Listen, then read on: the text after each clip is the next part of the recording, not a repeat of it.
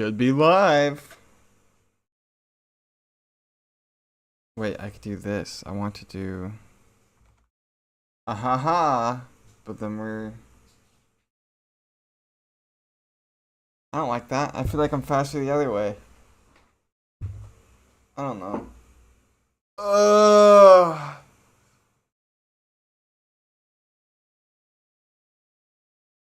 Alright, I'm gonna do... Hold on. This...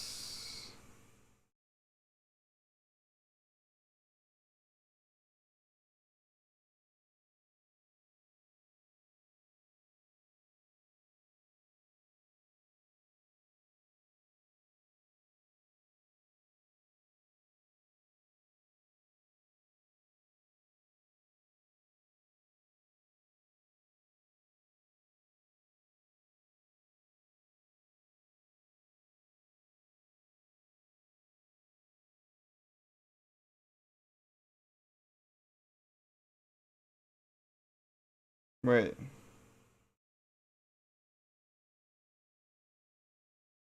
What is display? Oh, window capture is the tutorial.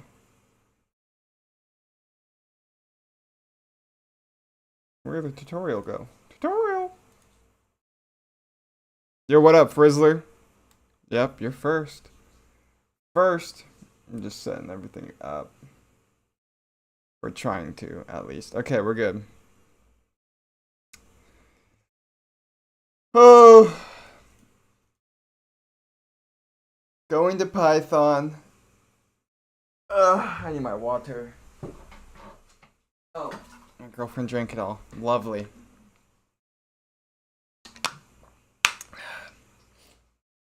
Thank you. Thank you. Do you code for Frizzler? Okay. So, I watched a lot of this. Now that's not. Most people have no clue that I don't even think I'm that far yet. Way to make money Not really. Amazon is not with physical products. I feel that. It's Amazon's other company. To say that you won't be able to understand this before long, because idea. There's more canonical. Things like wait, this isn't the one I was watching. Again and again. So that ain't it. Oh, why does this one do that? Oh, that's crazy. That's nonsense. This is only gonna be a second though. Why does it do that?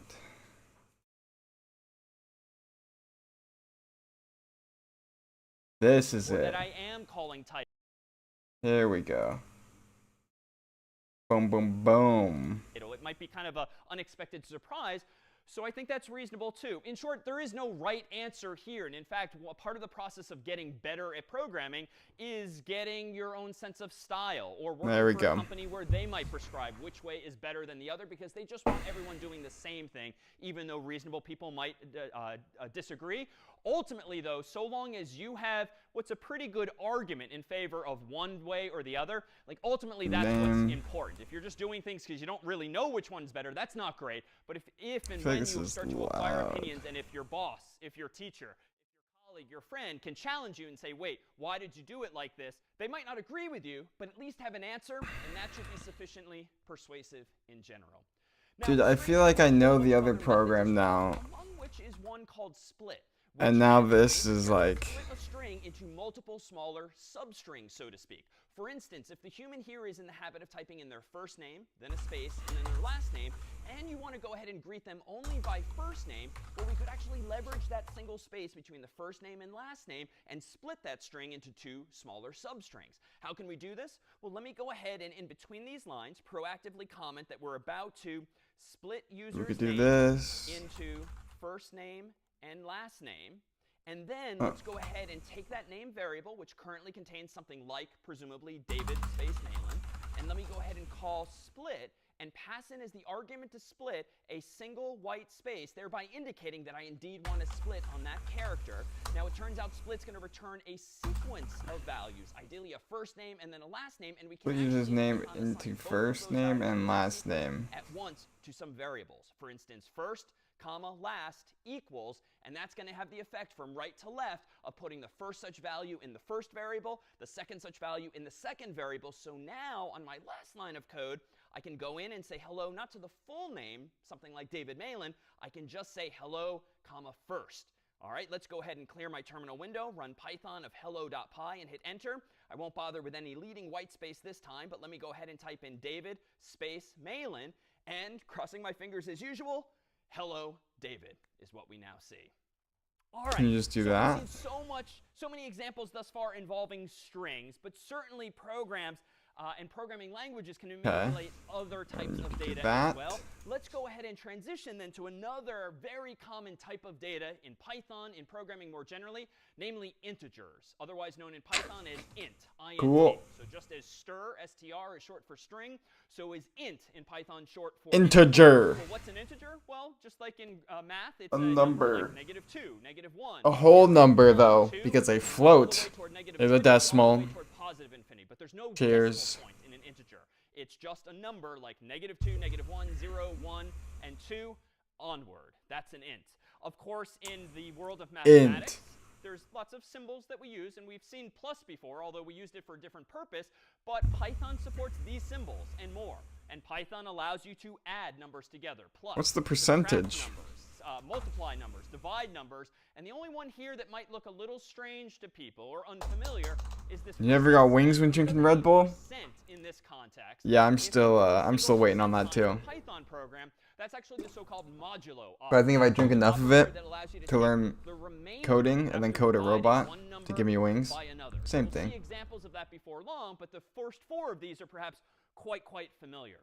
Well, it turns out that in Python, you don't necessarily have to keep writing code in a file like hello.py and then running it in a terminal window. One of the features that many people like about Python is that it supports this, a so-called interactive mode. Like you can start writing Python code and immediately execute each of those lines interactively, especially if you don't care about saving all of your lines of code. You just want to execute code and get back some answers. So for instance, let me go back to VS Code here, and let me close hello.py, and let me click on the little triangle. No, they still have an hour. Terminal window just to make it much bigger, just temporarily for a moment.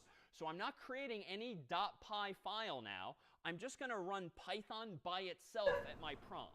And you'll see when I do this, I get some cryptic-looking output and the date and time at which the program was last updated and so forth. But I ultimately get 3 triple brackets like this. This is the interactive mode for Python. So I'm running the Python interpreter, and anytime I type a line of code in the interpreter, it's going to execute it immediately. I don't have to keep running Python again and again. Immediately. It's as though in the human world, if you were standing next to a human who speaks some other language, and you're just having a conversation with them back and forth, it's all happening, the translation, immediately. So what might I do in interactive I hate that I mode? just Well, spent the do last like 3 1 days + 1. learning the other program. That's actually code. Right? You might not think of it as code, but if you know a bit of arithmetic and you know And then now there's numbers this. and you know plus, that's valid Python code. And you can use Python really as a fancy calculator. But No! other things too. If I want to print to myself, Oh, hello, he's doing this in the world, terminal. I can also print out that line of code there too, hello world. So it's interactive in the sense that the moment you execute a line of code, boom, you see the result.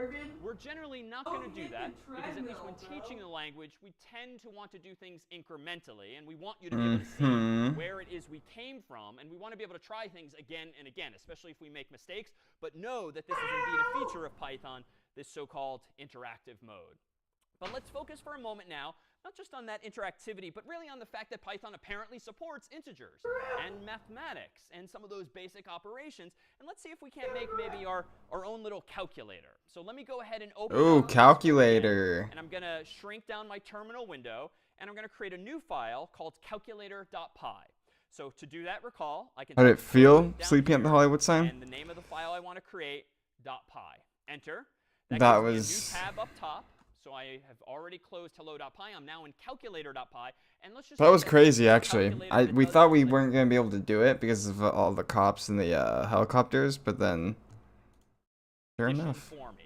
But I'm going to do it in a file. Sure so enough. on this and make changes for better or for worse over time. Let me go ahead and first declare a couple of variables. I'm going to do the mathematical thing of calling my first variable x, my second variable y, and then I'm going to give myself a third variable, z equals x plus y, and then I'm going to go ahead and print out z. Now, this program, admittedly, not very exciting or interesting. In fact, it's a little less interesting than printing stuff on the screen like before with strings. But we'll build on this and see what other features exist in Python that we can leverage. So hopefully, if Python knows its math as well as I do, when I run Python of calculator.py, Hopefully, Python. Come on. Hopefully, that 1 plus 2 equals. How do I do this mic? Oh. All right, so not that surprising and not that interesting. And honestly, this isn't the most useful program because it's always going to calculate 1 plus 2 equals 3. Let's at least make this program a little more interactive, right? We already know from previous examples how we can get input from the user. Let's bring back that input function. And let's do this. Let me go ahead now, and at the top of my code, let's change x to not be the number 1 always. Let's change it to be whatever the return value is. I forgot you need to do x. And I can use any English or human language I want here. I'm going to say, what's x? Just like I asked before, what's your name? And I'm going to do the same thing for y. I'm going to use input again, but this time the question to be what's y. All right, at this point, I think I'm going to leave the rest of the code the same. Z equals x plus y, and then print z. But what's nice now is that I think I have a nice interactive calculator. Z is equal to x plus y. Can I get a shout out in my next YouTube short? Run the program. All right, let's do it. Probably. I think I'm gonna do shorts about this stuff, and then I'll probably add some people in that was in the live stream. So since you're here,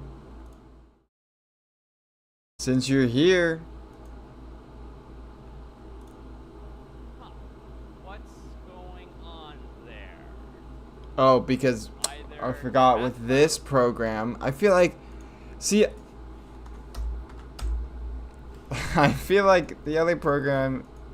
So it's like easier in this sense. Has misled you, or I have misled you? Why don't we call on someone here to see if you can't help us reason through what the bug is? What's the mistake? It's just adding the digits. It's just literally adding the digits. We haven't. Yes. Perfect. So perfect intuition. We've seen that plus is used a little differently in the context of strings because it concatenates. That is, it joins the two strings. And that seems to indeed be what's happening here, even though the user typed. These need to be integers. The interesting thing here is that when you get user input, because they're using a keyboard on their Mac, do you do it down here? It is always going to be text. It might look like a number, but by default, it's coming from the keyboard as a string. That is as text. And so how do we go about resolving this if ultimately we don't want to treat those Do you do it down there, if I remember? We want to treat them as yeah. Well, we need another Yeah. It turns out in Python that you can convert sometimes from one type of data to another type of data. For instance, from string. By doing That's something like this. Let me go back. Oh, you're playing balloons? I've only played that a few times, but it's so fun. What's the highest round you've gotten to? Plus whatever the integer version of y is. So it turns out that int is not only a type of data in Python, it's also a function. And it's a function that if you pass in an input like a string, so long as that string looks 13, like a number, nice, like nice. 1 or like 2, it will convert it to an actual number that you can perform mathematics on instead.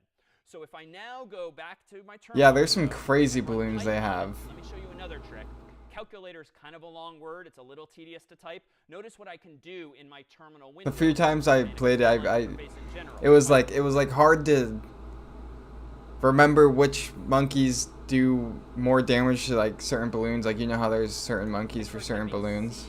CAL for calculator. Never remember that stuff. To finish my thought. So autocomplete is possible in a terminal window like this. Type the first letter or few letters, and then boom, with tab it'll finish your thought for you. Or you can go back in your history like I did with the up and down arrows. Let me go ahead and execute this. What's x? 1. What's x? 2. And there we go. Now we have a general purpose calculator that's going to support not just addition of 1 and 2, but now any two integers that the user types. And let me now improve this, right? We've seen how we can make improvements to code, and I don't know if it's going to necessarily be better, but let's try this. Do I really need the z variable? It's worth noting that I'm creating a variable called z, and then I'm immediately using it on the next line of code. Now, that's not that compelling, because if you're creating a variable and then immediately using it but never again using it, did you really need to take the time to Yo, what's up, Beans? And another variable just to use it once and only once? Here's your part 4. Maybe not. Maybe you don't really need z in this way. Maybe I should go and do something What else would you like do? this. Maybe I should get rid of z No, we're here. still going to do print. Maybe I should change this to be int up here. Change this to be int up here. Doing something that's pretty interesting now. Even though it's a bit of new syntax, notice that you can nest functions, so to speak. You can put one function call, that is the use of a function, inside of the use of another Then you're function. just going to do So that this. the return value X of the plus inner Y. function becomes the argument to, or the input to, the outer function. Just Boom. like in math, if you have parentheses, parentheses, parentheses, your teacher probably taught you to focus Dude, on looks like what's your history inside teacher. parentheses first, and work your way out. Same thing with programming. That's what Python's going to do. It's going to I feel like I've seen him somewhere too. Like, so he looks like a teacher, you know. And then it's going to pass the return value to the outermost function. So what happens on line 1 now is that the input function gets called first. Then the result of that, quote unquote 1, becomes the input to the int function. And same on line 2. The output of what's y becomes the input to this int function. And now there is no z. I could just do print x plus y. And because I've taken the time to convert each of those strings to an integer, I think we're OK. So let me try this. Python of calculator.py, enter 1 and 2, and we're still getting 3, not 12. Or Yeah, but so then can you go like this?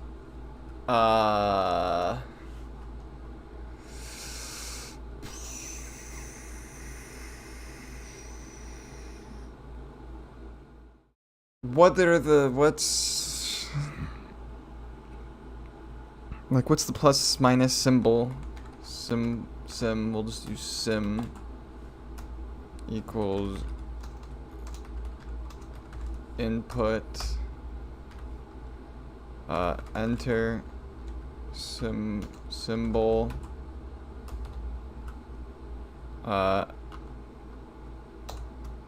addition, subtraction, multiplication, or is that division in Python?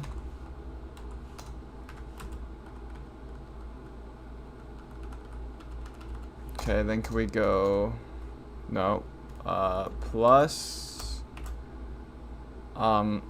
sim, no, that's gonna say it, plus sim plus y. Would that work?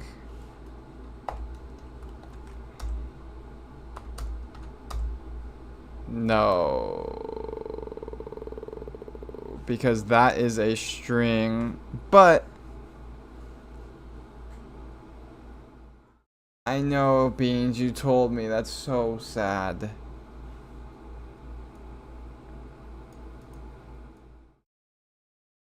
Unsupported orientation types for plus int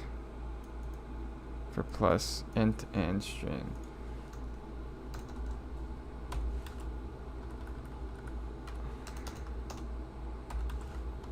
Oh, so do I need to like put, oh no, oh, but then that's just gonna, yeah, so then we would need like a, then this is where we would need a z.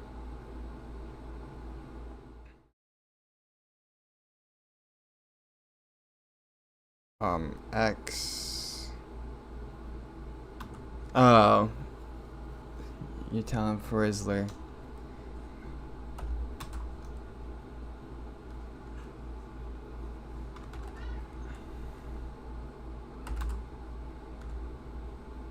No.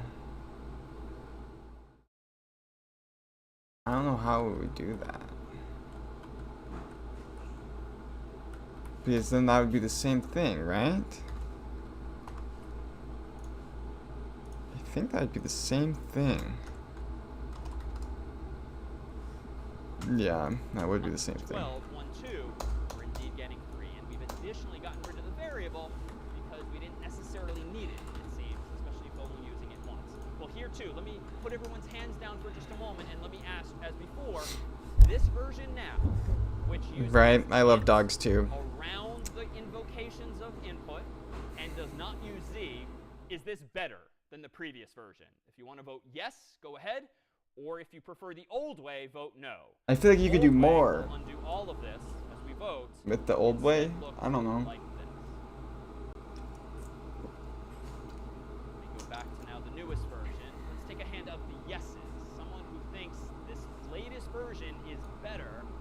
I think this way is better because it allows us to immediately see what the x and y variables are. I guess you can't. You could do and so as much what to expect as the other one, but and also the print argument is more intuitive. We avoid too much clutter in the code. I think those are all good reasons. It's nice and succinct. The lines of code are not what do you very mean? long. The print was just this know what it before. means. It doesn't exist. It just see print x plus y. I like that. But someone who prefers That's less the older cluttered. way, where we did have Z and we more explicitly passed individual variables to the int function. Yeah, That'd crazy. I think the earlier version is better because when I mean, if user input something else other than int, let's say they type 1 and 2, like so it will be easier to debug This version or this version here or the old version? the old version. Okay, that's fair. And in fact, I'm being very careful today as best I can not to mess up. I have thus far only inputted integers when I'm expecting integers. And Raul's actually pointing to something we'll come back to in the coming weeks. How do we actually handle errors? What if the user doesn't type in the number 1 or the number 2 or a number at all? Got an award. A word like cat, C-A-T. Let's That's go. that I can't convert it to an integer, but go, today, Beans. I'm not going to focus on that. I'm just going to hope that the user cooperates. Good stuff. But that's not going to be the case. And so perhaps one way would set us up for more success when it comes to handling those errors. Now, for today's purposes, which is better? I mean, I like both. And I think both of you made very valid arguments in there, too. So long as you have a justification that feels pretty reasonable, I mean, that's what ultimately matters. But acquiring, again, a sense of the trade-offs here. Well, is this way better? If so, why or why not? Just understanding what those trade-offs are. But generally speaking, prioritizing readability is a very good thing. Making your code readable for someone else is a very good thing and very good for you too, so that when you wake up the next morning or you come back the next week or the next year, you too can read your own code without having to waste time trying to remember what you did. And simplicity Yeah, has that to would be a suck. good thing too. Keeping your code simple. So as you get more comfortable with programming, you might be tempted to try to combine an entire program into one long line. For instance, let me do just that. Technically speaking, we don't really need x in a variable. We don't really need y in a variable. We could also do this. I could just get rid of x and y altogether. I could then now eliminate that and make it just one line of code. What? Okay, so on some sense, you might be inclined to think, wow, that's really nice. You made it one simple line of code. What up, Apex Gamer? What do you need?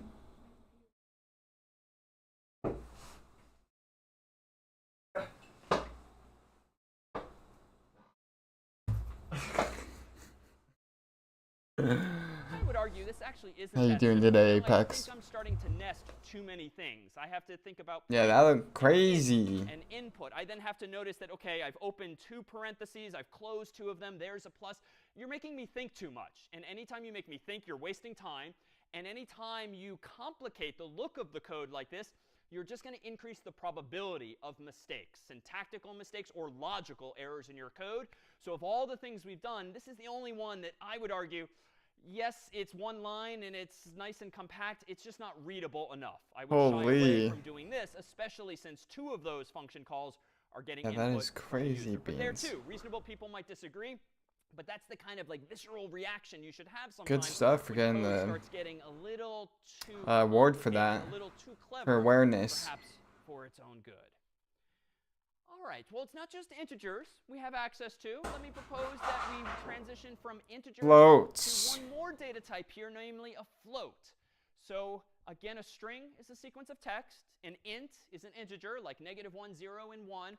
A float is a number with a decimal point, properly called a floating point value. And you can think of the floating point as being the decimal that might be over here or over here with some number of digits to the left or the right. Mathematically, it's a real number. Bum, bum, bum, bum, bum, bum, bum. Decimal point in it. So that's a third type of data that Python supports. Right now, our calculator is somewhat naively assuming that the user's only going to type in integers. But if I want to support floating point values too, I think I can just make a couple of tweaks. So I'm going to go back to VS Code here. And instead of just converting the user's input, x and y, to integers on line 1 and 2, let's just make a simple change. Let's actually convert it to a float on the first line and a float on the second line here.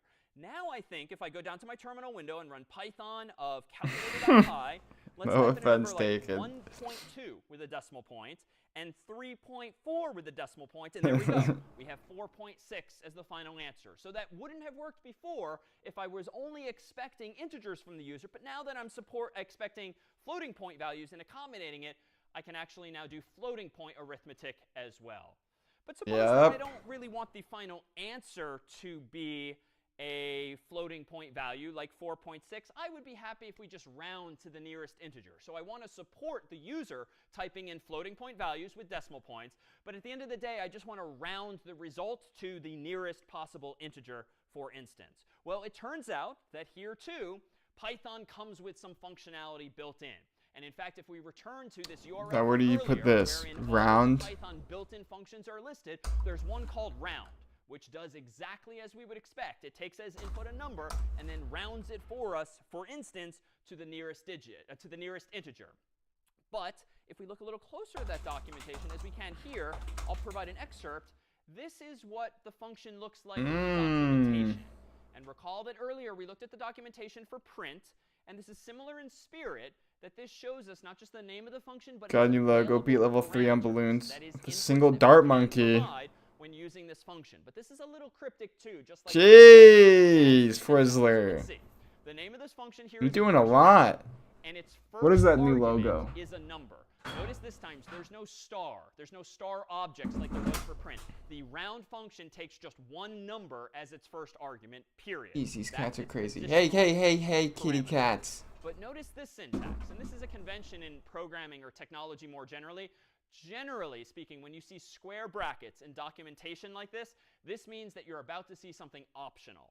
And so what this means is that if you want to specify more precisely the number of digits that you want the round function to round to, you can specify it here by adding a comma nice. and then that number. I love So if you read Twizzlers. the documentation, if you don't specify a number of digits, you just specify the number to round, it rounds to the nearest integer.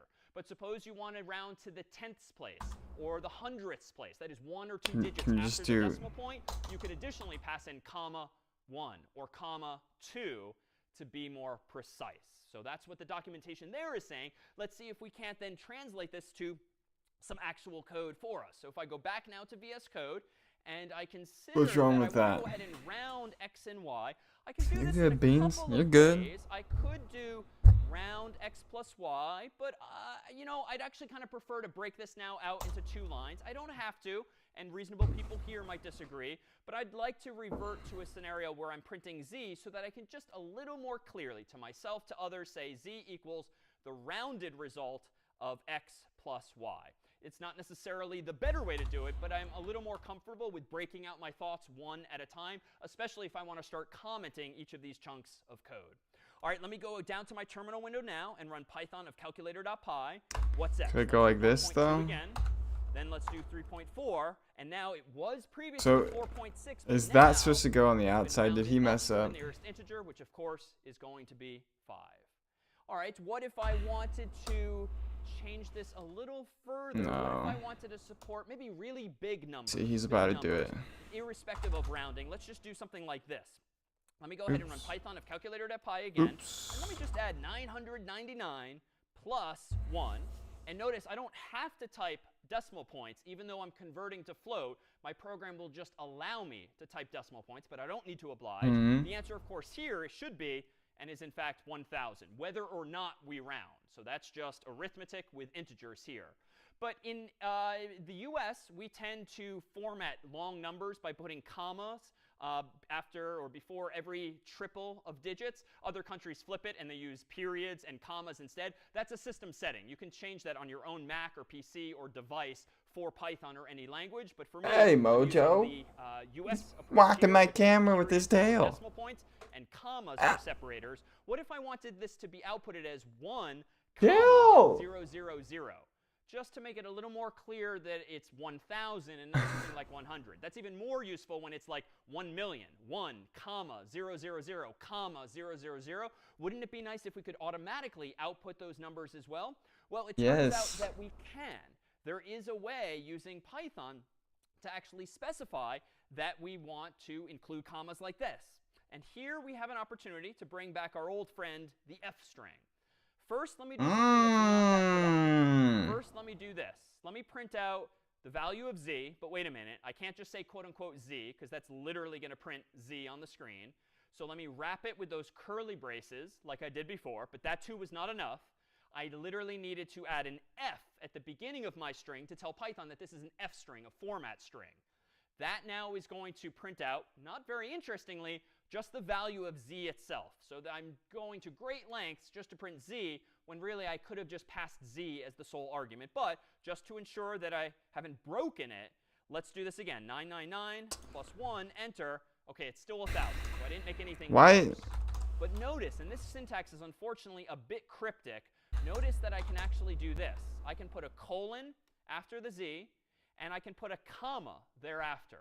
This looks very cryptic, admittedly, and even I have to constantly look things like this up in the documentation to remember the syntax. But here, let me run it again. Python of calculator.py, 999, 1, and now notice that the number has been automatically formatted for me. If I were in a different country or locale, I could absolutely override this to use periods instead of commas or vice versa. But in this case here, it's just happening for me automatically. So there, too, we see a hint of what it means to really format a string. There's even more power, more powerful capabilities built into that. Okay. All right, let me pause here to see if there's any questions now on floats, on rounding, or on this use of f strings. Yes, so I have a question. So when using floats, is there like a cap to how many decimal points it can have? It's a fact. In the new economy, average people are becoming millionaires faster and easier than ever before. A really good question. So floats, yes, and this is a I think I need to use my other headphones. Oh, these things hurt, dude. Maybe because I got big old ears. But then these things end up hurting my head after a while. We'll revisit before long. Floats cannot represent numbers infinitely precisely in a nutshell because computers only have so much memory. They only have a finite amount of memory. You and I only have a finite amount of hardware inside of the computer. So at some point, they're going to have to round. Right now, I'm rounding automatically. Effectively, computers will eventually have to do that for us. Of course, Beans. Of course. Allow me to turn I back see just Beans' for a few final comment. Of course I gotta examples respond. before we introduce a few final examples that allow us not just to use functions, but to make our own. Let me propose that we also try our hand at a bit of division here. Let me propose that we modify this calculator now to still take a couple of floats, but let's now just do something a little simpler than, a little different from this, just doing x divided by y. And let me go ahead and get rid of my format string and just keep it simple for now, printing out z instead. And what are we going to see here? Well, just some simple division. So Python of calculator.py, let's do something like 2 divided by 3. And of course, I get 0.66666. And to Ethan's question a moment ago, it does seem to be finite. It's not rounding in a weird way here, but I only seem to see so many digits. That's an inevitability of using a float in this way. By contrast, just so you know, integers It's only like can up be to as like big as you want them to be. Unlike other languages, there is no upper bound on how big an int can be now in Python, but there is a bound on just how precise a floating point value can be. All right, now that I've got some simple division working here, let's go ahead and round this. So is it stuff would be like nice to that round makes this really long Python number, easier? 6666666 and so forth, to maybe just 2 decimal places. We've seen how to do this with round, though, at least in its documentation. Let's just round this, not to the nearest int. by passing in just x divided by y, which is one argument. Once the math is done inside of the parentheses, I don't want to pass in just one argument. I want to pass in two so that I can specify n digits, number of digits, which recall was the second parameter. I thought you put it in brackets, though. Let me go ahead and run python of calculator.py. I'll do the same thing, 2 and then 3.67. So here, too, we see a way of rounding now, not just to a nearest I guess integer, not. but to a Okay. nearest I mean, number of that's digits. fine. But there's another way to do this here. And in fact, this evokes our F string example again. Let me go ahead and change this. Suppose that you didn't remember the round function, or for some reason you didn't want to use it. You instead want to just use a format string. Well, let's go there. Let me do quote unquote z, but let me surround it with those curly braces. Let me add the f at the beginning. And again, this is not interesting yet. This is just going to print out z, but I'm adding a lot more complexity to turn it into an f string.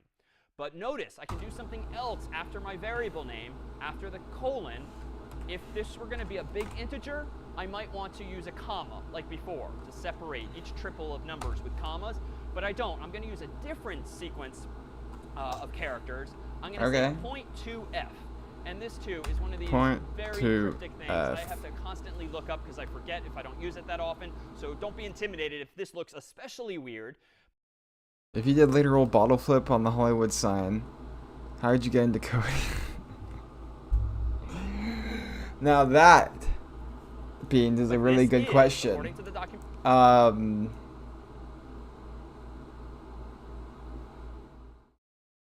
don't know. I've been watching videos and stuff for a while now. I'm like, God, that seems fun. I didn't want to just keep. I don't know. I don't know what to do after the Hollywood sign. Like, what do you do after that? I don't know. I like nerds and robots and stuff. Now, I just changed. I just changed. So let me run this version of the calculator. Type in 2 and then 3. We get the exact same thing. But again, this is just consistent with my claim that in programming, we can so very often solve the same problem in multiple ways. This is just now the F string approach to that very same problem. All right, which one is better? It depends. In this case, they're pretty equivalent. You could imagine, though, it being useful to use a function sometimes so that you can pass in an argument like n digits as that second argument. Or you can imagine just deciding in advance that you want 0.2 and then writing it like. Put a pack of Twizzler inside the Statue of Liberty. On strings and on integers and on floats to focusing now on functions themselves. We began today by focusing on how you can use functions. I didn't want to do stuff like that exactly. Like then I had to go.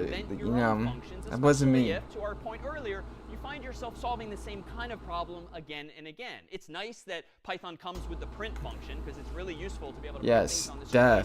But wouldn't it be nice if you could print specific things on the screen by just calling your own function? I've seen that in so many videos. Let me go back to VS Code here. It's making your own function. Let me propose that we go back to hello.py. I'm going to reopen hello.py where we left it before. And I'm going to go ahead now and propose that we consider how we can start improving this further by making our own function. I have written so many programs today that just say hello. And each time I'm using print. But wouldn't it have been nice if from the beginning of today we could just call a function called hello that just says hello for us? Now, the authors of Python years ago didn't think that we need a special function just to say hello, but I would like that to exist. I'm saying hello so many times, I just want to be able to call a function hello. So I'm going to start from scratch here. I'm going to delete all of my code from earlier, and I'm going to pretend for the moment that a function called hello exists. And I'm going to do just as I did before. I'm going to get the user's name with the input function, asking what's your name, question mark. And now I'm going to call a function hello, and then I'm going to print out the user's name. Now, I will admit hello doesn't exist, so bad things are about to happen. But let's see what. Let me go down to my terminal window. Let me run Python of hello.py. Hello is not defined. I think the first line's going to be OK, because that worked before. And indeed, it's prompting me for my name. So let me type in David. The second line of code is apparently calling a function that looks like it's called hello, because why is it a function? It has a parenthesis and a close parenthesis immediately after it. And that's what every function we've used has looked like. But Python's not going to recognize this one. When I hit enter now, I get a name error. Not name defined. Hello is not defined. Boom! Did you mean help? I didn't, although it's opportune. That's what I need at this point, is some help. But I am encountering this error because why? The function just doesn't exist. So how do I make this function exist? Well, I need to create it myself using this keyword, def. Def for define.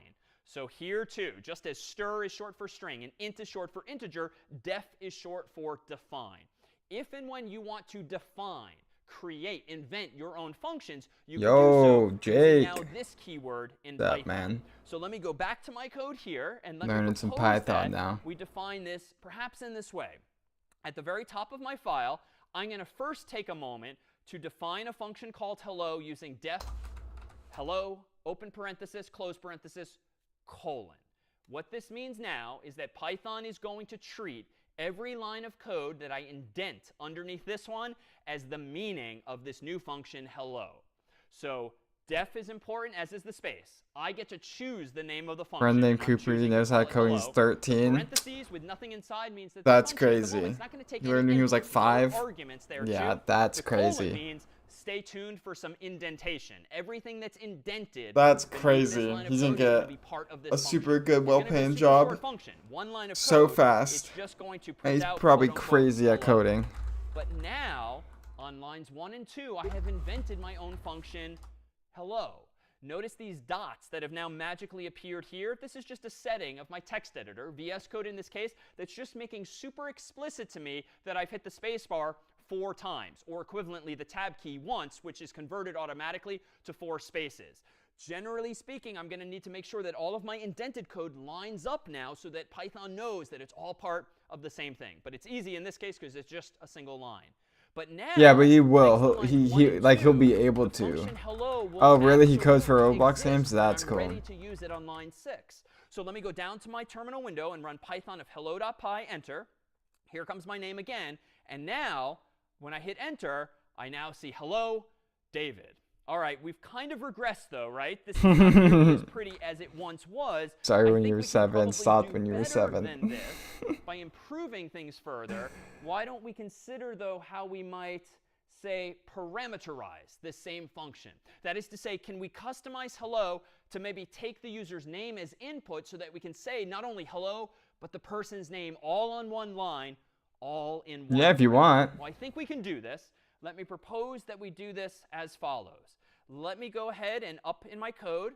Yo, iced out. These parentheses, let me come up with my own parameter name. I have complete choice here, and I'm going to say that the name of my parameter will be the word to. Why? 2. Because I want my function to sound like the verb it represents, hello. But who do you want to say hello to? Well, I'm going to call yes, sir, iced out. Function to, just because in English it kind of sounds nice to me. Hello to. Who do you want to say hello to? That's why I'm calling this parameter to instead of something simpler like x or y or z. All right, well, what do I want to do with the word to? Well, I can do a couple of different things. We've seen like so many different ways to implement hello. Let me just add a comma there for grammar's sake. And then let me put the word to after that as the second argument to the function hello. There's other ways we can do this, and we've seen so many, but this one looks a little clear to me, I'll say. What's going to happen next? Well, I don't think I need this extra print line here. I think what I'm going to do is this. I'm going to go ahead here and print out not the person's name manually. I'm going to instead say hello parentheses name. So what am I now doing? On lines 1 and 2, I'm defining my very own function called hello. But this time, that function has been designed to take a parameter, a single parameter, as input. And I'm using the value of that parameter, which I called to plug into print so that I see not only hello, but also that person's name. What am I doing on line 5? Same as always. I'm just getting the user's name. Line 6, I'm not only calling hello, I'm passing as input the name variable as an argument so that that's what gets passed into hello. And what's happening here is essentially this. Even though the variable is called name here, when the function itself is called, so he liked all of my shorts? That's how you're saying? Now called to. Thank you. Name is essentially copied to another variable called to, so that in the context of hello, I can say hello to that variable instead. And we'll see in a moment what happens if we don't keep those straight. Let me go ahead and run Python of hello.py, enter. What's your name? And now I'm crossing my fingers. Enter. There we go. We're back in business. But now I have my own Boom. custom function called hello that's allowing me to say hello to a specific person. Oh, And this is here's supposed where to be now things get hello. really fancy. Oh, What that's if you wanted your why. hello function to say hello to someone specific, but you know what? If you don't know who you want to say hello to, you want to say hello to the whole world, you can give parameters default values. We've seen that. Recall that with print, there was a default value for sep, for the separator. Yeah, There was a gotta default love value for autocorrect. end, the line ending. We can do that too, and here's the syntax. If you want the value of this parameter by default, if not provided That's by one of the my programmer, shorts right to be there. equal to quote-unquote world, you literally do that in the same line you're defining the function. And I'll admit it's starting to look more cryptic, but I'm still just defining a function called hello. It takes a parameter called to, but I'm assigning it with the equal sign a default value. Yeah, it does. It's crazy, just huh? In case the That's programmer wild. doesn't call hello with an argument. And we can see this here. Let me change my code to use hello in two ways. On line 5, I'm going to very simply call hello, no arguments. Then on line 6, I'm going to get the name. Line 7, I'm going to call hello with an argument. So you'll see hello now being used in two ways. Let me go ahead and run python of hello.py. I'll type in my name. Oh, interesting. Notice I already see hello world, but that's expected because line 5 happens before line 6. But once I type my name, now the program's going to be a little more polite and say hello to me. 32 person. million. So there too, we see with relatively simple but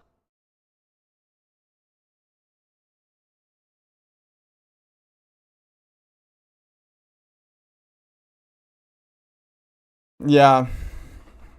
It's crazy how, I don't know. Because I think it's just all like kind of different new content and syntax, stuff. How you can implement functionality very similar in spirit to what And my the print thumbnails function suck. gave us automatically. Now you have control over doing that yourself. But let me now make this point too. One of the whole points of defining your own functions is, one, just to avoid having to repeat yourself again and again. You don't have to actually keep reinventing the wheel and keep using the print function again and again and again. But so do you need this?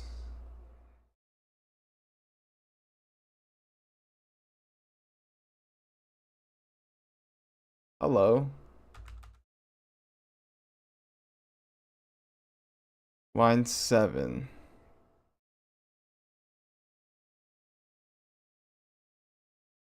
Stream.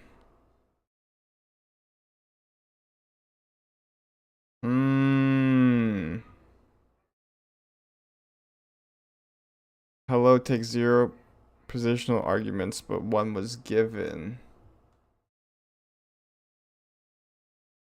So is this supposed to be... So you do need that then. But that has nothing to do with... I don't... What? Line 5.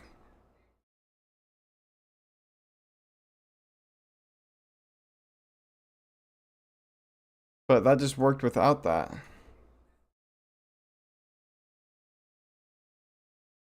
I'm thinking of doing a series on my channel where I go around different towns in Texas and try to meet Ryan and Cheyenne. That'd be pretty good.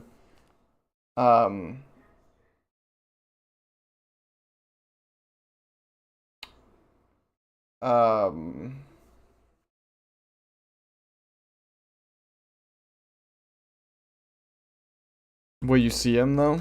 Do you know?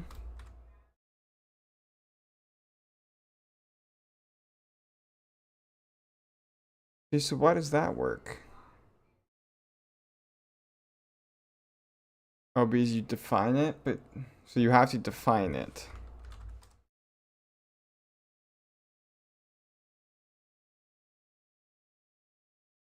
If you just want to say Oh, hello. then yeah, you'll Wouldn't it probably be meet nice him. now if I could kind of move this code that I wrote for defining the hello function, and just to be dramatic, I'm going to hit enter a whole lot of times, 50 lines down, and put my definition of hello way further down in this file. Why?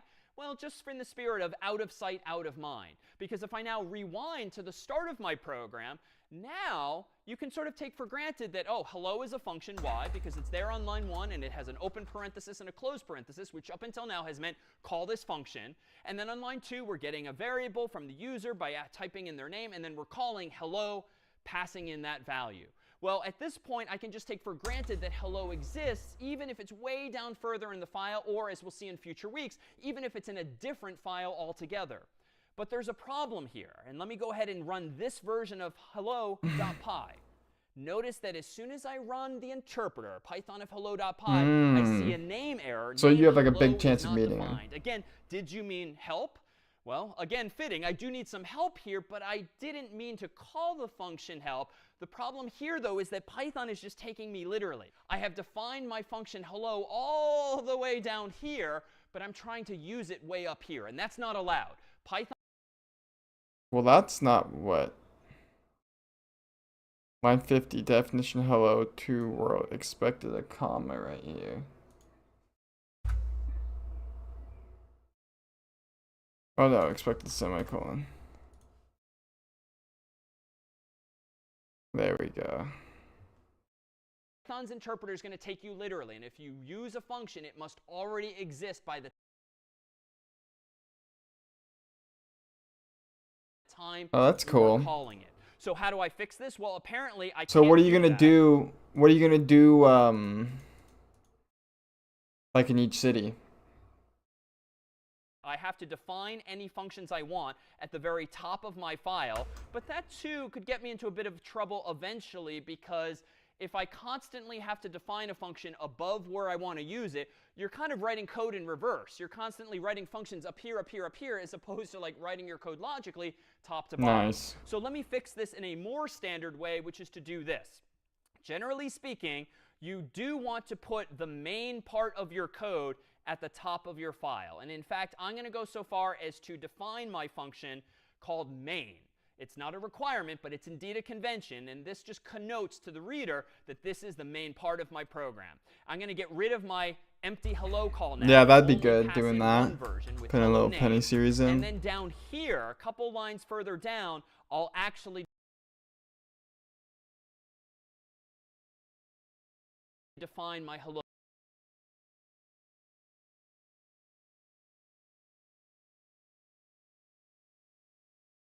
function. Sick of hiring 7. Yeah, you can make like a have you seen this person sign. We use 5. Unfortunately, now that I've reordered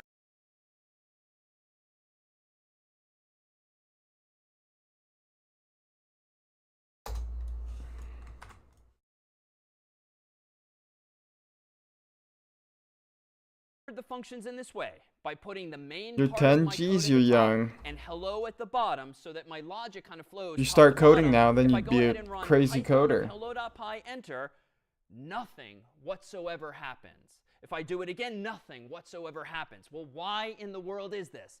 Well, just because I've defined a function called main and I've defined a function called hello doesn't mean that I've actually called, 30 that is, used Gs. either of them. Yes, I'm using hello inside of main, but no one is telling Python to actually use or call main. Jeez. So in order to tidy this up, the last thing I need to do in this file, it seems, is actually call my main function. And in fact, by calling my main function in this way, it gets me out of trouble, because now I'm defining main first, but I'm not calling hello yet.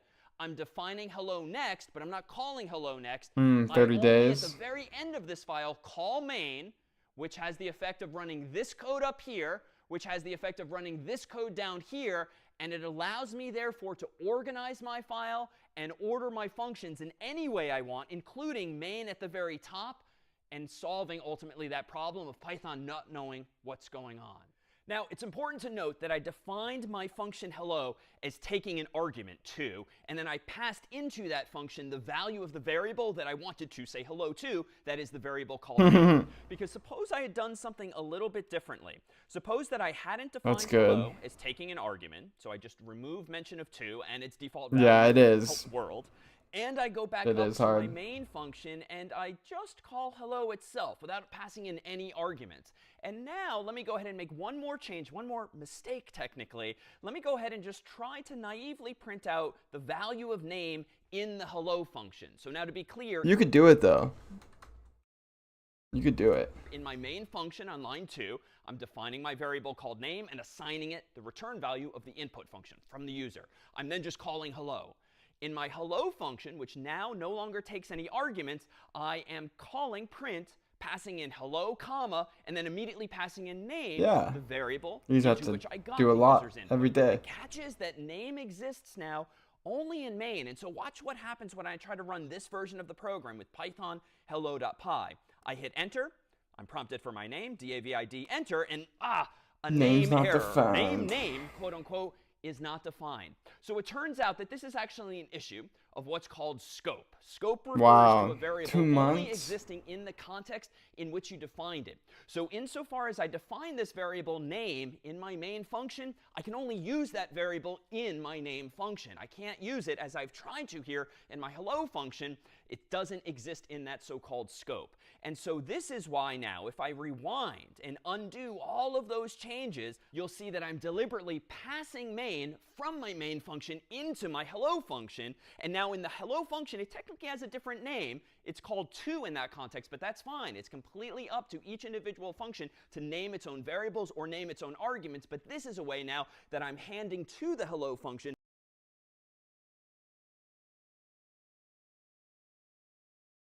Computer, Windows 7. I just use my mom's phone with CapCut. value of that variable so it can be I printed see. by hello. You can still get as well. stuff done, though, I And there's think. one final flourish we can add here.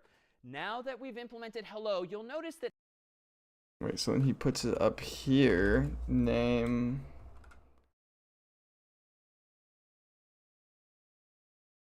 Two, but two's still not. Oh, 2 is defined right there. hello only has a so-called side effect. It only prints out something to the screen. Well, what if I also want my function to Oh not yeah, have a side jeez. effect per se, You but literally actually melt. hand me back a value? Recall that the input function returns a value, the string that the user typed in. Recall that the int function returns a value. The float function returns a value that was passed into it. Well, you can use one for some indentation. Everything, unfortunately, a bit cryptic. Note a comma. It's up in the die. Automatic this to use period. 2 abilities probably precisely in a nutshell, because computers only have so much memory. They only have a finite amount of memory. You and I only have a finite amount of hardware inside. Effectively, computers will eventually have to do that for us. But we'll see that as a fundamental problem before long. Allow me to turn back just for a few final examples on float. Let me propose that find this calculator now to still take a couple of floats, but let's now just do something a little simpler than, a little different from this, just doing x divided by y. And let me go ahead and get rid of my format string and just keep it simple for now, printing out Yeah, I z saw that, instead. Jake. That What are is we gonna see crazy. here? Well, just some simple division. So Python of calculator.py, let's do something like 2 divided by 3. That is also And of course, I crazy get beans. 0.66666. That's And weird that to that happened. Ethan's question a moment ago, it does seem to be fine. That's a integer, no a floating around this. To maybe let's choose one argument. I want to call this around ring. Going to notice ripple during type problem. And on string, focusing on our own function again. Well, we go back to hello.py. I'm going to reopen how we can today. Nice, earlier, and I'm going to pretend for the moment that a function called hello exists. And I'm going to do just as I did before. I'm going to get the user's name with the input function, asking what's your name, question mark. And now I'm going to call a function hello, and then I'm going to print out the user's name. Now, I will admit hello doesn't exist, so bad things are about to happen, but let's see what. Let me go down to my terminal window. Let me run Python of hello.py. I think the first line is going to be OK, because that worked I need to before, re-understand and indeed, it's this. prompting me for my name. So let me type in David. The second line of code is apparently calling a function that looks like it's called hello, because why is it a function? It has a parenthesis and a closed parenthesis immediately after it. And that's what every function we've used has looked like. But Python's not going to recognize this one. When I hit enter now, I get a name error. Name hello is not defined. Did you mean help? I didn't, although it's opportune. That's what I need at this point, is some help. But I am encountering this error because why? The function just doesn't exist. So how do I make this function exist? Well, I need to create it myself using this keyword, def. Def for define. So here, too, just as str is short for string and int is short for integer, def is short for define. If and when you want to Right now define, for what? create, invent your own functions, you can do so using now this keyword in Python. So let me go back to my code here, and let me propose that we define this perhaps in this For way. what? At the very top of my file, I'm going to first take a moment to define a function called hello using def hello. Okay, let's try this again. Let's just understand What this. this means now is that Python is going to treat every line of code that I indent underneath this one as the meaning of this new function hello. So def is important, as is the space. I get to choose the name of the function, and I'm choosing to call it hello. The parentheses with nothing inside means that this function at the moment is not going to take any inputs, no arguments there too. The colon means stay tuned for some indentation. Everything that's indented beneath this line of code is going to be part of this function. It's going to be a super short function, one line of code. It's just going to print out, quote unquote, hello. But now, on lines 1 and 2, I have invented my own function, hello. Notice these dots that have now magically appeared here. This is just a setting of my text editor, VS Code. So I forgot to type that? Type what? In this case, that's just making super explicit to me that I've hit the spacebar 4 times, or equivalently the tab key once, which is converted automatically to 4 spaces. Generally speaking, I'm going to need to make sure that all of my indented code lines up now so that Python knows that it's all part of the same thing. But it's easy in this case because it's just a single line. But now, thanks to lines 1 and 2, the function hello will absolutely exist when I'm ready to use it on line 6. So let me go down to my terminal window and run python of hello.py. No, it's not showing up. I think this happened yesterday with beans too.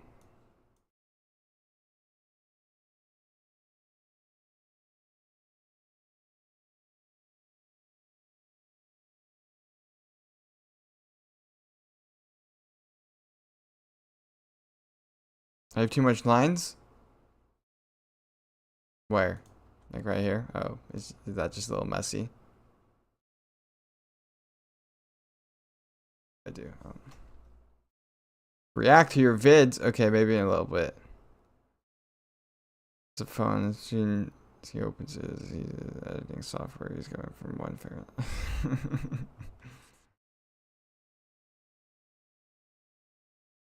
Enter. Yeah, I'll probably Comes do my it name towards the again. end. And now, when I hit enter, I now see hello, David. Oh wait, let's just do this again. So we're going over this again. Boom, boom, boom. Boom, boom, boom. All right, we've And then boom, boom, boom. Okay. kind of regressed though, right? This is not nearly as pretty as it once. But we could do title, and we do straight up.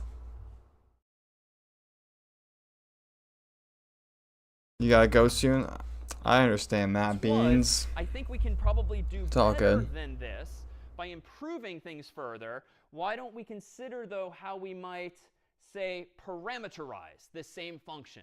That is to say, can we customize hello to maybe take the user's name as input so that we can say not only hello, but the I think we person's can. name all on one line, all in one breath? Well, I think we can do this. Yeah. Let me propose that we do this as follows. I believe, yeah, Let me David. go Let's ahead do and this, update my David. code. Let me, inside of these parentheses, let me come up with my own parameter name. I have complete Okay, choice here. parameter. And I'm going to say that the name of my parameter will be the word to. Why? Because I want my function to sound like the verb it represents, hello. But who do you want to say hello to? Well, I'm going to call my parameter for this function to, just because in English it kind of sounds nice to me. Hello to. Who do you want to say hello to? That's why I'm calling this parameter to instead of something simpler like X. That's or what I Y or missed Z. the first time I All right, watched well, it. what do I want to do with the word to? Well, I can do a couple of different things. We've seen like so many different ways to implement. So then hello. anywhere you Let put me this, just add a comma there for grammar's sake. then and it then let me goes put the to word there. To after that as the second argument to the function hello. There's Wait, other do ways you- we can do this, and we've seen so you many. put 2 down this here, one though? looks a little clear to me, I'll say. What's going to happen next? Well, I don't think I need this extra print line here. I think what I'm going to do is this. I'm going to go ahead here and print out not the person's name manually. I'm going to instead say hello parentheses name. So what am I now doing? On lines 1 and 2, I'm defining my very own function called hello. But this time, that function has been designed to take So I a use parameter, Unity a in my single game. parameter as That's what I input, want to and I'm do. using the Just value fool of around that with that parameter, in the which I future, called hopefully. 2, to plug into print so that I see not only hello, but also that person's name.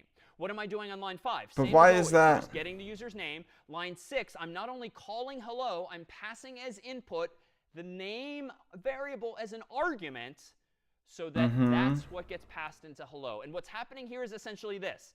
Even though the variable is called name here, when the function itself is called, the computer assumes that that same value is now called 2.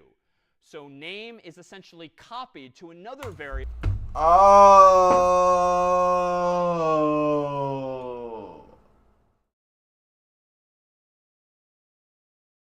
I get it. So it doesn't matter. This is literally just to give input up here. So name basically replaces the 2, but means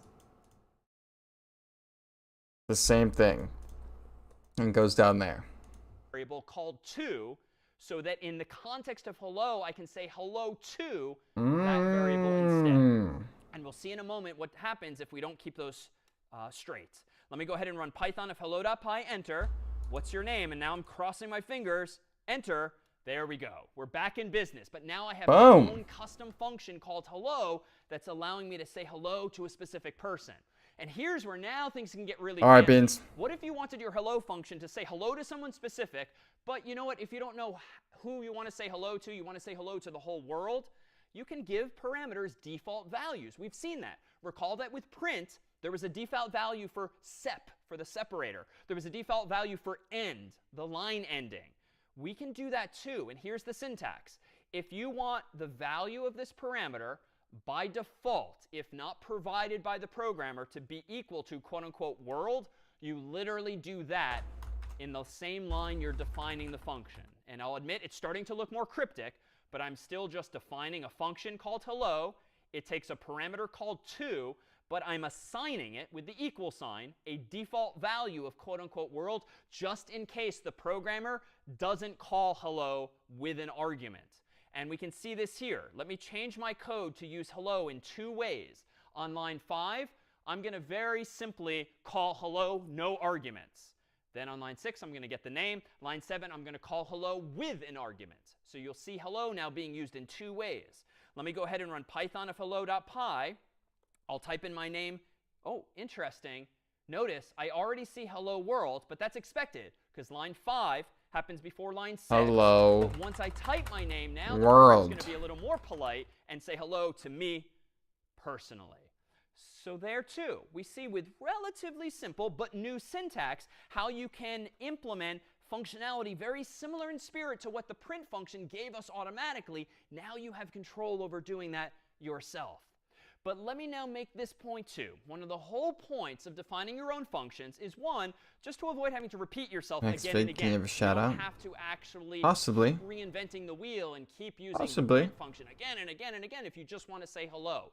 Wouldn't it be nice now if I could kind of move this code that I wrote for defining the hello function, and just to be dramatic, I'm going to hit enter a whole lot of times, 50 lines down, and put my definition of hello way further down in this file. But Why? you can't do just that. In the spirit of out of sight, out of mind. Because if I now rewind to the start of my program, now you can sort of take for granted that, oh, hello is a function. Why? Because it's there on line 1, and it has an open parenthesis and a closed parenthesis, which up until now has meant call this function. And then on line 2, we're getting a variable from the user by typing in their name, and then we're calling hello, passing in that value. Well, at this point, I can just take for granted that hello exists, even if it's way down further in the file, or as we'll see in future weeks, even if it's in a different file altogether. But there's a problem here. And let me go ahead and run this version of hello.py. Notice that as soon as I run the interpreter, Python of hello.py, I see a name error. Hello is not defined. Again, did you mean help? What's up, Well, beans? Again, fitting. I do need some help here, but You love my didn't mean to vids. call Thank the you. function help, The problem here, though, is that Python is just taking me literally. I have defined my function hello. I wish everyone all else the had way your down brain, here, had your but mental. I'm trying to use it way up here, and that's not allowed. Thought like Python's you. interpreter is going to take you literally, and if you use How long a is this function, series it must going for? already exist by Well, I mean, this is just so I can learn this stuff. And then after I learn this stuff, then I'll be able to make cool stuff. Like robots and stuff like the time that. you are calling it. So how do I fix this? And who well, knows how apparently long I that's can't gonna do last that. for. I have to define any functions I want at the very top of my file, but that too could get me into a Like bit I'll of make trouble a- eventually, because if I constantly have to define a function above where Make I a want robot to use to it, you're kind of writing code in reverse. make me You're food or constantly writing something, you functions know? up here, up here, up here, Stuff as like opposed that. to like writing your code logically top to bottom. So let me fix this in a more standard way, which is to do this. Generally speaking, you do want to put the main part of your code at the top of your file. And in fact, I'm going to go so far as to define my function called main. It's not a requirement, but it's indeed a convention. And this just connotes to the reader that this is the main part of my program. I'm going to get rid of my empty hello call now and only pass in one version with hello name. And then down here, a couple lines further down, I'll actually define my hello function. Unfortunately, now that I've reordered the functions in this way, by putting the main part of my code at the top, Can I do and more hello streams at the though? bottom, so that my logic Yeah, I just feel like this is kind of boring. kind of flows top Watching to all bottom. this, If I but go I ahead might and run- try to learn this stuff before and then stream like me doing stuff like this. But this is just for the beginning while I learn all this, you know. on After I Python, learn if all I it hold all, down then Enter, we're gonna have nothing way more fun whatsoever happens. doing if I do stuff. It again, nothing whatsoever happens. Well, why in the world is this? Well, just because I've defined a function called main and I've defined a function called hello doesn't mean that I've actually called, that is, used either of them. Yes, I'm using hello inside of main, but no one is telling Python to actually use or call main. So in order to tidy this up, the last thing I need to do in this file, it seems, is actually call my main function. And in fact, by calling my main function in this way, it gets me out of trouble because now I'm defining main first, but I'm not calling hello yet. I'm defining hello next, but I'm not calling hello next.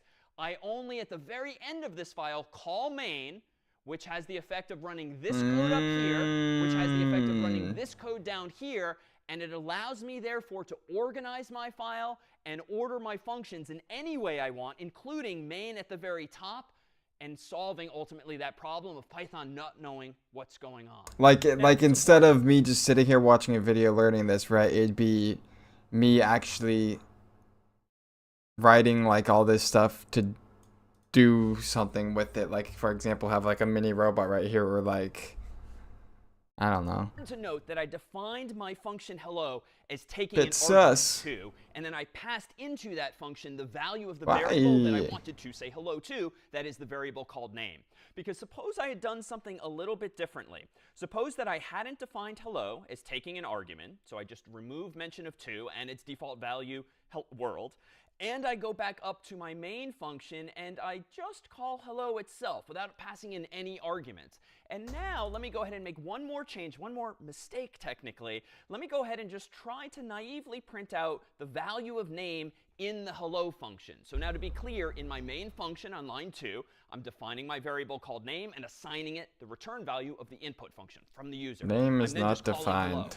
In my hello function, which now no longer takes any arguments, I am calling print, passing in hello, comma, and then immediately passing in name, the variable into which I got the user's input. But the catch is that name exists now only in main. And so watch what happens when I try to run this version of the program with Python hello.py. What if you do nothing, I hit though? enter. I'm prompted for my name, DAVID, enter, and a name error. Name, quote unquote, is not defined. So it turns out that this is actually an issue of what's called scope. Scope refers to a variable only existing in the context in which you What define website it. do I use? This is called PyCharm. It's like an app. So insofar as I define this variable name in my main function, I can only use that variable in my name function. I can't use it, as I've tried to here in my hello function, It doesn't exist in that so-called scope. And so this is why now, if I rewind and undo all of those changes, you'll see that I'm deliberately passing main from my main function into So it's my just hello function. adding And now adjustments in on the hello Minecraft base. function, I get it it. has a different name. I fully get it's it. called to in that context, but that's fine. It's completely up to each individual function to name its own variables or name its own arguments. But this is a way now that I'm handing to the hello function the value of that variable so it can be printed by hello as well. And there's one final flourish we can add here. Now that we've implemented hello, you'll notice that hello only has a so-called side effect. It only prints out something to the screen. Well, what if I also want my function to not have a side effect per se, but actually hand me back a value? What happened to your Recall Red that Bull? Empty. Empty. The input function returns a value, the string that the user typed in. Recall that the int function returns a value. The float function returns a value that was passed into it. Well, you can use one final keyword here, literally return, to return a value explicitly yourself. In fact, let me go back to VS Code here, and I think we'll return our attention to calculator.py and see if we can't implement one other version of calculator.py that actually has our own function. How do I...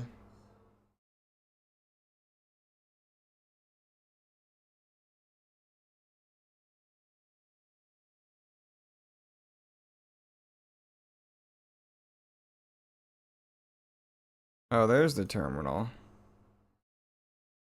Function that even returns a value. So I'm going to go ahead and open up calculator.py.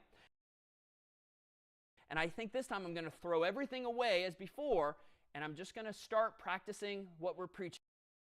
How do you make a new...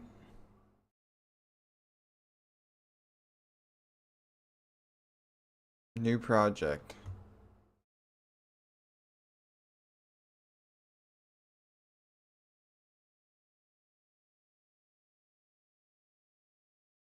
I forgot. Okay, we're on 146. Where did he do the calculator? I wish there was chapters in here, man. Oh.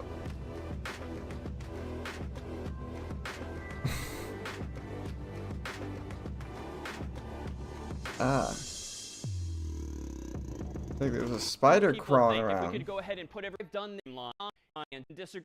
No, I think floating on. That's which way is. I won't bother with any leading white space better, but let's try this. Do I really need the Z down with tab? This is the Right, calculator. So as well as I create a new file called There we go. calculator.py. So to do that, I got recall, long I hair. can type code down here, and the name of the file I want to create, .py. Enter. That gives me a new. I gotta get this hair.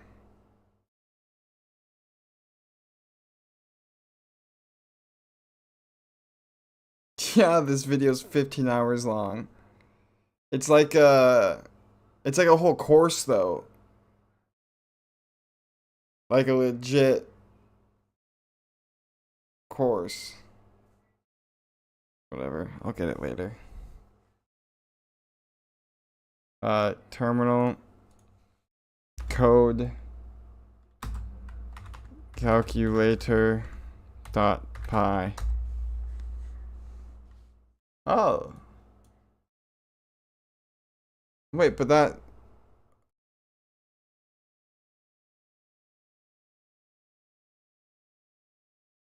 opened up in the terminal.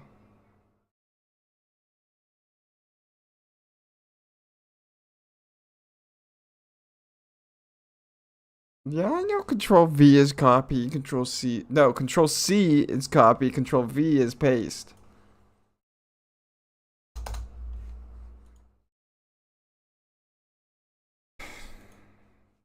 New tab up top. So I have already closed hello.py. I'm now in calculator.py. And let's just make a simple calculator that does some addition for me. But I'm going to do it in a file. We're at 146.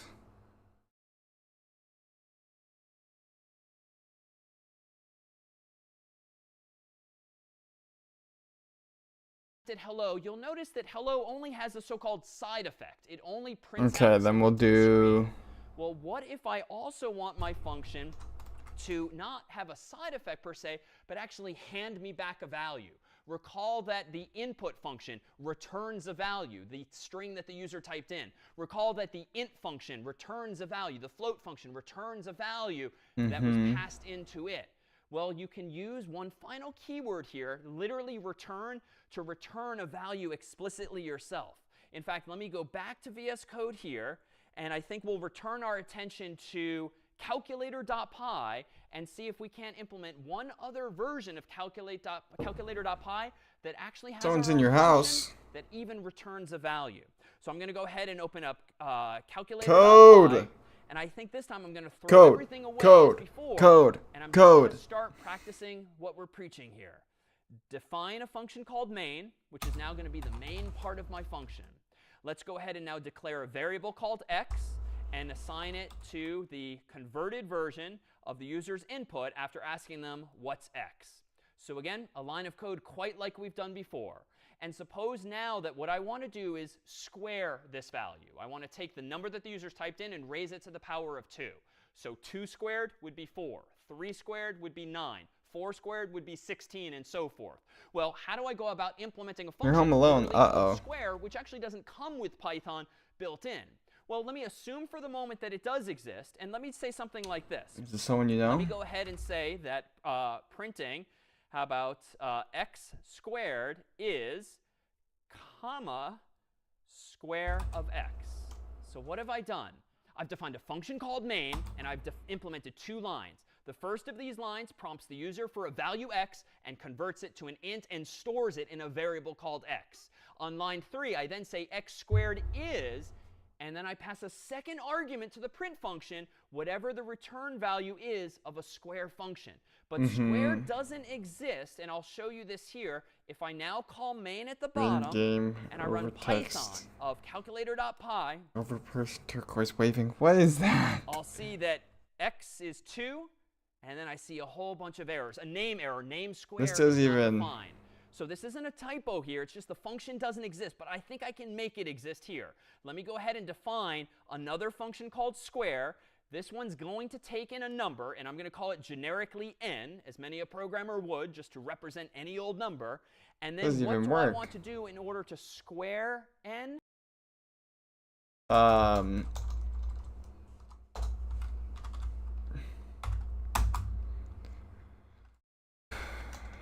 Square.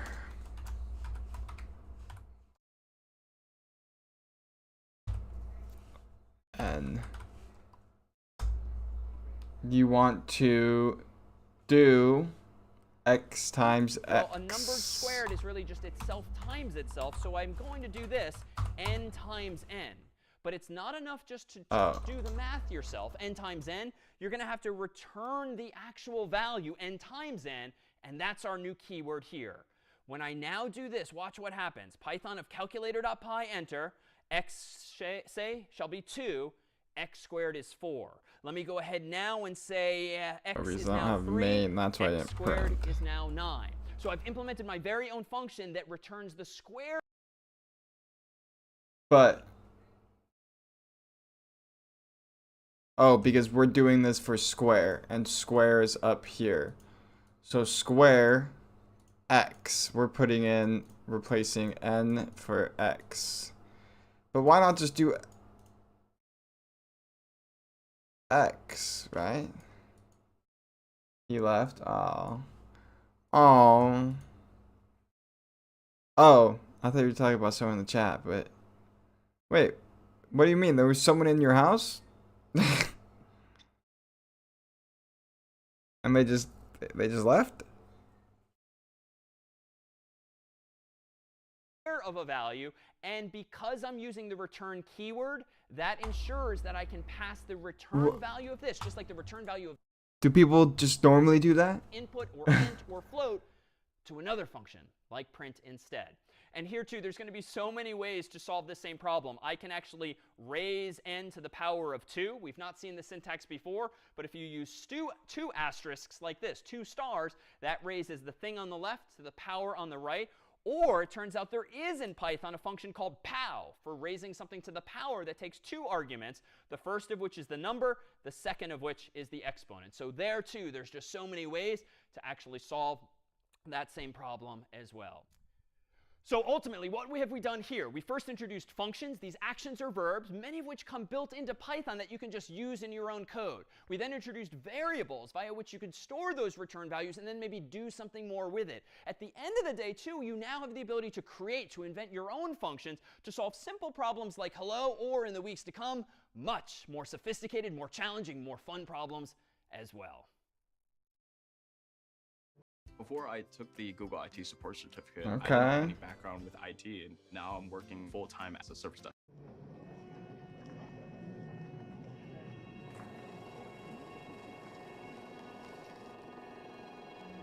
CS50. Counter-Strike.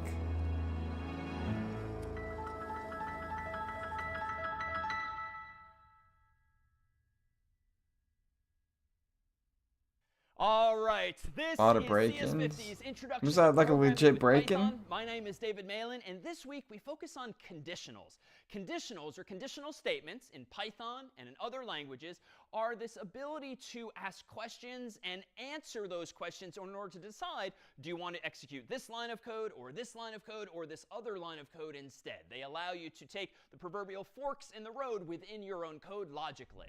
So how might we go about making some of these decisions? Well, it turns out that Python comes with a lot of built-in syntax. For instance, here are just some of the symbols you can use in Python to ask questions. Admittedly, mathematical questions, but we'll start there if only to keep the example simple early on.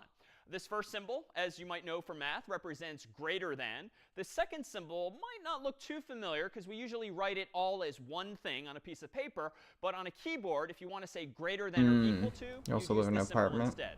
This, of course, means less than. This means less than or equal to. And this one's a bit of a curiosity. We've seen That's in our equal look at to. functions and variables how we were able to assign values to variables using a single equal sign. Was it like an But actual that break equal in the sign didn't beans? represent equality. so, It that's represented assignment scary, right to man. left.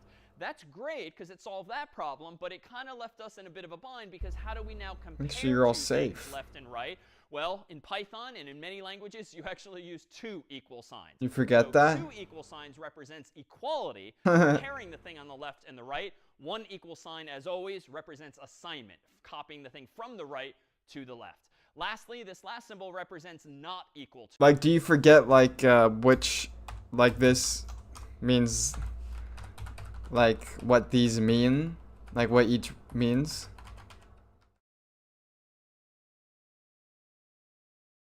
Three-day weekend? Nice. My neighbors probably called 911. Well, I hope everything's okay, Beans. Jeez. Yeah, so this is how I remember it. So see how it's open? The open side, I always think of it as a mouth. And it eats the bigger number. Is greater. That means it's greater. So like 5 would be greater than 4. And then the open side eats the bigger number. Right?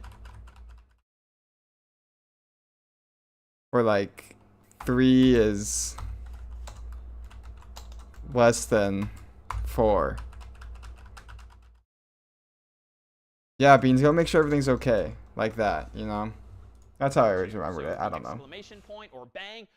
Maybe I'm followed crazy. by an equal sign means not equal to some value next to it. Well, to ask the questions using these symbols or any others, we're going to need another keyword in Python. And that keyword, quite simply, as in English, is if. You can ask questions in Python code along the lines of if the answer to this question is true, then go ahead and execute this code for me. So let's go ahead and write some of these examples here. I'm going to go over to VS Code, and let's go ahead and create a program first called 45. compare.py, the goal of which is simply to write code that compares Comparison values exam in and 8th makes grade. decisions I based mean, on those I values. still Let's go even ahead and type code of forget all this. compare.py in order to create a brand new file called compare, in which we'll start to express some of this logic. All right, well, what do we want to compare? Suppose we want to compare, for the sake of discussion, Took a just knife couple and of left? integers, No, he but we'd did. like Are those you integers- serious?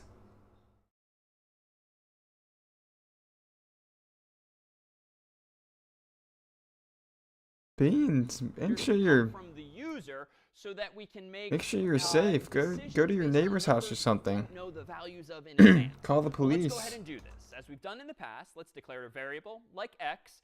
Let's assign it equal to the return Maybe value not of go the out of int your house, function, but and pass to the int function the return value of the input I don't function, know. asking the user a question like what's x question mark, as we've done in the past.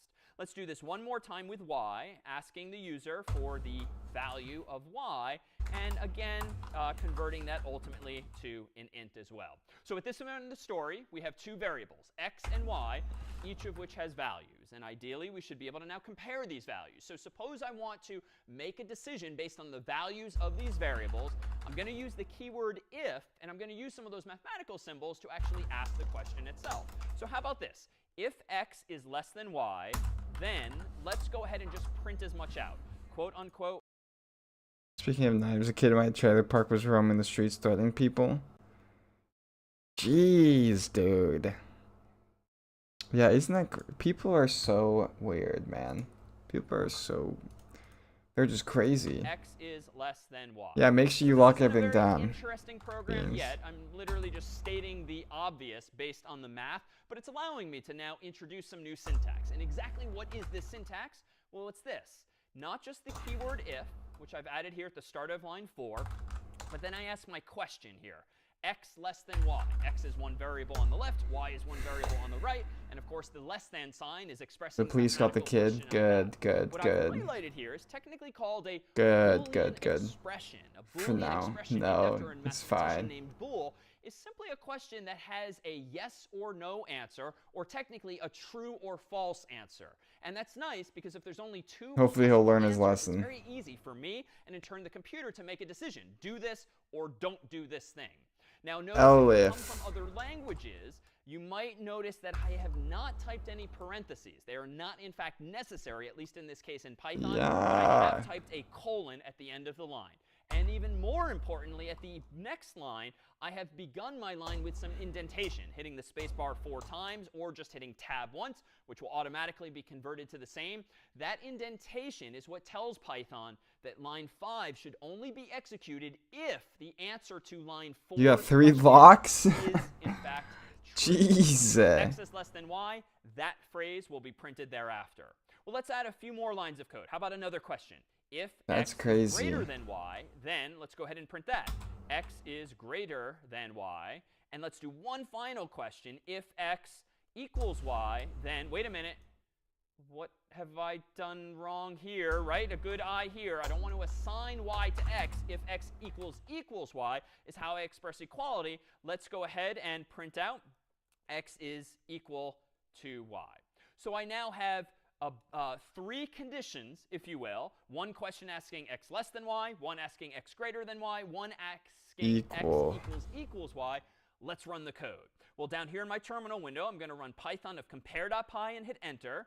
What's x? Let's go with 1. What's y? Let's go with 2. This should, of course, execute that first line of code and tell me, indeed, that X is less than y. Exactly Yeah. as I would expect there.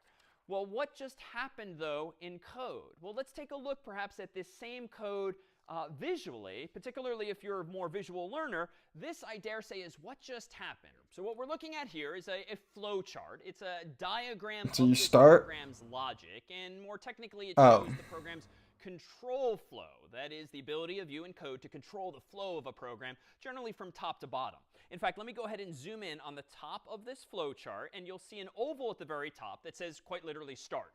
That is, irrespective of what shape or layout the diagram is where your own thinking and logic should start when trying to wrap your mind around this program. Notice that there's an arrow from start to this diamond shape, and inside of that diamond is a question, a Boolean expression, x less than y. And this shape just means, based on the answer to that question, go left or go right. Specifically, go left if the answer is true, or go right if the answer is false. Well, the inputs I typed were 1 and 2 respectively for x and y. So of course 1 is less than 2. So it's going to be that's why my program true. printed out, quote unquote, x is less than y. But recall the code. Ask 2 more questions. I didn't Is yawn. x greater than y? Is x equal to y? Well, So we're going to check all the that. flowchart depicts those questions too. Notice that no matter whether the question had an answer of true or false, the arrows both converge back down to this second diamond shape here. And that second diamond shape asks the second question. Did X you greater than y. That too has a true or Jeez, false answer, so we beans. go one way or the other. But if x is 1 and y is 2, then no, the answer is false. That's 1 is crazy. not greater than y. So logically, in the flowchart, you follow the false arrow this time. And notice, along that false arrow, you don't print anything this time. That's why we only saw 1 print out on the screen. Now, there was still a third question, and this flowchart captures that as well. The third diamond asks x equals y. Now, that too has a false answer in this case, because 1, of course, does not equal y. And so we again follow the third false branch here. And that leads us, of course, to stop. And stop just indicates that's it for the program. So I think that's correct. And that particular flowchart does happen to represent the actual code that I wrote. So it's correct. It does what it's supposed to do. It answered the question I'm correctly. glad by that he printing on the just screen went X in there less and than left, y. though. You know, But at least what is if he was perhaps going to go in there, at more least he just went designed there and about left. it. Let's make this first distinction. It's not enough necessarily for the code that you write to be correct and do what you intend. Longer term, especially as our programs get longer and more sophisticated, more complicated, we're going to want them to be well designed too. Thoughts on in what way this program is arguably not well designed? The cops tased him? It's correct. Good. Let's see here. Khalid, if I'm saying that right, your thoughts? Too many ifs, I think, is getting repetitive. We can make our code more concise, maybe. Yeah, it seems a little repetitive. What's I'm up, asking Marv? if this, and yet logically I should know the answer to some of those later questions once I figure 1 out. And in short, if you look at this diagram here, notice that no matter whether I go left or I go right, I'm always asking 3 questions. No matter what, all of those arrows lead to the That's first, crazy, the second, Beans. and the third diamond. At least they So I'm got asking him. 3 questions, no matter whether any of those answers are true or false. Well, how might I go about improving this? Well, let me propose that we introduce another keyword to our Python vocabulary, namely elif. And this, too, is kind of a succinct one. It's a conjunction of else if in English, which allows us to ask a question that takes into account whether or not a previous question had a true or false answer. Well, what do I mean by that? Well, let me go back to my code here, and let me propose that we now improve upon this here by asking ourselves, ultimately, how can we ask fewer questions? And let me go ahead here and propose that instead of asking if, let's make these conditions potentially mutually exclusive. That is to say, don't keep answering questions once we get back a true answer. So I'm going to change my code up here as follows. Instead of asking if, I'm going to say if x less than y, if x greater than y, if x equals y. Gotta go. All right, Beans. I'm glad everything worked out, though. Stay safe. I'm only going to keep asking myself these questions if I haven't yet gotten a true response. Think about the logic here, the English. If x is less than y, on line 4, print out x is less than y. Well, if that's the case, you're done logically. Because if the English is saying if x less than y, else if x greater than y, those are going to be mutually exclusive if the answer to the first question is true. You don't have to keep asking questions to which you already logically know the answer. So let me go ahead now and run this program, and I think the behavior is going to be the same. Python of compare.py, what's x? Let's do 1. What's y? Let's do 2. X is less than y. Now, honestly, I didn't really notice a difference when I ran the program. And honestly, my Mac, my PC, my phone nowadays are so darn fast that these kinds of improvements aren't going to necessarily feel any faster until we're writing bigger, faster programs. But it's laying the foundation for writing better code longer term. I now, see. what is Okay. the improvement I've just made? Well, And then we my do diagram looked like this, which was else problematic insofar as I print was asking 3 questions, no matter what. Even if I already figured out what I want to print on the screen, this new version of the program that You says if, did not might look a little something like this instead. Now, it got a little wider. That's just because we drew the arrows to be a bit wider here. But let's focus on just how many questions are getting asked. Let me zoom in at the top as before, and let me propose that we note that the start oval is at the very top, and it's asking us to ask one question first. X less than y. Is 1 less than 2? But notice here, let me zoom out. If 1 is indeed less than 2, we follow this longer arrow down marked true. We print out, quote unquote, x is less than y, but then we immediately follow this next arrow down to the icon that says stop. So you can't. That's applied by doing if, elif, elif. If we get back a true answer right away to that first if, we're going to print out x is less than y and then stop. We're logically at the end of the program. So this picture is just representing graphically what the code is actually doing. But suppose I typed in something else. Suppose that my code actually ran and I typed in 2 for x and 1 for y.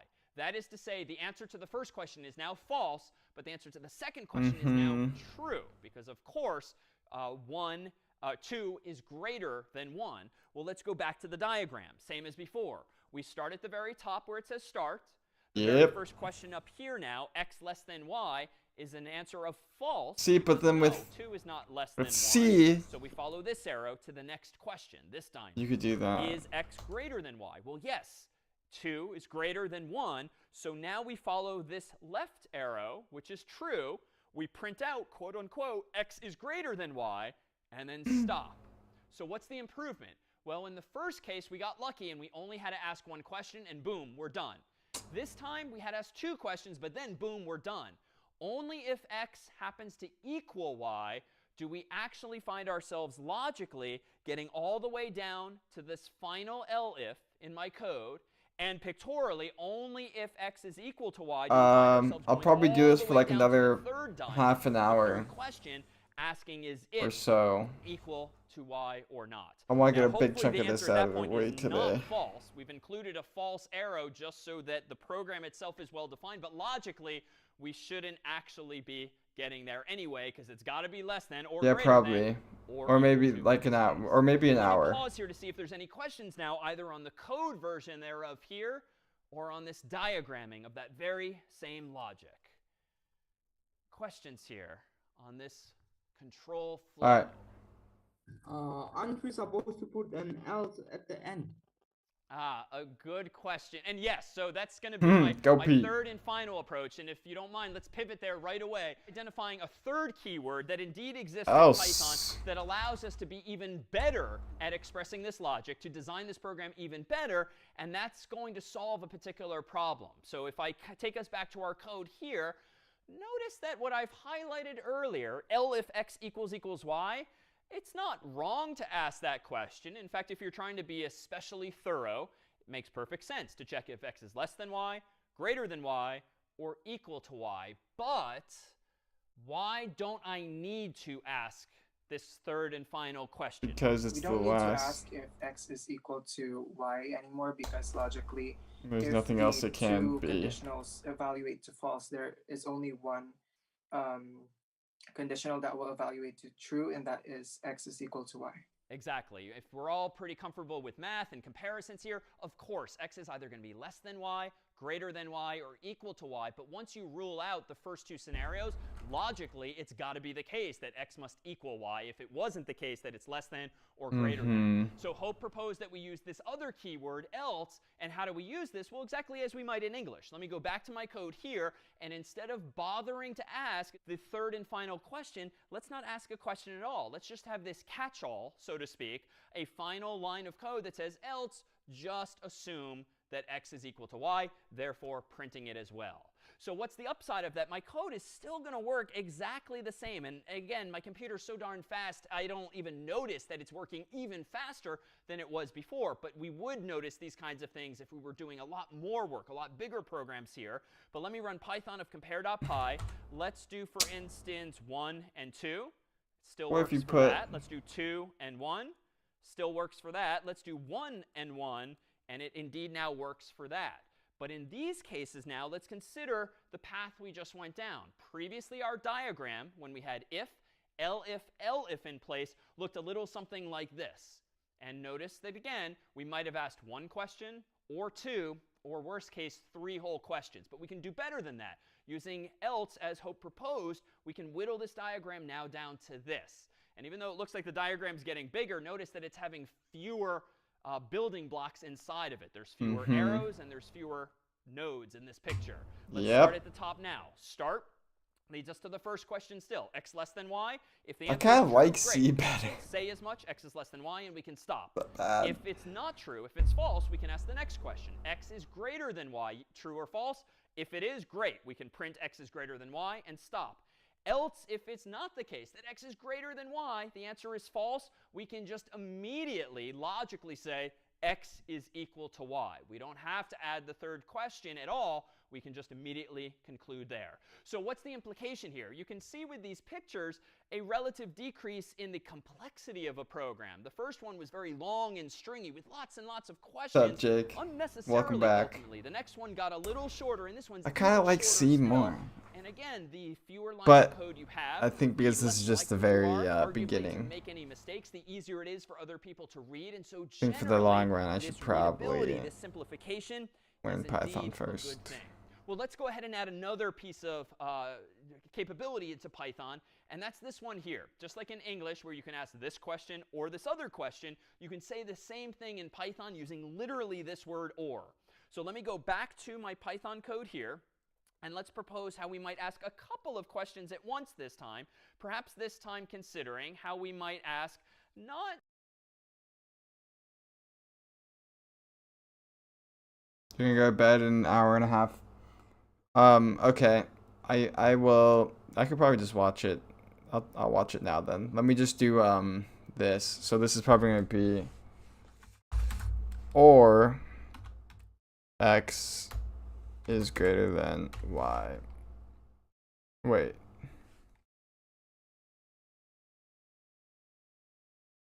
That's gonna be whether or not it's greater than or equal to and caring about the precise answer. Let's take a coarser approach here, and let's just try to determine is x equal to y or not?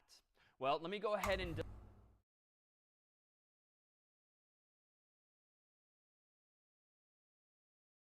delete some of this code and change the question we're asking. Let me do this. Well, if I care about whether it's equal or not, let's check the possible scenarios. If x is less than y, or x is greater than y, let's go ahead and print out That's what I x had. is not equal to y. Now, why is that?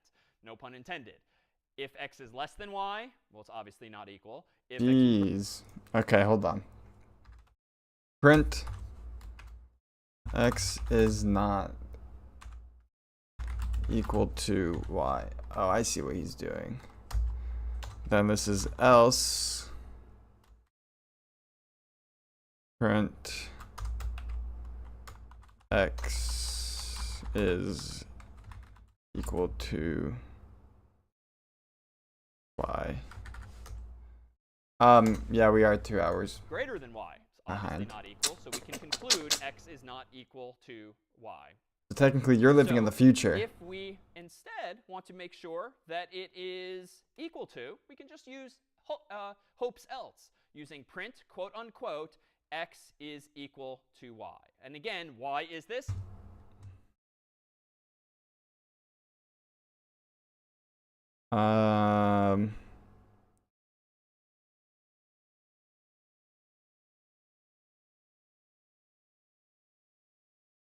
Let me see if I can.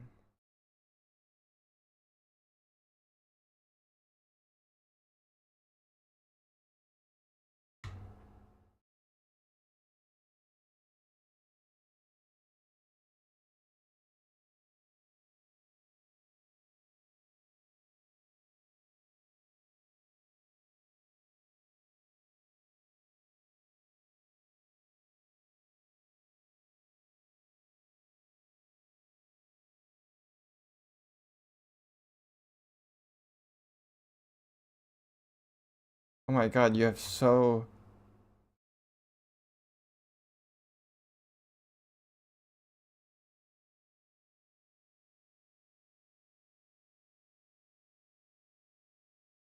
You got so many videos.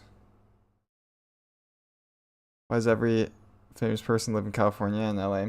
I think because just a lot of companies and establishments are in LA and big time people. So you could have like a lot of connections, do meet a lot of people. But now it's like you could live anywhere because of the internet, right? You could call someone on the phone. But back in the day, you had to see someone like in person. Well, if x is less than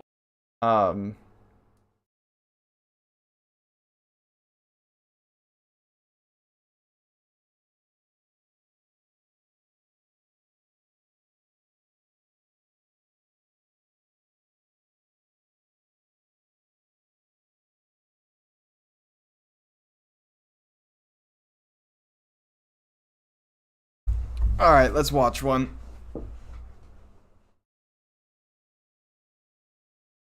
We'll watch the Mr. Beast.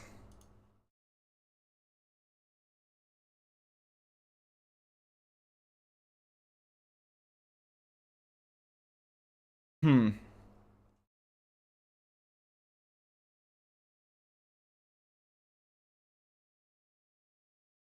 I'm waiting.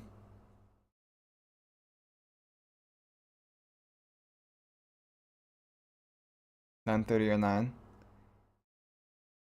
Gee, staying up late, huh?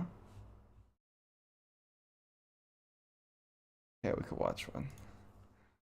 Watch the Mr. Beast. Okay, y'all, what is up? Welcome back to another stream, y'all. What is up, y'all? Welcome back to another stream. We're gonna do you get skate? with Gio, because he's probably gonna donate $1 quadrillion again. Because you know Gio, he always be rich. He always be doing us over million, trillion, quadrillions. Wait, yo. Gio just donated $1,000. Send a W in the chat. Mr. Beast in the chat. He just donated $2,000. I want to go to a donation war with Gia.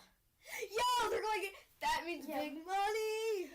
Whose side are you on? Whatever you can imagine. Dang, I don't know, man. I think I'm on Gio. Not gonna lie. I'm sorry, Mr. Beast, but I'm on Gio. I mean, depends on how much they donate. Yeah. You did Mr. Beast like that? 50,000. Oh. Spend $200,000. 200,000. 200,000. Spend the W's in chat. Mr. Beast just donated $1 million. $1 million. Mr. Beast. $1 million. $1 million. Paused.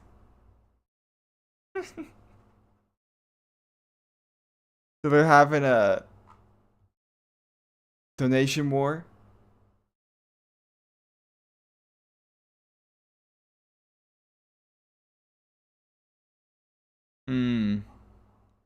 Should we watch a different video real quick?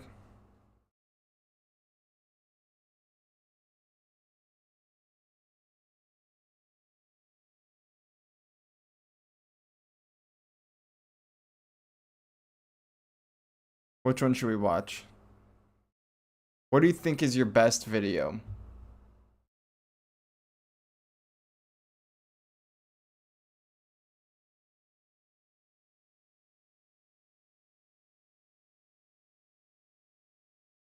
Let's see. Jeez, 5.3K views.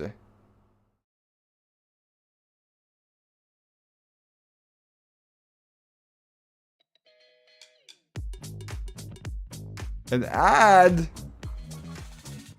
Okay.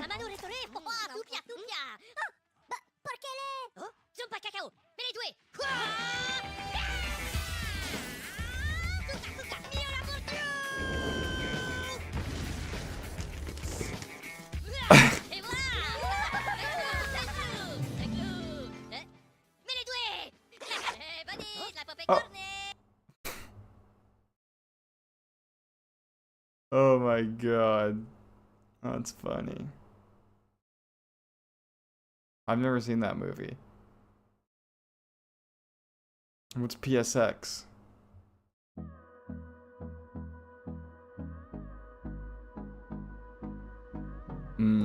I think I saw like the first one or something.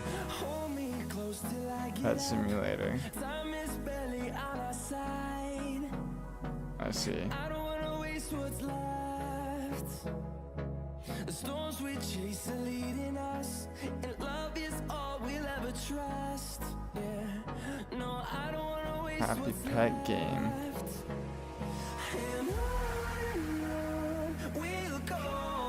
Peace.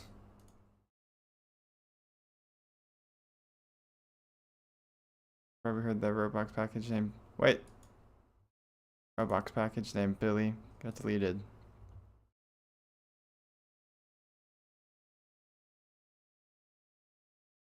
Yeah, I'll comment and sub. But I'd never turn on any notifications for anyone. 7, 6.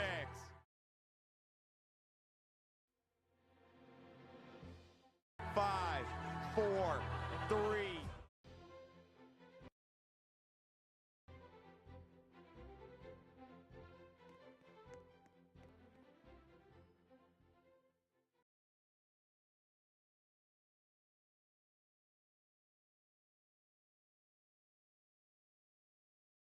What is that? Okay, guys, Billy Raid number 2, day 2, and we are Billy, and we're raiding Brookhaven right It's now. okay. Are we on the same server? I don't No, monetize any of I'm in a them. private server. I'm players Let's in see. here. Everyone, we need 700 players, or is this just broken? Come on, we need more players. I think it might have broke for some people because there's only 28 players. Guys, we need more Billies in here. Yo, I don't 27. monetize these. They're not monetized. Everyone, like the video if you love Billy. Yo, Robert, look, there's so many people going. Yo, this is the most fun raid I have probably ever done. Actually, this is the first raid I have ever done. I wish I did the Junkbot raid, but I was only like 5, so I couldn't do it. And I didn't know about it. So what do you do in this? Roblox, yes. During a raid. Don't be silly, bring back Billy. We just got raided. No way! That's so awesome! That's Alright, great, guys, I'm gonna close dude. this down, and let's get ready to raid. Please donate. Guys, I'm teleporting to please donate.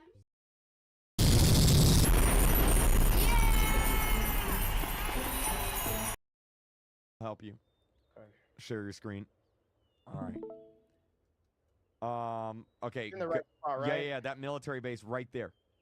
Here? Yeah, right there. Go down Oh, in there. it's there. And it's that nuke silo. You see the hole in the ground? Oh, yep. Yeah, it's that. Watch the Okay, effect. get out. You jump out. There you go. Whoa! Did I pass Billy that? skydiving! Okay, all right.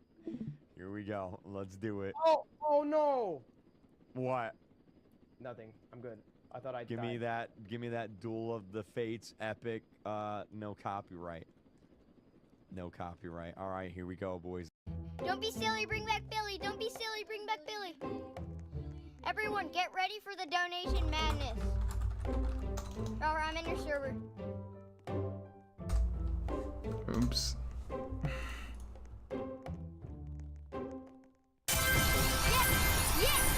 Oh my god, that's so loud.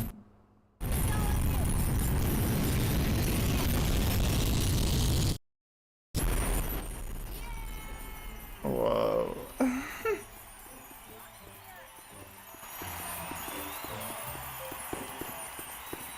Yes, look at that. Look at that. And he has a Billy icon. Great. Don't be silly, bring back Billy. Don't be silly, bring back Billy. Great time. The I'm Billy raid.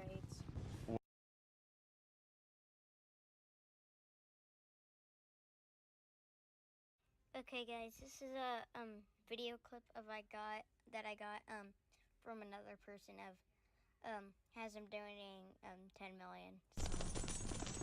Oh wow.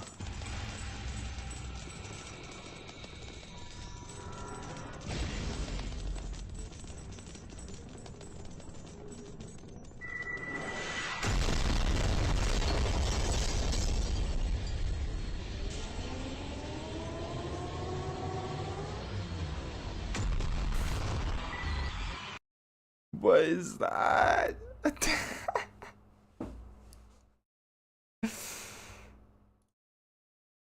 That's funny.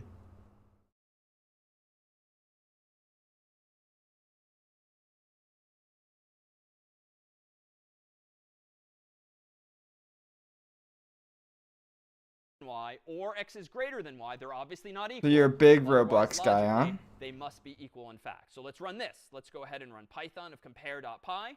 What's x? 1. What's y? 2. Okay, x is not equal to y. Let's do it again. But 2 for x, 1 for y. X is not equal to y. And one third time, how about x is 1 and y is 1? X is now equal to y. Yeah, you should get a Now, if we want notification to any compare second. that visually too, let me propose that the picture looks a little something like this. And again, this is the exact same thing logically, but it's a pictorial representation thereof. What's the first question? Well, if x is less than y, well, then we follow the true arrow and we say, quote unquote, x is not equal to y, and then we stop. But what if x is not less than y? What if it's greater than y? What if it's 2 and 1 respectively? Then the answer to x less than y's first question is false. So we go here. We ask the second question because of the or, and that asks, is x greater than y? If so, notice this. We can kind of reuse some of the same parts of this picture and just say x is not equal to y. We don't need to add arrows and add boxes unnecessarily. We can reuse lines of code, parts of the picture just as we have lines of code. And then we stop. Lastly, we have the following. If we know that x is not less than y, we know that x is not greater than y, it must be the case that x equals y. We don't need to ask a third question, another diamond. We can just immediately print as much and then say stop as well. Well, what could I do here? I bet I could improve this code slightly. And if we really want to be nitpicky, I would argue that this is now really just a minor refinement, but it's a good habit to get into thinking about, could my code be better? Could my code be simpler? Could I improve this code further? It's subtle, but could I improve the design? Could I ask fewer questions? Could I tighten it up, so to speak? What do you think? You can ask if x is just equal to y. Then it will print x is equal to y, else x is not equal to y. Perfect. Recall one of the other symbols we saw on the available list earlier. We can check not just less than or greater than or equal to. We can literally ask the question, is it not equal to? Why are we wasting time asking if it's less than or if it's greater than? Well, if all you care about is it not equal, I think we can do exactly that. Let's just ask the one simple question we do care about. And so let me go back up here and let me just say, not both of these questions. Let's get rid of the or. Let's just say if x is not equal to y, then go ahead and print x is not equal to y. And that, too, I think is going to work exactly the same, but the picture now looks a little bit different. Notice that this was our flow chart earlier that represented that same logic, and there's a bit of complexity. You got to go left, you got to go right based on the answer to these couple of questions. If we now take into account what this version of the program looks like, it's even simpler, perhaps the simplest one we've seen yet. When we start off the program, we ask just one and only one question: is x not equal to y? And if so, true, we go ahead and print out x not equal to y. Yep. If the answer is false, then of course it must be equal to y, so we say that instead. And if we really want, we could invert this. If I go back here to my code, and if for whatever reason you just prefer to think in terms of equal or not equal, as opposed to not equal or equal, it's really up to you. We could change this to be equals equals, but I'm going to have to change my print statements to be in the opposite order. So let me go ahead now and reverse these two here and move the second one first and the first one second. So now when I execute this code, I'm asking still just one question. So it's still just as good, just as succinct. It's all but good, now Jake. the diagram, instead of looking like this, is going to change the not equal to equal equal. And we just need to make sure that we print out the right thing. Well, do your for it. thing. And again, here too, just as the code is getting a little more compact with fewer and fewer characters, so are these diagrams. No, Jake, it's all good. Capturing the relative simplification of each of those programs too. I haven't even been looking at that. Like, literally, the tutorial's blocking all that. I just see the chat and the tutorial. Don't matter. Yeah, I have a couple of questions. What if indentation is not used? If indentation is not used, your program will not work. So Python is a little different from a lot of languages in that it enforces the indentation requirement. Some of you who have been programming for years might not necessarily be in the best habit of come back if you want. your code properly. And one of the features, arguably, of Python is that it makes you indent your code, or it will not just work. All right, yeah. I think, did you have one other question? Is the colon necessary? Is the colon necessary? Yes. Yeah, no, I necessary. fully So understand with that. Python, what you see is what you get here, and indeed it needs to be indented, and the colon is necessary. Python does not use in the same way by convention as C and C++. No problem. Java curly braces to connote blocks instead. It relies Fun indeed on having that these conversations. Well, let me propose that we introduce one other keyword here in Python to see exactly how we might combine additional thoughts, and that's going to be literally the word and, a conjunction of one or two or more questions that we might want to ask at once. And let me propose here that we explore this kind of logic by way of another program altogether in VS Code, whereby I'll go ahead now and create a new program, say, called grade.py. Let's consider exactly what grade a student should get based on their score on an exam or a test or a quiz or some other assignment. All right, like later, that. Jake. Thanks for stopping by. I'm going to go ahead and write code of grade.py to give myself a new file, and I'm going to go ahead and start by just getting the user's score, again, on some assignment or test or the like, and I'm going to store it in a variable called score equal the return value of the int function, which is going to convert whatever the user's input is when prompted for this score. So again, the user should input by giving a number like 0, 1, or 2, or hopefully much higher than that, like 97, 98, 99, What 100, is your assuming the score? test or assessment is out of 100 percentage points. Now, how can I go about assigning a grade to the student's score? Well, in the US, it's very commonly the case that if you get between a 90 and 100, that's an A. And if it's between an 80 and an 89, it's a B. If it's 70 and 79, it's a C, and so forth, all the way down to F, which should be E, but we'll so see 92. So how might I express this? Well, I can use conditionals, and I can ask a few questions and print out the student's grade accordingly. So let me express it like this. If the student's score is greater than or equal to 90, and the student's score is less than or equal to 90, in that range, let's go ahead and print out that their grade shall be an A, because they're in the 90s and above score grade less than or equal to 100. The score is greater. Hold on. Jeez.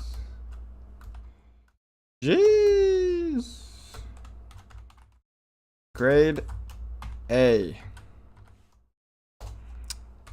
Elif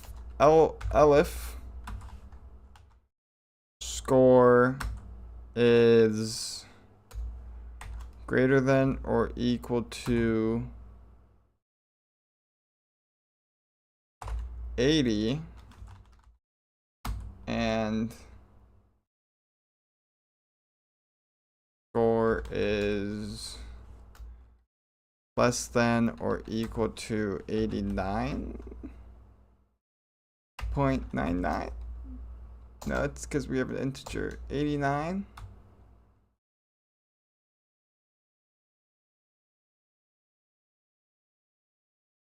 Print grade B. Elif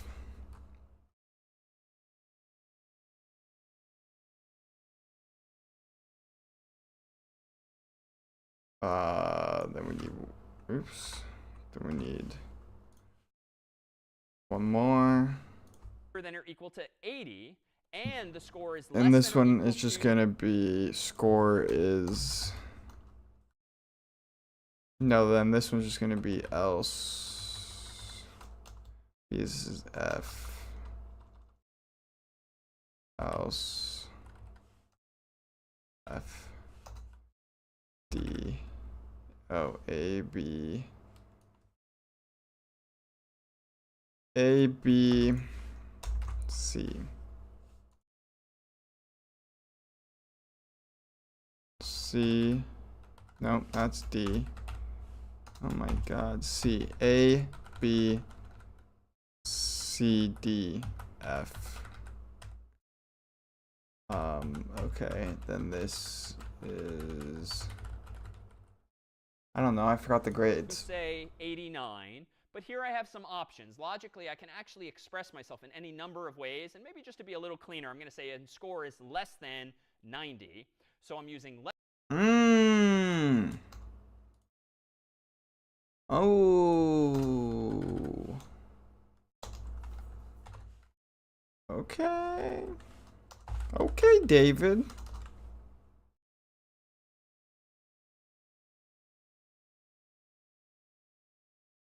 less than instead of less than or equal to. So I'm I making see you, sure David. that their boundaries between these grades are correct. Then I'm going to go ahead and give the student a B if it's in the 80s. L if score is greater than or equal to 70 and the score is less than 80, I'm going to go ahead and give them a C. L if the score is greater than or equal to 60 and the score is less than 70, I'm going to go ahead and give them a D. And here's where it's a little anomalous, at least in some schools here. Else, I'm going to go ahead and give them an F. So we're skipping E altogether, and we're going to give an F instead for the grade. So that's the catch-all. And I think logically I've gotten this correct, at least based on where I went to school growing up, such that it's going to give an A or a B or a C or a D. Else, it's going to assume that you got an F. Well, let's try just a few of these here. Let's run Python of Let's grade.py. do My cap. score is, let's start strong. 100. All right, I got an A. Didn't do as well the next time. Maybe it's a 95. Still an A. Uppercase. Starting to slip further, so I got an 89 the next time. That's now, say, a B. Oh, wait. Oh, because, no, that's going to be an integer. 90. A. And let's say I really had a bad week and it's now like a 71. That's now a C. Or I didn't even submit it at all. That's an F. 35. All right, so it seems to work. It's not really an exhaustive test, but at least based on some sampling there, my code seems to work as I expect. But let's see if we can't tighten this up. It's not wrong. It's correct. And indeed, according to my own specifications, I dare say this code is correct. But can we tighten it up? Can we reduce the probability of bugs now or down the line? Can we increase the readability of it? And can we increase the efficiency of it? Can we get the computer to have to answer fewer questions and still get the same result? Well, let's see what we might do. Let me just kind of switch things up, if only to demonstrate that we can use these symbols in different ways. I could say, as I've done, if score is greater than or equal to 90. But I can actually do this. I can flip it around. Instead of saying greater than or equal to, let's say 90 is less than or equal to score. And here, let's say If 90 is less than or equal to score. If 90 is less than or equal to the score. Okay. if 80 is less than or equal to score, and here 70 is less than or equal to score, and then lastly 60 is less than or equal to score. So it's the same thing logically. I'm just kind of switching things around, just like you could do on paper pencil if you really wanted. But now notice this trick, and this is not possible for those of you who have programmed in C or C++ or Java or other languages. Notice what I can do here is actually combine these ranges. Notice that I'm asking two questions, two Boolean expressions. Is 90 less than or equal to score, and is score less than or equal to 100? Well, Python allows you to nest these things like this and chain them together. And just like you would on paper pencil in the real world, you can encode in Python do this, which is just a little cleaner, right? It's tightening up the code a little bit. It's fewer keystrokes. It's faster to type. It's easier to read moving forward. So that's arguably better as well. So that's nice. It's largely aesthetic in this case. Then what's the point of and? Number of questions, but it's doing it a little more. I guess you'll probably use this is just to point integers and stuff too. Here next? Well, you know what? Each time I'm deciding these grades, I don't think I have to ask two questions. I don't have to ask, is it greater than 90 and less than 100? Is it greater than 80 and less than 90? If I kind of rethink my logic, I can maybe do this better still. Let me propose that we simplify this just has to be further. greater than 60. This just has to be greater than 70, greater than 80, greater than 90. We can make some assumptions. We could say something like, if the score is greater than or equal to 90, well, the student gets an A. L if the score is greater than or equal to 80, the student gets a B. L if yeah. Yeah. That's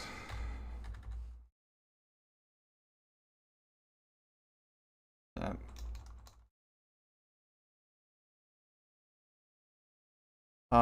But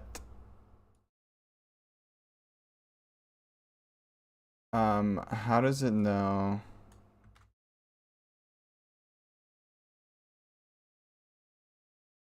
if score is greater than or equal to 70, they get a C. It said it. If said it though, like. the score is greater than or equal to 60, they get a D. Else, they get an F.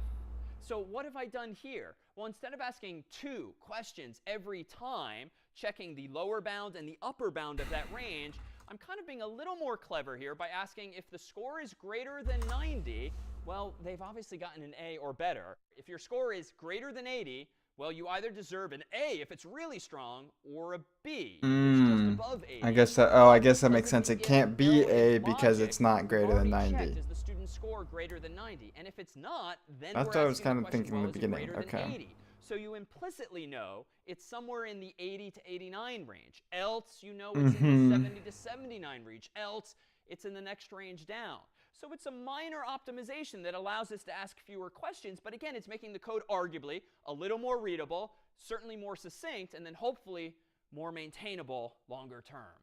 See, he does a good job of writing it all out and like using, like showing and. Type of logic with our code. For example, using and. What if we don't use elif at all? What if we write the code in F? Yeah, so that's a good question because it's actually going to have an unintended effect here. Let me get rid of the F temporarily and just focus on A through D. If we revert to where we began today's story with conditionals, saying if, now our cleverness here. And then, like I was saying, then stripping it away to the simplified version, but still showing everything. Be a downside. Let me go ahead and run Python of grade.py, and suppose my score is 95. I am so Then it's above everything, though. A, but nope, I just got an A, a B, a C, and a D. So logically, that's broken things, because if you don't make these conditions mutually exclusive, every one of those questions is going to get asked and therefore answered.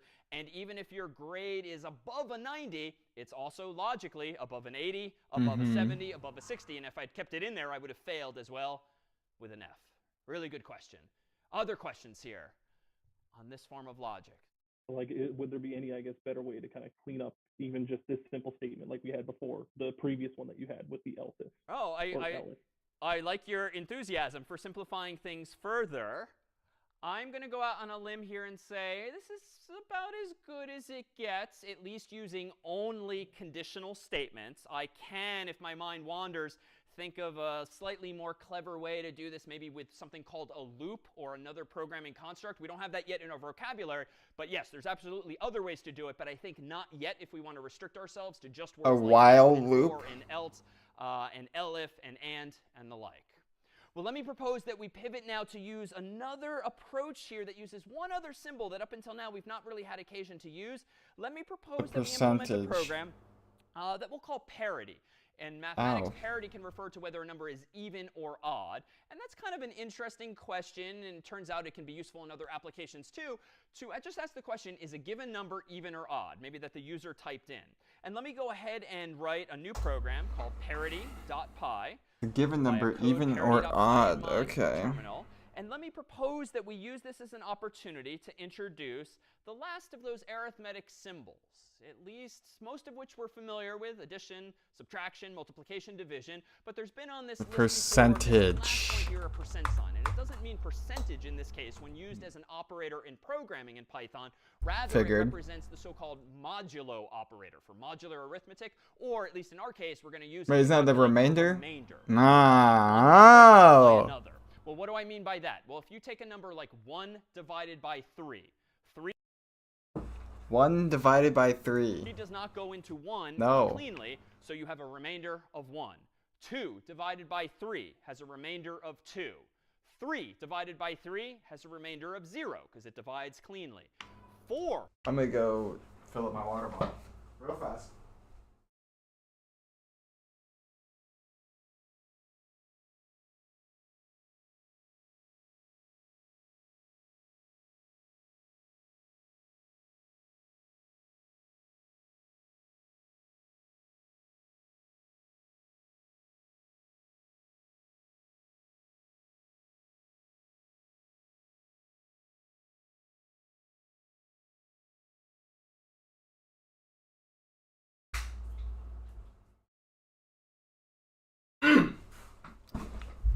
Some good water. Divided by 3 has a remainder of 1, because you can divide it in once, but then that leaves 1, so it has a remainder of 1. And then lastly, something like 5 divided by 3 has a remainder, of course, of 2. So that's all we mean by remainder. How much is left over after dividing one number by another?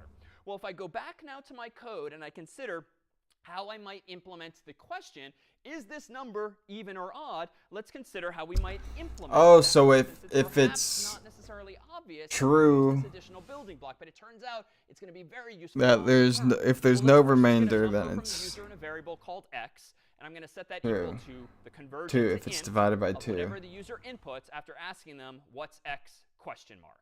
We've done that before many times. How do I now determine if x is even or odd? Well, it turns out if I have access to a programmatic operator that tells me the remainder, I think I can do this. In fact, let me just ask the group, and this is just from grade school math perhaps, what is... Here's one thing you need If to it can do be divided by 2. online. Don't spend another dime on Amazon until you And there's no remainder, right? Even, to be clear. A number like 0, 2, 4, 6, 8, 10, 12, 14, 16. Those are all even numbers, but what does that really mean? Elena, if I'm saying that right? Even numbers that can divide it exactly by 2. For example, 2, 4, 6, 8, and 10. And Perfect. And we could go on all day long, literally. So there's an infinite number of those even numbers, but it's nice that you formulated it in terms of a question that we can ask very clearly. Is this number cleanly divided by 2? That is, can we divide it by 2 with no remainder, a remainder of 0? Well, that's perfect, because if we have this operator, this percent sign, that allows us to answer just that, what is the remainder, we can presumably check, is the remainder 0 or is it 1? Do we have nothing left over or do we have 1 left over? Well, let's ask that. If x divided by 2 has a remainder of 0, as Elena proposes, let's go ahead and print out something like quote-unquote even, and just say as much to the user. Else, I think we can assume that if a number is not even, it's going to be odd if it's indeed an integer. So I'm going to go ahead and print out quote-unquote odd instead. And let's go ahead and now run Python of parity.py in my prompt. What's x? Let's start with 2. 2 is in fact even. Let's start with 4. 4 is in fact even. Let's get interesting with 3. 3 Shift is now F10. odd. And I think we could do that all day long and hopefully get back indeed exactly that answer. But what more could we do here? How could we improve upon this? Well, recall that we have the ability to invent our own functions. And let me just propose for the sake of discussion that we're going to eventually find that it's useful to be able to determine if a number is even or odd. And so we'd like to have that functionality built in. Boom. I don't think Python has a function for telling me just that, but I can invent it using code like just this. So let me go into my earlier version here, and let me propose that we do this. Let me go ahead and write a main function. I'm going to get back into that habit of defining a main function to represent the main part of my program. And I'm going to do what I did before. I'm going to get an integer from the user's input, asking them what's x, question mark. And then I'm going to ask this question. For the moment, I'm going to naively assume that the function already exists, but that's a useful problem-solving technique. Even if I have no idea yet where I'm going with this, how I'm going to invent a function that determines if a number is even, I'm just going to assume that there's a function called isEven. And I'm going to call it blindly like this. If isEven, passing in x, then go ahead and print quote-unquote even. So if this magical function called isEven returns true as its return value, I am going to print out that it's even. Else, otherwise, I'm going to assume that it's, of course, odd. Now, the one problem with this program, even if I call main over here, is that isEven does not exist. And this program would break if I ran it right now. But that's OK. I have the ability, recall, to invent my own function. So let me define with def a function called isEven. I want this function to take an argument, and I'm going to call it n, just a number, generically. I could call it x, but again, I don't want to confuse myself as to which x is which, so I'm going to give it a different name, and that's fine. I'm just going to call it more generically n for number. Man. Oh. And then I'm going to do this. I'm going to say if n %2 equals 0, just like before, then, and here's the magic, you, the programmer, can actually return what are called Boolean values. We've seen in Python that Python has strs or strings, ints or integers, floats or floating point values, all of which are different types of data in Python. Python also has a fourth data type called bool for a Boolean value. True or false. And even though this is just adding to our list, the nice thing about bools is that they can only be true or false. An int can be any number of an infinite possible values. A bool can only be true or false. And it must be capital T and capital F if you're writing itself. So if I go back now to my code and I consider exactly what I want to return If here. n divided by if 2 is n% equal 2 to equals 0. That is, if n divided by 2 has a remainder of 0, well, I think it's even to, Elena, your definition, so let's return true, capital T. Else, if it doesn't have a remainder of 0, I'm pretty sure mathematically it's got to have a remainder of 1, but it doesn't matter. I know it's not even, so I'm going to return false. And we return false instead, capital F. And now that we've defined both main and is even, and I'm calling main at the bottom, I think I've got this right. Python of parity.py, enter. What's x? Let's try something simple like 2. And it's even. Let's do it again. What's x? How about 4? Even. Once more. Even. What's x? How about 6. 3? And it's Oh. odd. Now, what have I done here? I just made the point that if I want to create Dun my dun own dun. function called isEven that answers this question for me that I can now use in this program and heck, maybe future programs that I write, I now have a function that no one gave me. I gave myself that I can use and reuse. And I can even perhaps share it with others. I'm using that function now on line 3 just to make a decision. I'm using a conditional up there. And my Boolean expression, something that's true or false, is going to be not something explicit like x less than y or y greater than x or the like. It's going to be a function call. I'm using a function as my Boolean expression, but that's OK because I know, because I wrote it, that that function isEven returns true or it returns false. And that's all I need in a conditional to make a decision to print even or print odd. So let me pause here to see if there's any questions now on how I've implemented isEven using this bool. Hello, hi David. First of all, thank you for this wonderful class day before yesterday and today, sir. I have just one query, like based on my background of Java. There, when we used to pass the arguments, we can also pass the address of the variables. So is there any sort of this concept in Python? Short answer, no. Those who are unfamiliar with Java or other languages, or C or C++, there's generally ways to pass values in different mechanisms that allow you or disallow you to change them. In Python, no. Everything we're going to see is actually, in fact, an object, but more on that down the line. How about time for one more question here on these bools and these isEvens? So I actually had a question about defining a function, if that's okay. Sure. So if you define one, are you, like, within your code, like you made it up, are you allowed to use the dot operator like we did name.strip and use it like that? Good question. If you've created your own function, can you use other functions like .strip or .title or .capitalize that we've seen in the past? You can use those on strings. Those functions come with strings. You can't necessarily use them on your own functions unless your function returns a string, for the examples you gave. I'm returning a bool. Bools have no notion of white space to the left or the right. You can't call strip. You can't call capitalize. But if you were writing a different function that returns a string, absolutely, you could use those functions as well. Well, let me turn our attention, if I may, back to this example here and consider, as we now frequently do, can we improve on the design of this code? Can I make this particular program better? And I can. There's a couple of ways here, and I'll show you something that's now generally known as something Pythonic. There's actually this term of art in the Python word. Something is Pythonic if it's just the way you do things in Python. Which is to say, we've seen already there's so many different ways to solve certain problems, and in the Python community of programmers, there tend to be some ways that are smiled upon more than others, and they tend to relate to features that maybe only Python has, but not other languages. And here's some syntax that you might not have seen in languages like Java or C or C++ if you've programmed before, and if you've never programmed before, this too is going to be new. Instead of asking a question like this, if else, using 4 lines, in Python, you can actually collapse this into just one more elegant line, if you will. Instead of asking if n divided by 2 has a remainder of 0, return true, else return false. Let me delete all of that and just say this.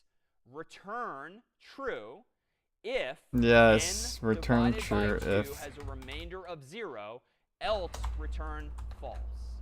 Now, those of you who do have prior programming experience might actually think this is kind of cool. You can condense from 4 lines into 1 line that very same thought. And one of the reasons why Python is but popular you could kind is of do that in to C. read rather like English. It's not quite as user-friendly as most English or most human languages, but notice now the line does rather say what you mean. Return true if n divided by 2 has a remainder of 0, else false. I mean, that's pretty darn close to something you might say logically in English, be it about even and odd or really anything else.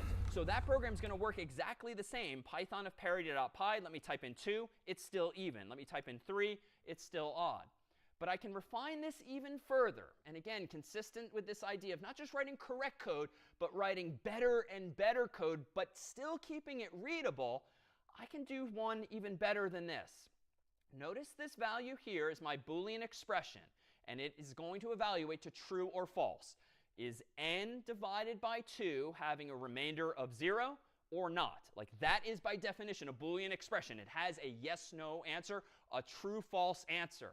Well, if your Boolean expression itself has a true or false answer, why are you asking a question in the first place? Why ask if? Why say else?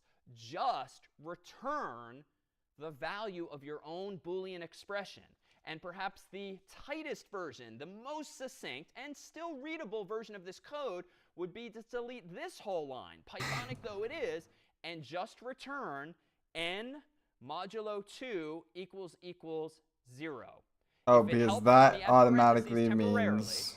Because what's going to happen in parentheses will happen first. Because this is already true. Either does or does not have a remainder of 0.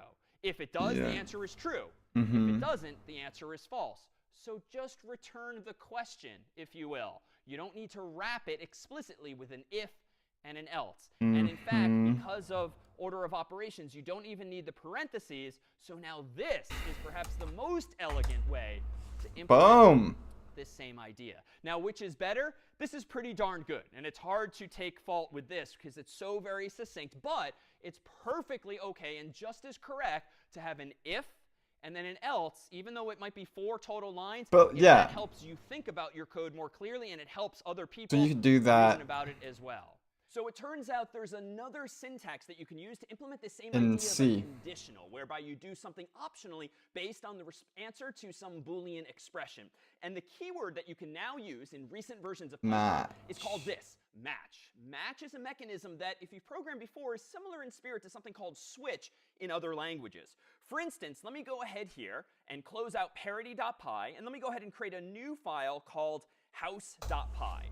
And in house.py, I think what we're going to do is try to implement a program that prompts the user for their name and then just outputs what house they're known to be in the world of Harry Potter. So for instance, let me go ahead and do this.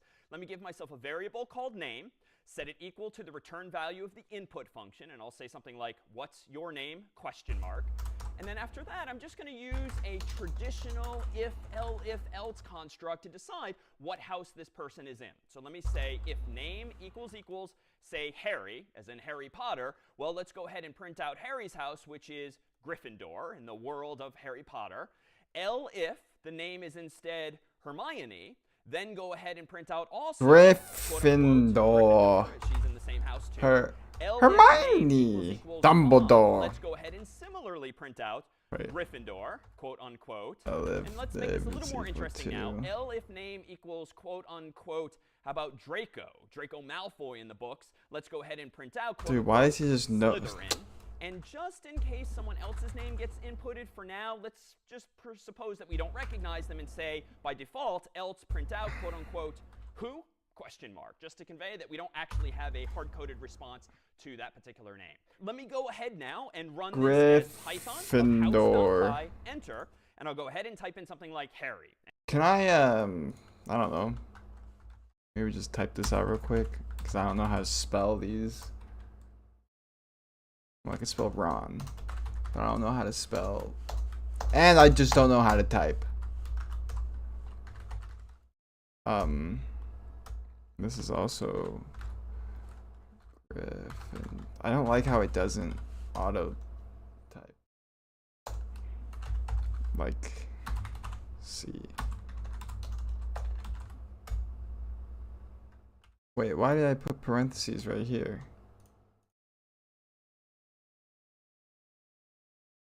Boom, boom, boom. Draco. Draco, yo. Slytherin. Bro. I'm gonna kill someone. In game. Who? Who? Okay. We see that Harry Caught up. is in Gryffindor. Let's run it one more time. Python of house.py. Let's type in Draco this time. Slytherin. And now let's type in a Harry. recognized name. Let's go ahead and rerun Python of house.py. And let's go ahead and type in Padma. Enter. And who? Because we haven't actually hard-coded with an if condition in this case what house Padma is meant to be in.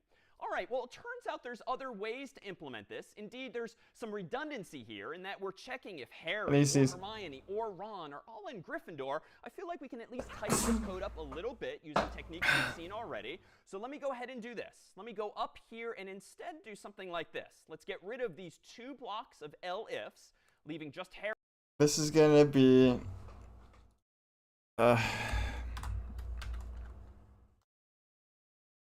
or...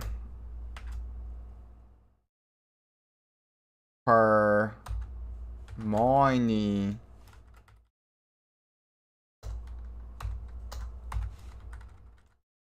Or Ron.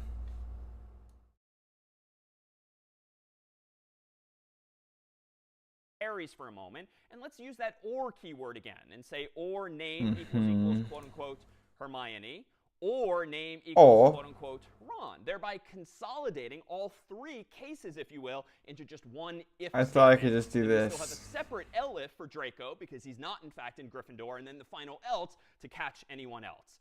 All right, let me go ahead now and run this version of the program, Python of house.py. I'll type in Hermione this time. She too is still in Gryffindor. Let me try Ron, and that seems to be correct. Well, it turns out there's another approach altogether that can perhaps make your code a little less verbose. You could imagine how complicated this code might get if we had not just Harry and Hermione and Ron, but a whole bunch of other names as well for Gryffindor, for Slytherin, and for all of the other Hogwarts houses. So you could imagine that code just getting pretty unwieldy. Hermione. Well, it turns out another technique you can use is indeed this keyword called match, which is very similar in spirit, but the syntax is different and allows you to express the same ideas a little more compactly. So let me go back to house.py and let me propose that I get rid of my current if, elif, else approach. All this just gone Literally like use that. the keyword match and type the name of the variable or value that we want to match on. And then I'm going to go ahead and include a colon. And then underneath that, I'm going to include literally a keyword called case. The first case I want to consider is going to be Harry, so this is like and I'm switch. Harry in quotes because it's a string or a stir. And I'm going to have another colon at the end of this line. And indented this is going to be print. For now, print out Gryffindor, which of course is Harry's house. Yeah. Otherwise, I'm Wait, have and then another case for you don't need a break. Similarly, I'm going to have under that indented print quote unquote Gryffindor, close quotes. Now I'm going to have another case for Ron, also in quotes with a colon. Now print quote unquote Gryffindor.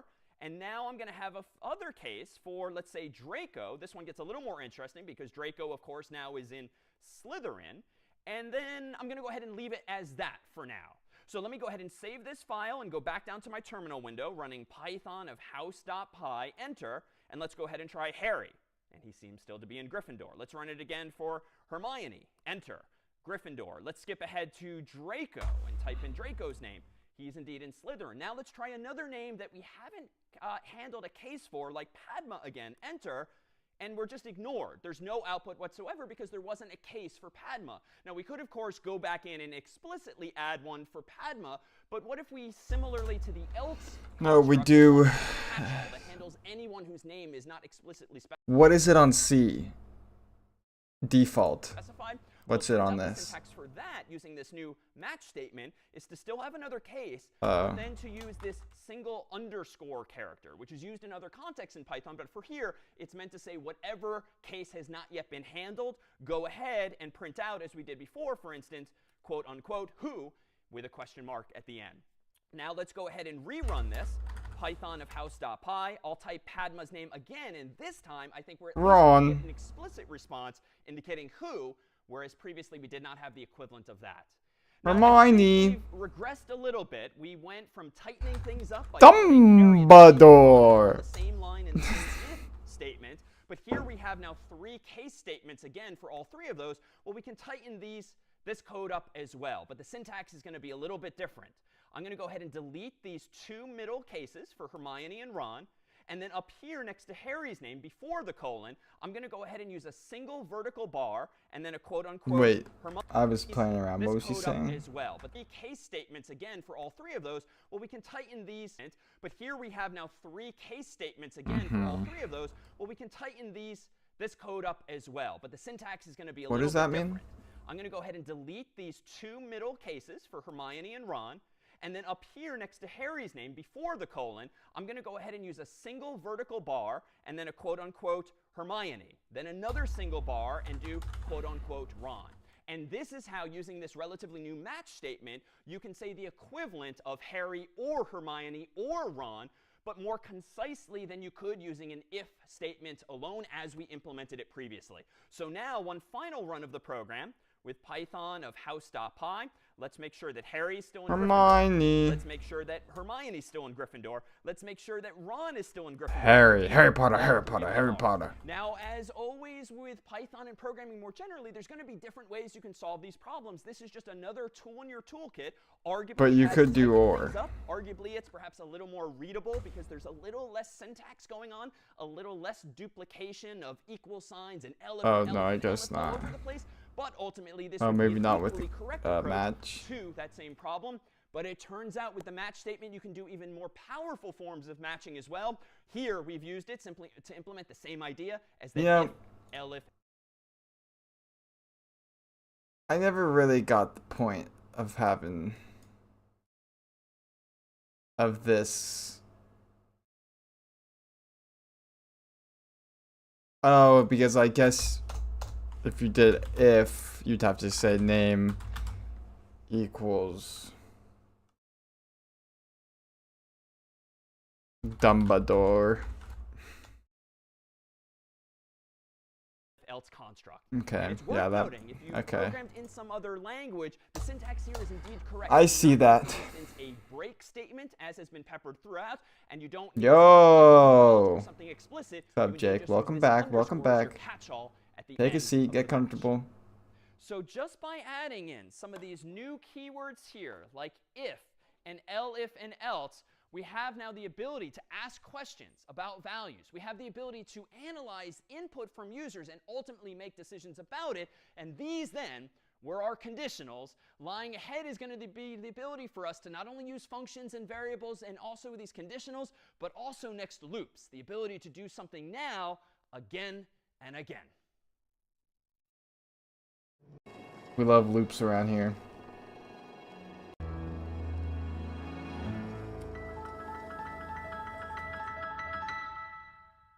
Loops. All right, this is CS50's Introduction to Programming with Python. My name is David Malin, and All this week right. we focus on loops. This ability in Python and a lot of other programming No, languages let's to chat do when you're on. something Nah, again nah. and We just again, been. a cycle of sorts. And let's see if we can Nah, don't begin feel by bad. motivating exactly why we have this ability to do things cyclically using these loops. I'm going to go ahead here and open up VS Code. And in my terminal window, let's go ahead and create via code cat.py a Python program that meows like a cat. And I'm going to go ahead here. So, let me test something. Cat.py. This opens VS Code. Don't save. Then if I did name equals Ben. Oh, so VS Code autofills.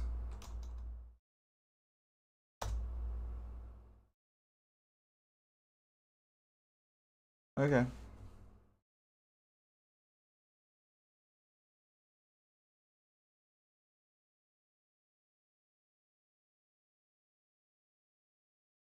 Why isn't this run though? Huh?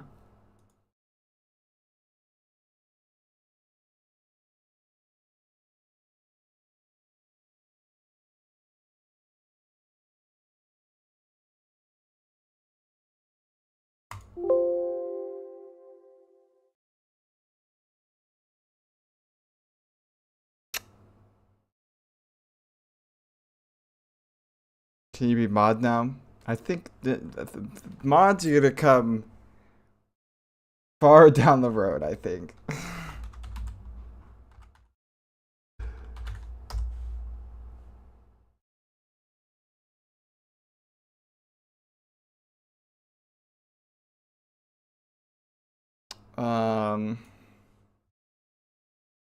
In this code tab, very simply, perhaps I'm going to start by implementing this cat. All right, we'll use this then.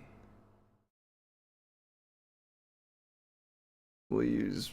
Oh wait, you can't see any of this. This is stuck on PyCharm.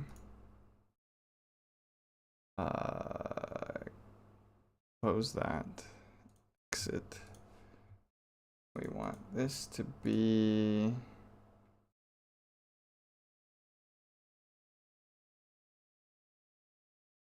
That.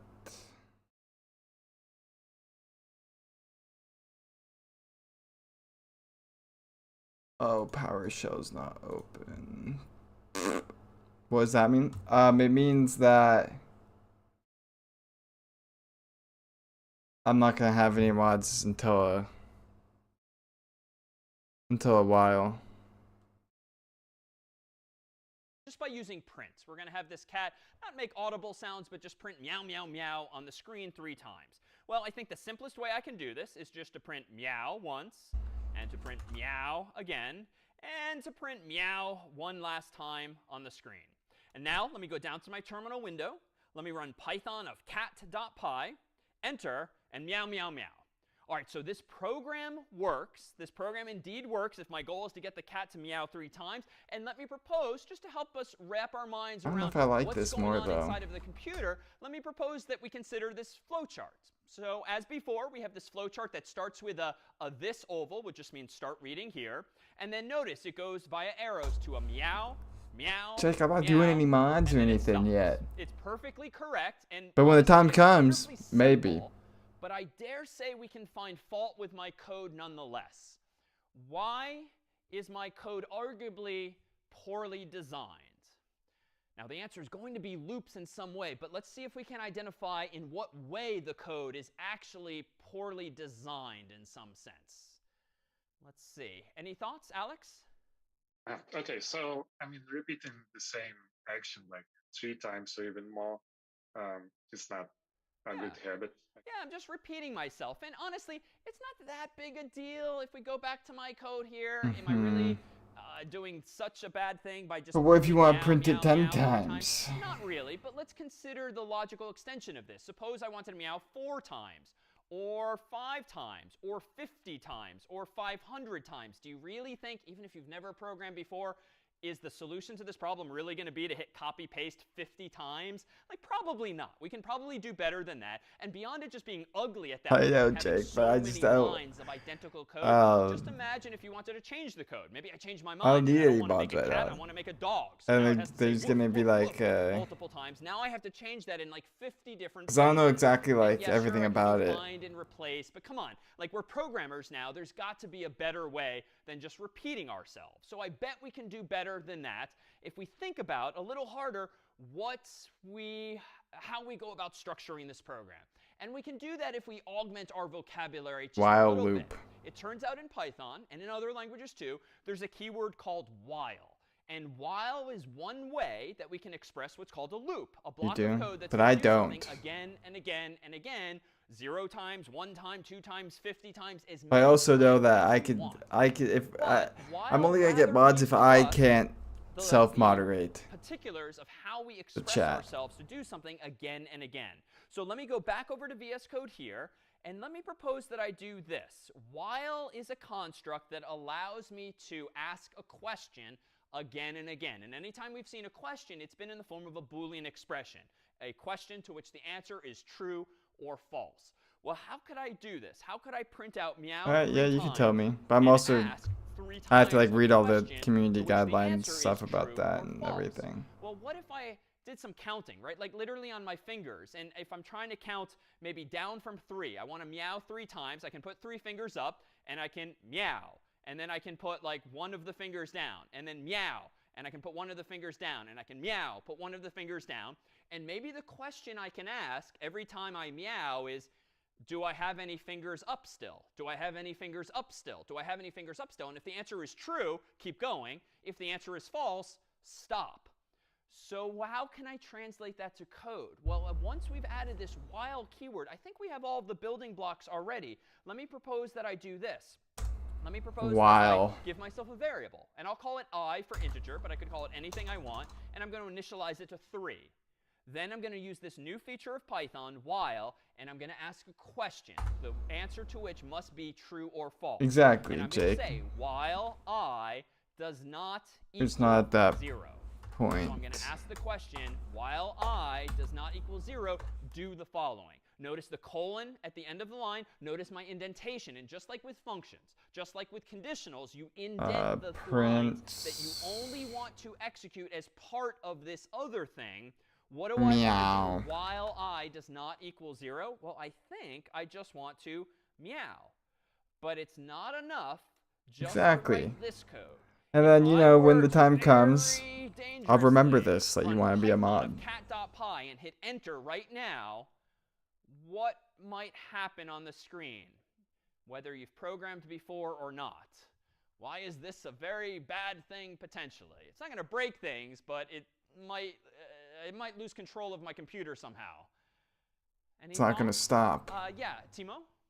Hi, I think it's going to continue to print out mail since I is always equal to 3 and the while is always true. Yeah, exactly. If I'm initializing I to 3, that is setting it equal to 3 on line 1, then I'm asking the question, while I does not equal 0, and that's going to be true. It does not equal 0. It obviously equals 3. Print meow. And the way a while loop works But then is it's that not going the to stop. Python Ready? interpreter just keeps going back and forth. It goes from line 1 It's to just line going 2, crazy. then Okay, to stop. line 3, and then it goes back to line Wait, 2 how do I to ask stop? the question again. If the answer 0. is still true, it goes to line 3. It then goes back to line 2. If the answer is still true, it goes back to line 3. And to Timu's point, if you're never actually changing the value of I, it's always 3, you're just going to be looping literally forever. And this is an accidental infinite loop. So you've got to be smarter than that. And I'm not going to hit enter because I don't want to lose control over my computer here such that it's printing out meow forever. Fortunately, if you ever do that and you find yourself in an accidental infinite loop, Control-C for cancel or interrupt to be your friend. If you ever seem to lose control, you don't need to like reboot or turn off the computer. You can just hit Control-C in your terminal window, and that will likely fix it. All right, well, what do I want to do then after meowing each time? I think what I'd like to do here is maybe something like this. Let me update I to equal whatever the current value is, minus 1 here. Whoops, sorry, minus 1. So if I, on each iteration, am updating I to be 1 less, 1 less, 1 less, it should eventually hit 0. But you could also do... What if I don't remember? You'll remember when the mods comes around. And I'll remember too. You can also do this, right? I minus... I indeed get 3 meows. Why? Because I've kind of wired this up, kind of like a machine in software, if you will. I've set I equal to 3, then I keep asking this question. But this is equals to I minus the value 1. of the variable to make sure that ultimately it is actually being decremented, that is decreased by 1 until we eventually hit 0. Now, for those of you who think a little more graphically, let me pull up one of our usual flowcharts. This is just a representation graphically of the exact same thing. Notice what's happening. I first start the program, and then I initialize I. If you never come to the streams anymore, then you shouldn't be a mod. Again, the diamonds always represent questions, and the answer is going to be true or false. Does I not equal 0? Well, it doesn't. It equals 3, so if I follow the true line, I meow. And then I follow this arrow, and I update I to equal I minus 1. At this point in the story, I presumably equals 2, mathematically. I follow the arrow, and there's the loop. This is why it's nice to see this graphically. Literally see the loop back and forth. Now I ask the question again. Does 2 not equal 0? Well, it doesn't. I have no clue. 2, so we meow again. We I have change no I clue. from 2 to 1. Well, does 1 not equal 0? Well, obviously, if 1 is not 0, so we meow again. We decrement I again. I is now 0. Does 0 not equal 0? No, it equals 0. So the answer is false, and we stop. So there, perhaps more so than any of our flowcharts before, do you really see the structure of what's happening inside of the program? And you don't have to get into the habit of making these charts or creating these charts, but just as a first pass at what's going on inside of the computer, that's indeed one way to visualize it instead. Well, let me propose that, like always, there's many different ways to solve this problem. And suppose you just like to think a little differently. Maybe you don't like starting at 3 and then counting down to 0. Why? Maybe your just brain doesn't work that way and you prefer to count up instead of down. Totally fine. Let me go ahead and change my code here to set I equal to 1 instead of 3. And here, let me just change my logic. Rather than checking for not equal to 0, like maybe you don't like thinking in terms of not because it's a little confusing, and it might be. Let's just check that I is less than or equal to 3. So we'll be a little more explicit. We'll count from 1 up through 3, each time printing meow, but I'm going to need to change this line here. Let me see if we can't call on someone to change line 4 for me. Plus. How do I want to change line 4? To be consistent with counting from 1 up to and through 3. I would be +1 every time you meow. Yeah, exactly. In this case, we want to add 1, not subtract 1. And in fact, if you think about this, this 2 could end very poorly, right? If you start counting at 1. How long is this video? 15 hours. 16 hours, I think we're going basically. to find ourselves with the same problem, which is that we're never going to It's crazy. stop because we're going to keep getting more and more negative as opposed to ever getting up to the number 3. So I think you're right. I need to change this to be I equals I plus 1. And now notice, just for clarity too, the equal sign is, again, our assignment operator from right to left. I know. Well, I'm going to watch a lot of this too off stream, I think. Like, how can I equal itself plus 1? Well, it doesn't until you execute this code from right to left. You add 1 to I, or you subtract 1 Well, from this I, is like you this is like value recorded of over I like on the multiple left. The weeks. assignment copies the value from the right to the left. Well, how else might I do this? Well, I will say Yeah, that exactly. most programmers, Like this is like a legit scientists in class, so general, it's like tend to start counting it was like from once a 0. week or It's a whatever. convention, and it actually has upsides even in Python and other languages where, generally speaking, it's a good thing to start counting from 0 instead of counting like we might in the real world from 1. Let's go ahead and adopt that convention now. Let me set I equal to 0, and I need to make a change now. Notice, if I don't change my logic, this program just became buggy. The cat has a bug. It's now meowing 4 times if I run it as is. But the easiest fix here would be to change my inequality to be this, less than, instead of less than or equal to. Now, I'm starting at 0, but I'm going up 2, but not through 3. And even though this might, of all the things we've seen thus far, seem maybe the least familiar, most of us might start at 1, 2, then 3. It's a good habit to get into now. Start at 0 and go up 2, but not through the value that you care about ultimately, 3 in this case here. Well, let me tighten things up a bit here. Not only will this now fix my counting problem, it now meows 3 times as expected. There's a more succinct way to express I equals I plus 1, and this is because it's such a popular thing to do in Like code. this. You can instead just say I plus equals 1. And that's it. You don't need to put everything on the right-hand side. This is a special syntax that says do the exact same thing, increment I, but it does it with a few fewer keystrokes. It's just a little more pleasant to type. It's a little faster to read. It's just a convention. Those of you who have programmed in C, C++, Python, not Python, C, C++, Java, JavaScript might have seen plus before. Or Yes. minus. Sorry, Python No. doesn't have it. Oh. This is as succinct Meow. as your line of code Meow. might get. All right, let me pause here to see then if there's any questions about these implementations of while loops. Can we use stuff like for loops, which have a certain I value initialized to it at the start, and it You're runs literally from a while loop. particular You are this. into the thing and increment it. Could we do as you go along. Short answer, no. You cannot do what you're describing, but there is another type of for loop that we will soon see. Sleep. We'll come to that in just a moment. Other Time. questions on loops using while? Sleep. No. So I had a question about the flowcharts. Okay. There were certain symbols for the certain kind of the statements. I don't know how to do that. So are they certainly used for that kind of statement that? What's up, Catfish? They We are. coding. So I deliberately use certain types of symbols, certain shapes. How you feeling? Whereby an old.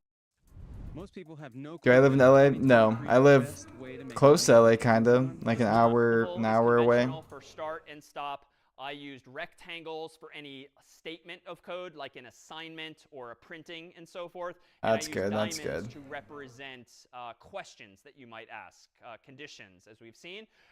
If you're doing this for yourself, if you're just trying to make sense of your code and writing it down, you certainly don't need to use No these symbols. problem. But I tried to be Do I live in consistent. Hollywood? No, like an hour away from like that whole In fact, area. let me come back to the same picture because this was the first version of our picture. Probably less We've from modified our Hollywood, I code a guess. couple of times. This I don't recall was know. the version Maybe like where the 45 question minutes you were away from asking Hollywood. Was I not equal to 0? Let me go ahead and just change this code now to represent the next version we did, which recall changed our logic to start counting from 1.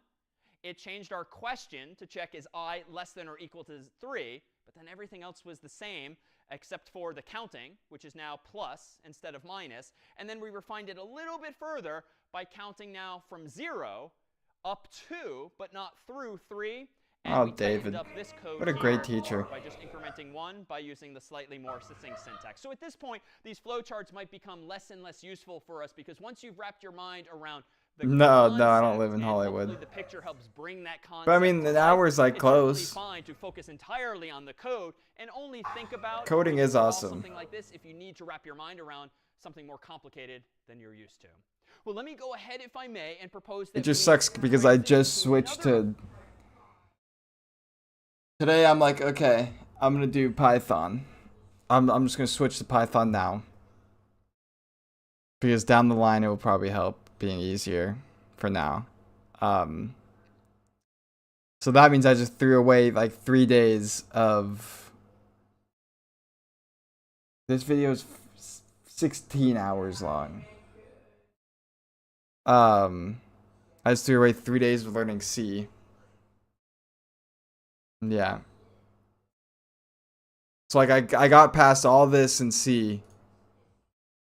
So now I have to go back and relearn it now using another keyword here, namely in Python. a for loop. And this is a word that does exist in But other yeah, languages, but I doesn't think it will necessarily have help. as many features as other languages might use it for. For but loop. There is a different type of loop, not a while loop, but a for loop. And a for loop is going to allow us to express ourselves a little differently. But to do so, I'd propose that the easiest way is if we introduce one other idea in Python, which is that of a list. And here too, no pun intended, we're adding Throwing away 3 days of work isn't good, but you might regret it now, but it'll help more in the future. Yeah, exactly. That's the only thing like keeping this going. I'm like, oh yeah, this is gonna help in the future for sure. And then also like the 3 days of work was like the fundamentals still, like basically the same thing that I'm doing now, right?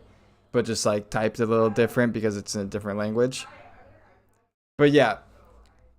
But it's fine. I don't care about it. I mean, because I know eventually I'm gonna probably learn C anyways. So like, whatever for the stuff that I should do now or want to do in the future, I could probably just do through Python. So Python's worth learning now. Video description's 1 hour. Is it really? It's supposed to be the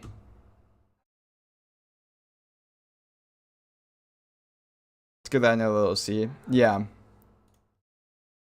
Yeah, I think that's good. My boss specifically. No, this is the 15-hour one, isn't it? Oh wait, this is the wrong one. But let's just poke around at what's Oh my god, this is 24 hours. No, that video is 24 hours. That's a whole day. That's funny. That was the first one I clicked on today. It was like, oh, this is it. This is where I left off. It's not that. It's a whole day. 24-hour video is what it takes. Yeah. I mean, but this is like the same course, and this got uploaded earlier. Or more recent. But it's the same Harvard CES 5.0 introduction course. That Python supports. We've seen strs or strings. So I assume it's the same stuff, but this is just more condensed. Or Boolean expressions. Python We'll also try it. has lists, which is another type of data. But wonderfully, this one's probably pretty Wait. familiar. A list of things in the real world is a list of things in Python. It's a way of containing multiple values. A list is all in the this. same place, all in the same These, variable. right? So what do I mean by this? Well, let me propose that we go back to our VS Code here. In Python. Let me kind of start fresh with my code here and not use a while loop at all, but let me use this new keyword for. The way the for loop works is that it allows you to iterate over a list of items. So what does this look like? It might look like this. For I in the following list of items, 0, 1, 2. This is my starting point, and on each iteration of this loop, that is, on each execution of this loop, again and again, Oops. I want to print out meow. Now, I'll admit, I kind of like the look of this code Meow. already, even though there's some new syntax here, because it's just shorter than the while loop, right? The while loop had multiple lines a moment ago, and it was Jake. entirely up to me to decide what I is. I have to check a condition. I have to increment or decrement For I. I It was doing in a lot 0, of work, 1, 2. relatively speaking, to make that thing turn, to make that loop go and to go. It was very mechanical in a sense. You can kind of, in your mind's eye, maybe see the gears turning as all of these variables are changing and these questions are being asked. A for loop kind of simplifies all of that. And it just says if you want a variable, like I, a number, and you know in advance how many times you want this loop to execute, 3 times, we'll just kind of specify what it is you want I to take on as values explicitly. In this loop, I will be automatically initialized by Python to be 0. Then meow will be printed. Then Python will automatically update I to equal 1. Then meow will be printed. Then Python will automatically update I to be 2, and meow will be printed. And because that's it for the values in that list, Python will stop, and it will only meow a total of This 3 is a times. W video. What is the list? I've heard a The lot list in this about program the is Harvard exactly course. that, 0, 1, 2, and notice the square And it's a brackets. W strictly because he's Parentheses, using these are meow. square brackets that represent a list. That's how you know visually as the programmer. That's how Python knows as the language that you intend for that to be a list. So let me go ahead and run this. Python of cat.py. Meow, meow, meow. But it's only 2 lines. It's pretty readable once you have familiarity with that construct. But to my constant point about correctness not necessarily being the same as design, in what sense is this program perhaps poorly designed? It seems to work. You can't meows 3 times. do But why might this a not lot. be the Like best what if you wanted to do it 10 times, 4 times, 15 Again, times. Think about corner cases, things that may or may not happen. Think about extreme cases that really test the quality of this code. Okay, I think that because like we are saying 0, 1, 2 3 times, and then like if you want to print a million, you say 1, 2, 3. Yeah, exactly. And that's what I mean about thinking about the extreme cases. If you're trying to decide for yourself if your own code is good or someone else's code is good, it might look so at Homie was first glance, breathing but in the think about mic. the extreme. Needs a Well, new what if mic. It's not 3 things, it's a million things. I mean, are you really going to write out 0 Tell me I through won't, 1,000,000 or David. 0 through 9, Tell me I won't. 999,000, 999,999? Like, no, you're not going to write that many numbers on the screen. There's got to be a better way. So let's do the better way from the get-go rather than set the stage for Can't doing you just something do- poorly. And the one way we can solve this problem to improve the design is don't just manually specify the list of values. Use a You're function. painting? What are you Someone painting? else's function that comes with Python that gives you the list you want. And the easiest way to do that in Python is to use a function called Range. that returns That's to you right. a range of values. It expects as input at least one argument, and that number is going to be the number of values you want back. Those values are going to start at 0 and go to 1 to 2 and so forth, but they will go up to but not through the number you specify. So by specifying range 3, Boom, boom, boom. you're essentially being handed back 1, 2, 3 values. And by default, those values are 0, 1, and 2. Okay, my mom gave and me. that's it. Oh, But nice. what's brilliant about this is that now, to Hope's point, if I do want to meow 1,000,000 times, I mean, that is an angry cat, I can now do 1,000,000 by just typing 1,000,000. A million. 0, comma, Not gonna 1, do that, comma, though. 2, comma, 3, comma, 4, all the way up to 999,999.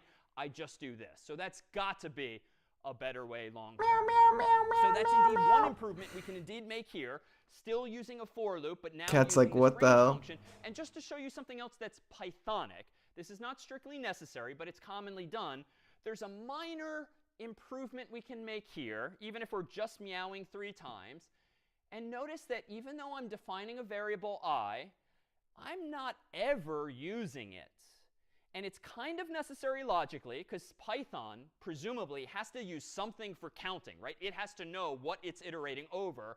But Yeah, there's this convention that's in nice. Python where if you need a variable just because the programming feature requires it to do some kind of counting or automatic updating, but you, the human, don't care about its value, a Pythonic improvement here would be to name that variable a single underscore, just because. It's not required. It doesn't change the correctness of the program, but it signals to yourself later, it signals to colleagues or teachers that are looking at your code too, that yes, it's a variable, but you don't care about its name because you're not using it later. It's just necessary in order to use this feature, this loop in this case here. So just a minor improvement or change there.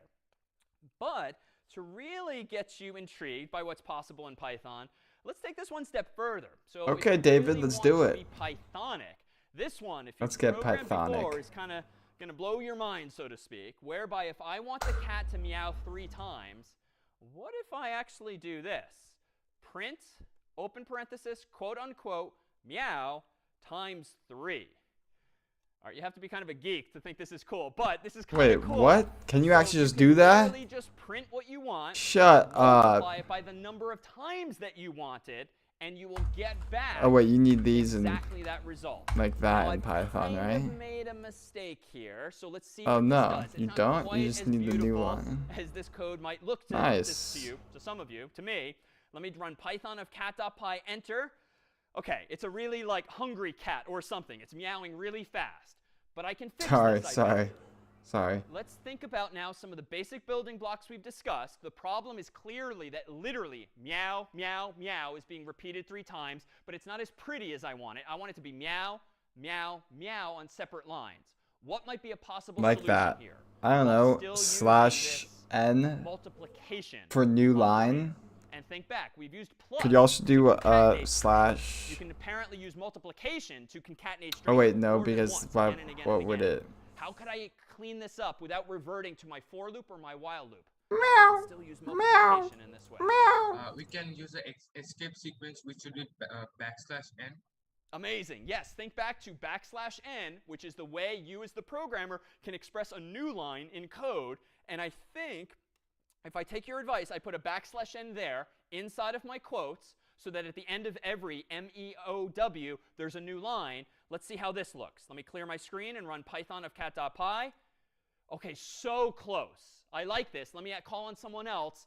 The only thing I don't like, and I know I'm being really nitpicky now, is that it's meow, meow, meow on separate lines, but there's kind of this extra blank line, which I'm just not Wait. loving aesthetically. I think What you extra can blank line? make end equal to colon, not backslash n. Right Yeah, there. so here too, like all of these things we've seen in past weeks are kind of coming together, right? Recall that the print function lets you control what the line ending is. By default, it's \n itself, which is why at the very end of this print, the cursor is being moved again to the next line. Well, we need to just override that. So let me go into my code here, and let me change this to comma end equals quote unquote, so that it's no longer the default \n. It's instead now going to be nothing whatsoever. That should eliminate then hopefully that additional blank line. So let me run this one last time here. Python of cat.py, enter, and there we have it. So now, you know, at least as programming goes, it's kind of cool that I can distill this into a short line. Kinda, David. And express myself all at Very once. cool. Now, to be fair, it's a little less readable. Like now I've got \n, I've got ×3, I've got end equals quote unquote. So you don't have to do things this way. My previous approach with a for loop, totally fine. My previous approach with a while loop, totally fine, and in some sense, perfectly well designed. But this is just yet another way to do it, but it's not a good thing if you or your teacher, your colleague, your friend are going to struggle to read your own code. But this is a feature of Python that some languages do not, in fact, have. All right, well, let me propose that things get more interesting still if we're not just meowing 3 times only, but we're meowing some variable number of times. Let's ask the user how many times this cat should meow. So let me clear the screen here, and let me figure out, well, how do I get a number from the user? The catch here is that if I want the user to give me a number, I'm not doing math per se, I'm meowing, and therefore the user has to give me a positive value. The user has to give me a positive value. So how can I insist on this? Well, if I just do this, n equals int of input, what's n, question mark. Well, I want to check, like I could say if n is less than 0, like if it's negative, well, I could do this. Well, then ask again, int input, what's n, question mark.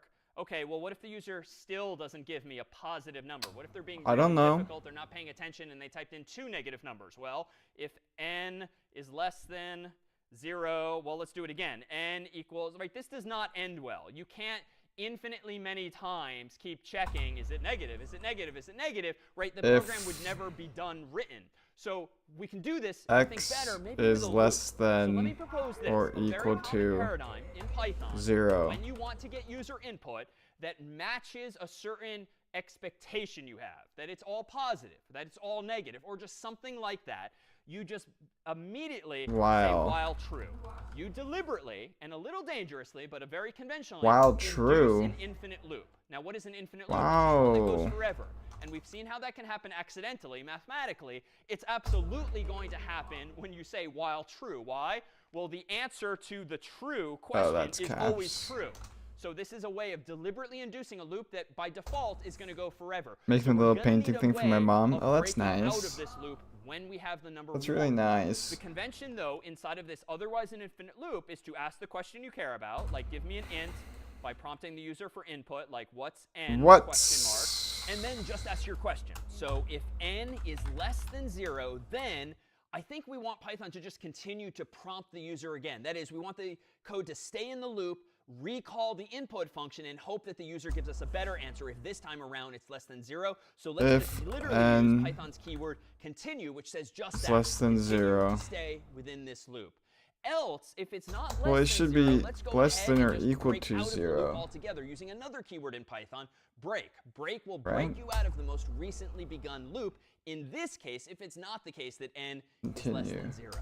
So this will work, and it will allow us to get a value that's 0 or greater from the user, but I think we can tighten it up further so as to not bother having an if and an else. Why don't we instead just say, if n is greater than 0, go ahead and break. guess you in should. fact, it's not that interesting a program if we even allow the user to type in 0, so let's wait until they give us an integer that is greater than 0, and then break out of this loop. You finished? And Nice, what can I now do nice. down here? For I in range of whatever that value n is, print Don't n. give up, there's And honestly, I don't progress. need I here, so let me come back to that principle before, and let me just change it to an underscore just to be Pythonic, if you will. I won't so give what's up. going on I will learn is this. program if we even allow the user to type in 0. So let's wait until they give us an integer that is greater than 0 and then break out of this loop. And what can I now do down here? For I in range of whatever that value n is, print meow. And honestly, I don't need I here, so let me come back to that principle before, and let me just change it to an underscore. Underscore, yeah. If you will. So what's going Jake. on? Lines 1 through 4 deliberately implement an infinite loop that otherwise by default is going to meow go forever. But I'm asking a question inside of that loop. After getting an int from the user on line 2, Getting int. checking, is it greater than 0? Or is it 0? Is it negative? If it's greater than 0, then it's going to break. At least one time. So if it is greater Then than it's 0, going to check and if this break it's... statement, even though it's indented twice, has the effect of breaking out of the most recently begun while loop. So once the user gives you a positive value, then we get to line 6, at which point we meow that many times because of line 6 and 7. So if I run this now, Python of cat.py, enter, well, what's n? Let's start with 3, where we began. Meow, meow, meow. Well, this time, let me go ahead and increase the size of my terminal window just temporarily. Let me run Python of cat.py. Let me do it 10 times. Meow 10 times now appears on the screen. And the takeaways Dun, here dun, are just dun. 10 times or do something again and again. But this is a very common paradigm in Python when you want to do something again and again and again, but only until the user actually gives you a value that you care about here. And let me propose, actually, now that we practice a little more what we've been preaching, especially when it comes to, say, writing your own functions.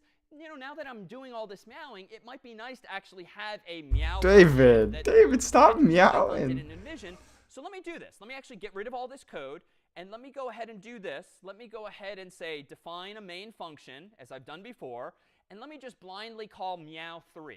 Meow doesn't exist yet, but when it does, that'll be great. So let me go ahead now and define meow.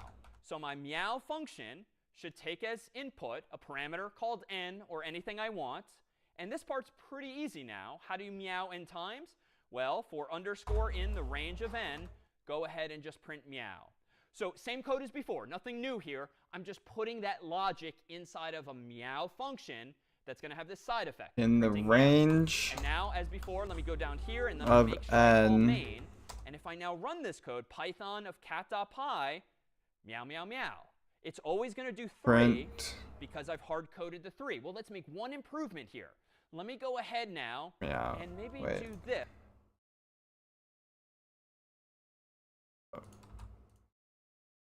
Oh. Let me ask the user for a number. So let's say something, and maybe do this. 3. Well, let's make one improvement here. Let me go ahead now and maybe do this. Let me ask the user for a number. So let's say something like this. Number equals get number. All right. Unfortunately, there is no function in Python called getNumber that gets a positive number from the user. But I can invent that. So define getNumber. Hold on. Let's do this. Define get. What? That's not going to auto type or whatever. Does this have to be something else?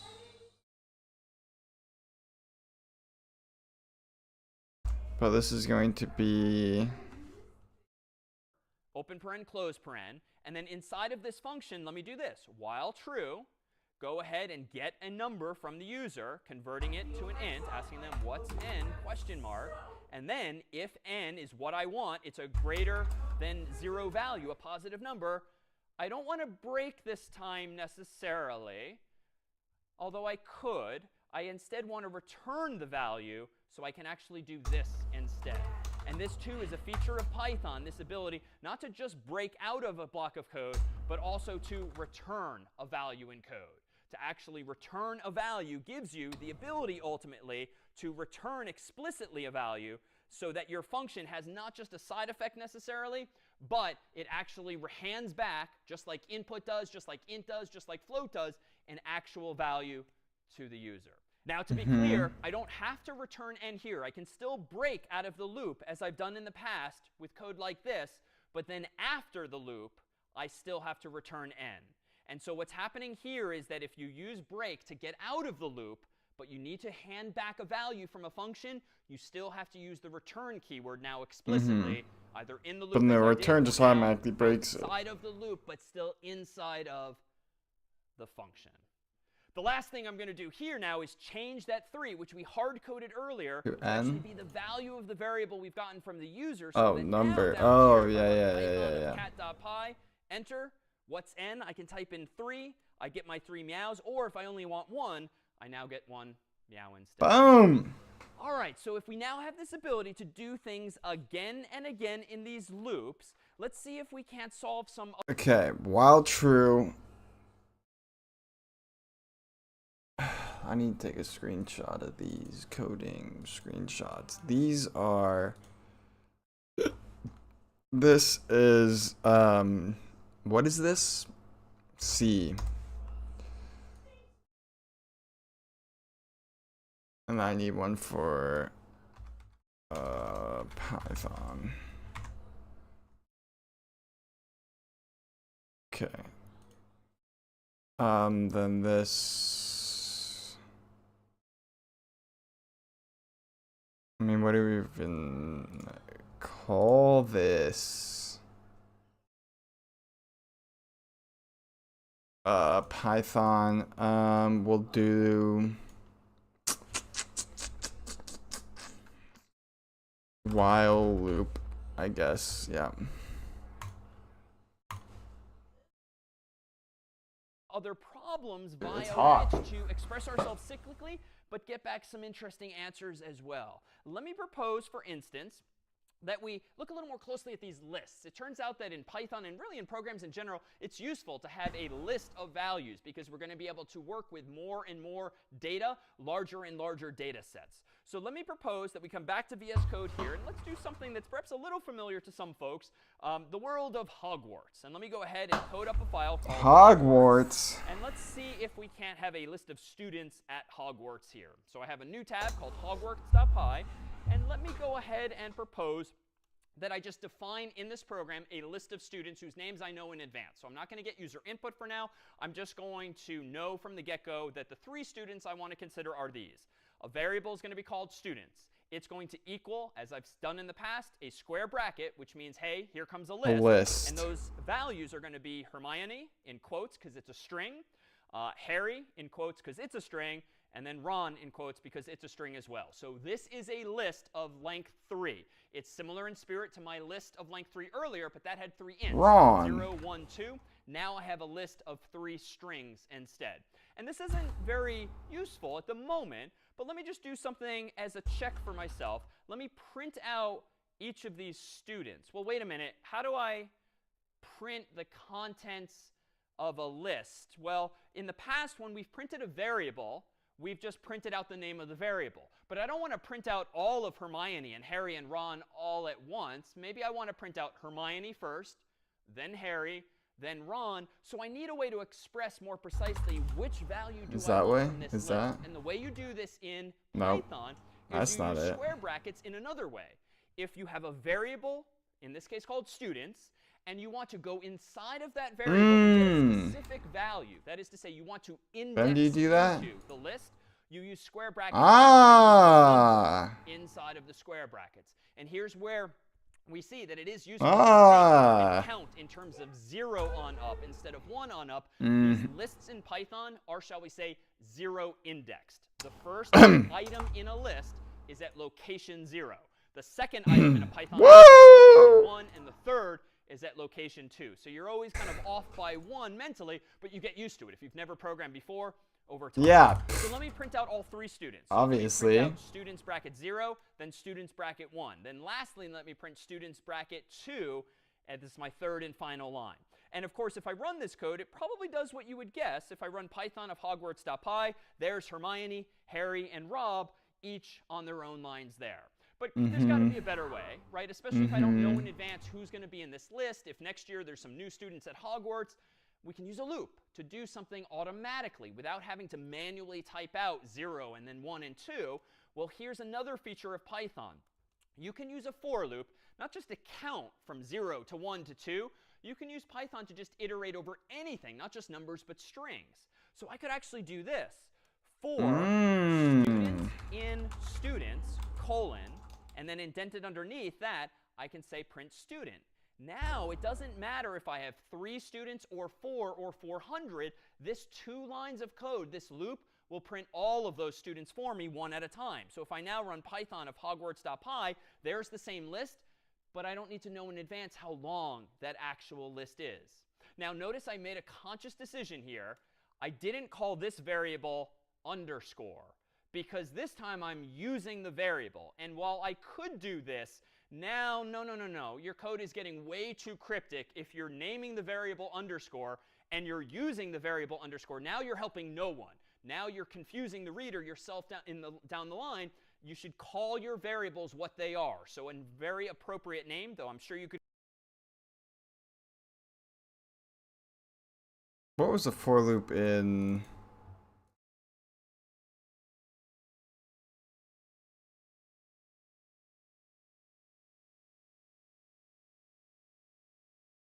Yeah, I feel like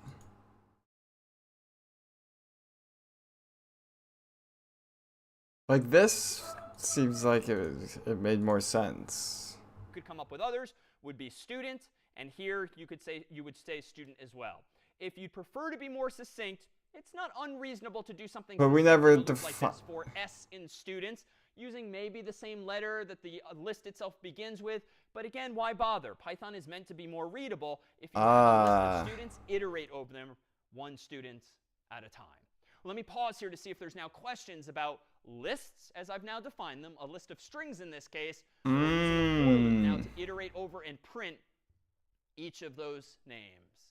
Yeah. So this doesn't matter. It's not necessary to initiate student in this case, or we can just declare a variable in the loop. Oh Good question. no. You do not need to manually initialize it. Python takes care of initializing the student variable to Hermione first, then Harry second, then Ron third. Unlike other languages, you don't need to initialize it to something yourself. It just exists and it will work. Why? Other questions on loops and lists in this way? Since you described break, so is there any concept of continue so that we can skip a particular case in loops? Yes, you can continue using another syntax as well. We haven't shown that. For now, we focused only on break. Okay, sure. Can this for loop work with either hash tables or different kind of iterables or arrays? Indeed. So we're getting ahead of ourselves there, but there are yet other types of data in Python. And indeed, you can use a for loop to iterate over those as well. Anything that is iterable, so to speak, is a piece of data that can be used with a loop like this. But more on those soon. In fact, let me transition here to show just another way of solving this same problem, because up until now when we've used loops, we really have relied on numbers, and that's fine if you prefer to sort of stay in that space. Suppose I did want to iterate using numbers like I and 0, 1, 2, and so forth. Let me propose that we could change this code as follows. If you would prefer to think about, or if the program you're trying to implement requires that you use numbers like this, you might do this. For I in, well, I don't want to just say students, because then I is not going to be a number. I is going to be literally Hermione, then Harry, then Rob. I need to iterate from 0 to 1 to 2, right? If I know a list with 3 elements, has these locations, 0, 1, 2, I need to create a loop somehow that starts at 0 and ends at 2. Previously, when I wanted to do that, I needed range, but this 2 is not going to work. I can't just say in the range of students, because students is not a number. It's not an integer, so you can't pass it to range. Range expects an integer. But there is a solution here. It turns out that there is a function in Python called length, or len. Changes the string to a will tell you the length of length. the list. Yes. And other things down the line too. And now I think I can assemble these building blocks in a way that can allow me to use numbers in this way. So range doesn't take a list of strings, it takes a number. And ideally that number is going to be 3, so I get a range of values, 0, 1, and 2. Len. So I think I can nest my functions like this. Len. If I first get the length of the student's list, that's going to be 3. Then I pass that return value as the argument to range, that's going to give me back a range of values, 0, then 1, then 2. And what that's going to allow me to do then in code if I want is not just this. I could do print now students bracket I. And this is now where the syntax we're seeing is getting very expressive, new, and perhaps unfamiliar. But if I can do open bracket 0, close bracket, or open bracket 1, close bracket, or open bracket 2, close bracket, turns out I can actually put a variable in there. And I can express any number inside of those brackets so as to print these all out dynamically in a loop. Let me do this. Python of Hogwarts.py, enter. There's Hermione, Harry, and Ron. And now if I'm just curious, if I just want to poke around, or maybe I want to do a ranking, like who are the top 3 students in the school or in Gryffindor, well, I can print multiple things at a time we've seen. Let me print out not just the students at location I, but rather let's print I first and then the student at location I. So 2 things to print, and we know that print can take 2 arguments. We've seen that before. They'll be separated by a space. Let me go ahead and rerun this. Now I see that, OK, Hermione is the top student, but she's in 0th place. That's a little weird. Like, we don't need to show the human using my program that we started counting at 0. I can clean this up. I can just add 1 to the I up here. And now we see sort of a top 3 list of students. Hermione's number 1, Harry's number 2, and of course Ron is number 3. So we can get access to all of those same values as well. Are any questions student now 1. On these lists? This is I. This length, these ranges, Ron, or otherwise. Hermione. My question is, for I in range, can you explain this once more? Sure. Still looks cryptic. Yeah, So that's what I rewind in need. time. We started off doing this. For I in 0, 1, 2, and then we printed out meow 3 times in that way. The way that the for loop works is that it creates for you a variable that I've called I, but I could call it anything I want. It then assigns I initially to the first thing in the list. It then automatically assigns I to the next thing in the list. And then it assigns I to the third thing in the list. And each time, it does all of the indented code underneath.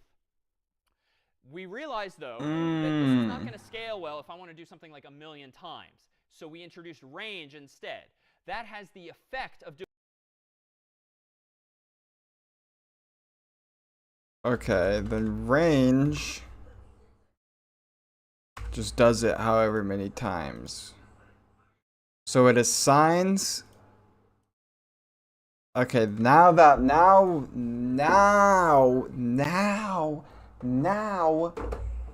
it makes sense. That I can be anything.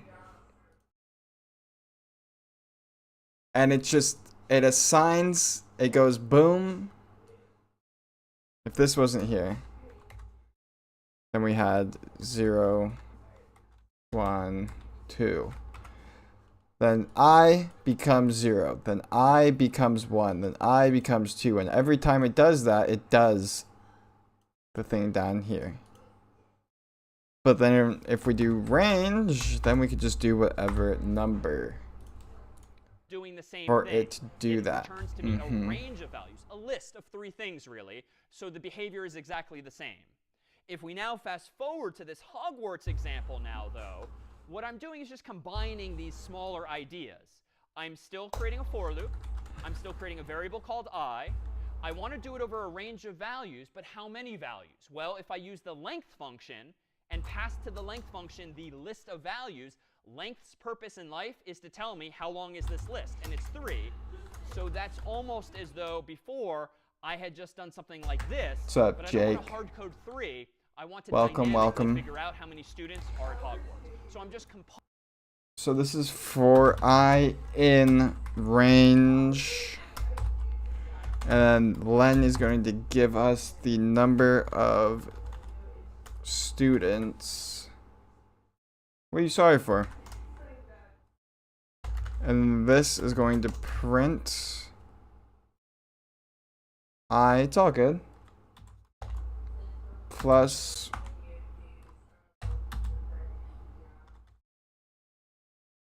students of I. Okay, so I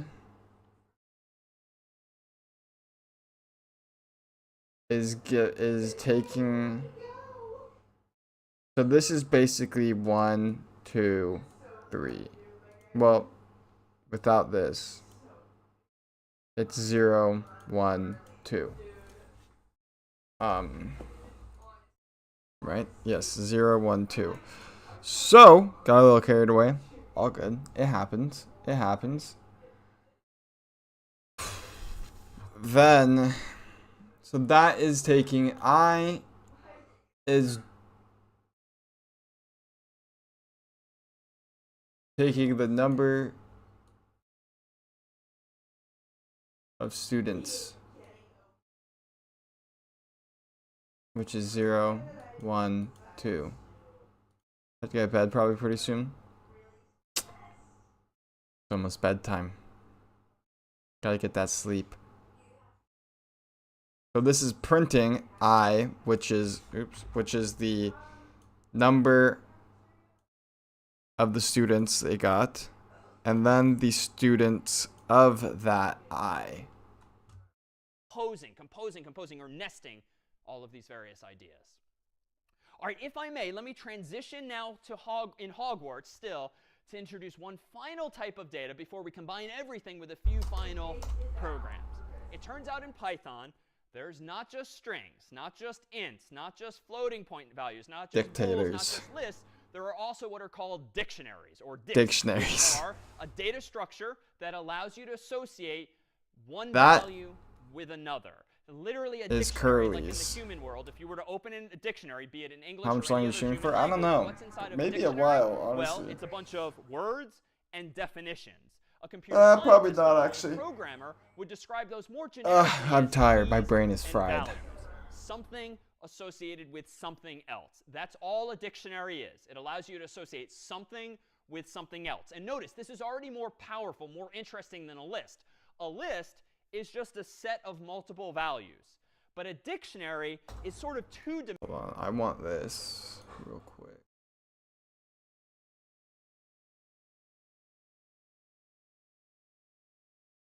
Like 1 more hour? Yeah, probably around there.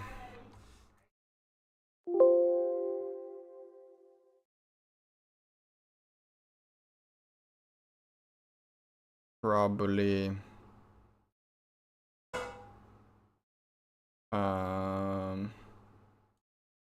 Boom. Save as 4 range.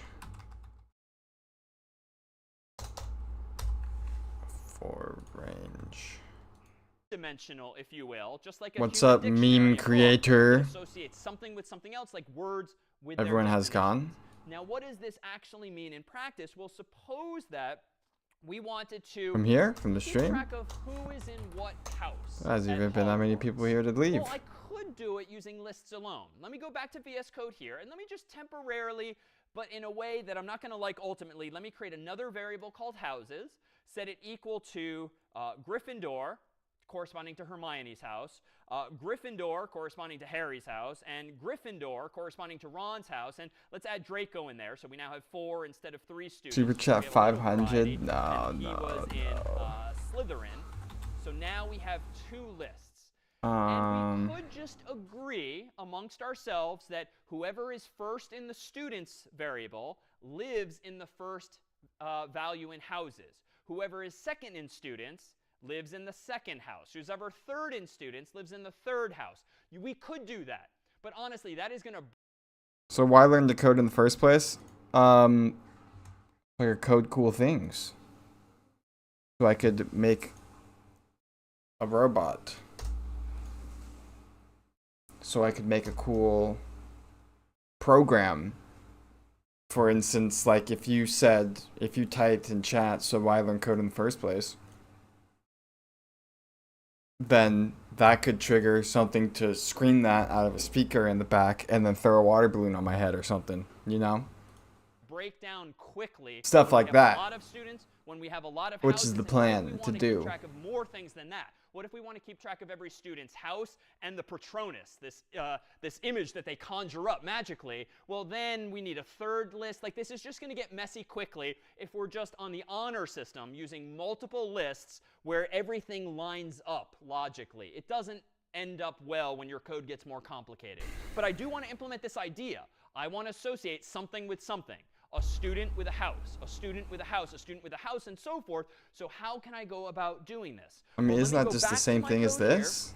and let me propose that we do this using a Python dictionary. And this is the last of the new syntax, really, that we'll see.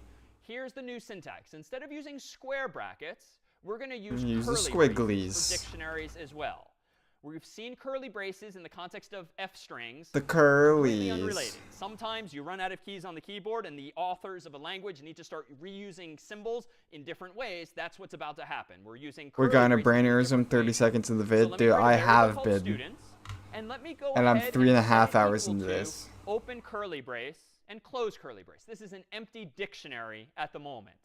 And here's how a dictionary works. It allows you to associate something with something else. And you do that like this. Hermione, quote unquote, colon, and then the value I'm gonna thereof. need to What do you want to grab associate this. with Hermione? Well, Hermione. Gryffindor. What do I want to associate Harry with? Well, I want to associate him with Gryffindor. What do I want to associate Ron with? Well, I want to associate him with Gryffindor. Well, this is actually not going to, this is going to get very ugly quickly. Once we add in Draco and Yeah, Slytherin, you're my telling code is gonna me. get too long. It's going to start wrapping. So this is purely aesthetic. It is perfectly acceptable in Python and other languages to format your code a little more readily and just add new lines if it makes it more readable. And one way of doing this might be as follows. I still have my curly brace up here. I still have my curly brace down here. But notice it's a little more readable now in that I have my keys on the left, my Yeah. somethings, and my values on the right, my other somethings. It's just a But little easier like- to skim top to bottom. You could format it differently as well. But I'm going to go ahead and add in now Draco, who lives, of course, in Slytherin. So And now I have who- each of these keys on the left and values on the right, which is really, again, just a code implementation of this idea. A little chart that you might write up with paper pencil when associating something with something else. So how do I now use this code in an interesting Slytherin. way? The syntax is almost the same. If I want to print out the very first student, Hermione's house, I could do this. Print out the name of the variable. What was I using but before need to go Python? inside C. of the variable. I need to index into it. C What's language, neat about which is dictionaries allegedly is that harder, whereas right? lists have locations that are numeric. But 0, 1, I don't know. After a 2, few days of Hermione, doing that, it Harry, might just be Ron, crazy. It's respectively. probably gonna be Dictionaries Python's probably gonna be easier, like doing advanced stuff. allow you to use actual But I words mean, as your indices, so to speak, your indexes. To and it get might be inside because of I it. already did that So for if you 3 wanna days, print so like out my mind's stuck on Hermione's that stuff. house, the key you care about is quote unquote Hermione, and what this syntax here will do, notice it's not a number 0 or 1 or 2. It's literally Hermione's So then name. it's gonna This print is like going to the chart earlier and saying, all right, Gryffindor. give me Hermione is my key, Gryffindor is the value. That's what we're doing here syntactically. We're looking up Hermione and getting the value thereof. There it so if I is. go back to my code, that should print out Gryffindor. And if I do this a few times, students bracket, What'd I quote, do? Harry should give me Harry's house. Print students, open bracket, Ron. That should give me Ron's house. And then lastly, if I Heard a do lot this about with students, Python, bracket, but I couldn't last 30 minutes trying to learn it. Did you try that, or you just think you can't?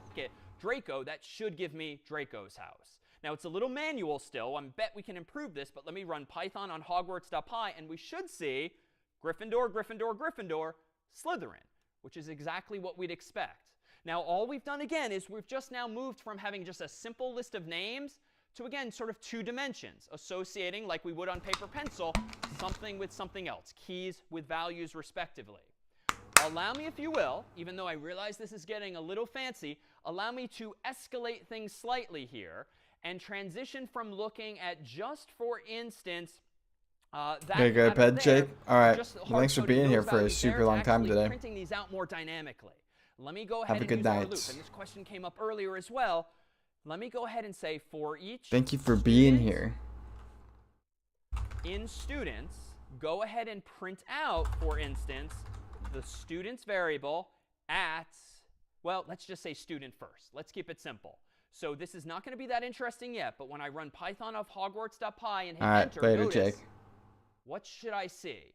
Let me take a question here to see what am I going to see when I hit enter now, when I'm doing for student in Hermione? students. Yeah, I think we We're would gonna only see keys. Perfect. So good intuition. It could have gone both ways. Could have been values, the houses.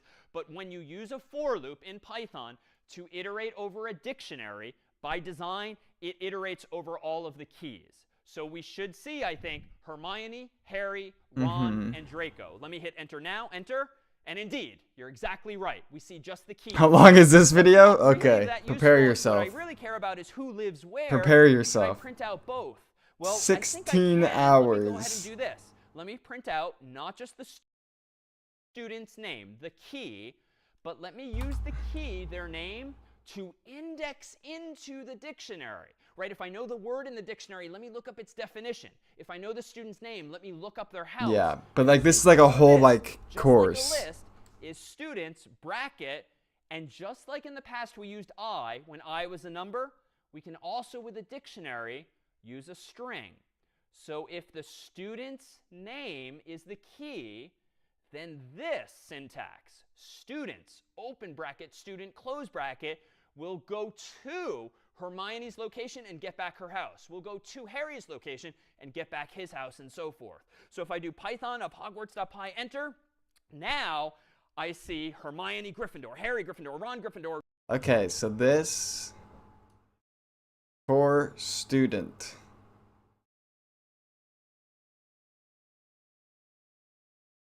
So the for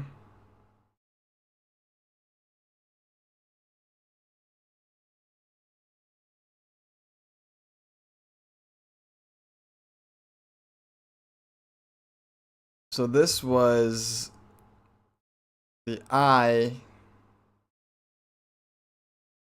That's right, it attaches it to that. So for the for loop, the student attaches basically saying that that's this. And then it does all this. And then it goes student is this, then it does all this, then student is Ron, then it does all this, then student is Draco, then it does all this. So that's basically saying, so for each one in students, Pocky Challenge, dude, that thing was, I mean, I think the video speaks for itself. That was all, it was crazy. Because I am so bad with Spice. So that was, I hit a wall. I thought I was going to die. So then it takes student. And then since student is the first thing, it's going to say Hermione. And then it takes the list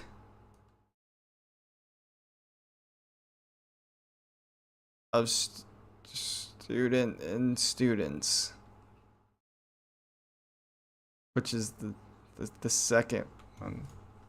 Enter will this when I is student. Let me look up their house, and the syntax for this, just like a list, is students bracket, and just like in the past we used I when I was a number, we can also with a dictionary use a string.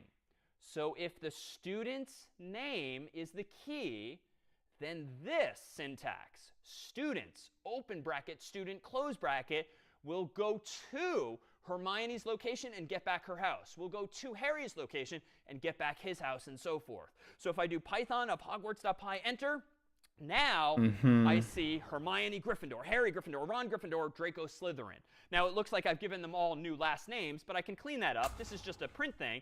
Let's go ahead and change our separator from the default space to maybe a space comma, and just using print features now.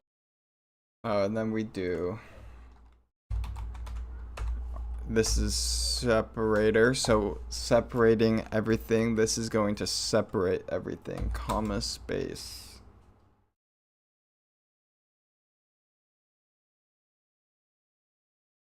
Hermione. Harry Potter, Harry Potter, Harry Potter. You used to get so much views, yeah. And enter. Now I've just got some nice pretty I commas did. in there to make clear that Hermione's Back in the last day. name is not in fact Gryffindor, but that's just a print detail. Any questions then on these dictionaries and what I've just done? Questions on these dictionaries and this looping over them here? I just can't get my head around the for student in students. Does if I'm just correct me if I'm right.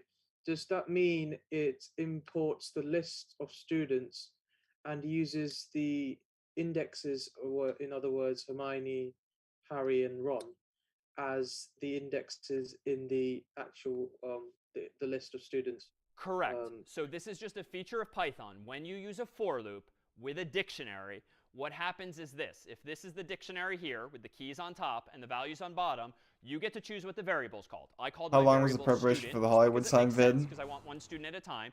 And what the for loop I mean, like, sleeping there? The sleeping there one?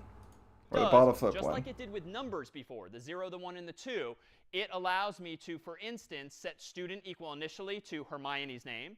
And then the next iteration of the loop, the next cycle, sets student equal to Harry's name, then Ron, then Draco. It just kind of happens automatically like that. So sleeping there wasn't really that much preparation. We were like, oh, I was like, okay, geez, the video obviously blew up of the bottle flips. I was like, okay, we got to do this. I was like, okay, let's pick a day. Boom. Let's go. I'll grab a few things, maybe grab something to sleep on. Planned out kind of like what I wanted the video to, like certain things I wanted in the video, and that's it. And we just went, That is what the filmed Python interpreter does for you when it sees a for loop like that. So it's very similar in spirit to iterating with a for loop. I mean, over so a much list. like no preparation that afterwards I was like, wow, did we even like film enough? Like, did we get enough stuff? But rather than iterate over the numeric location 0, 1, 2, it iterates over the bold-faced keys in this representation here graphically. And allow me to give us one other example on Hogwarts before we look at one other familiar domain. At the risk of things escalating a little bit, let me propose that we continue the story with one final Hogwarts example like this. What if we have more information about each of our students? And this is kind of inevitable, right? If you're implementing a program that's a database with people or customers or employees or anything else, you can imagine having a lot of data about anything you're representing in your program here.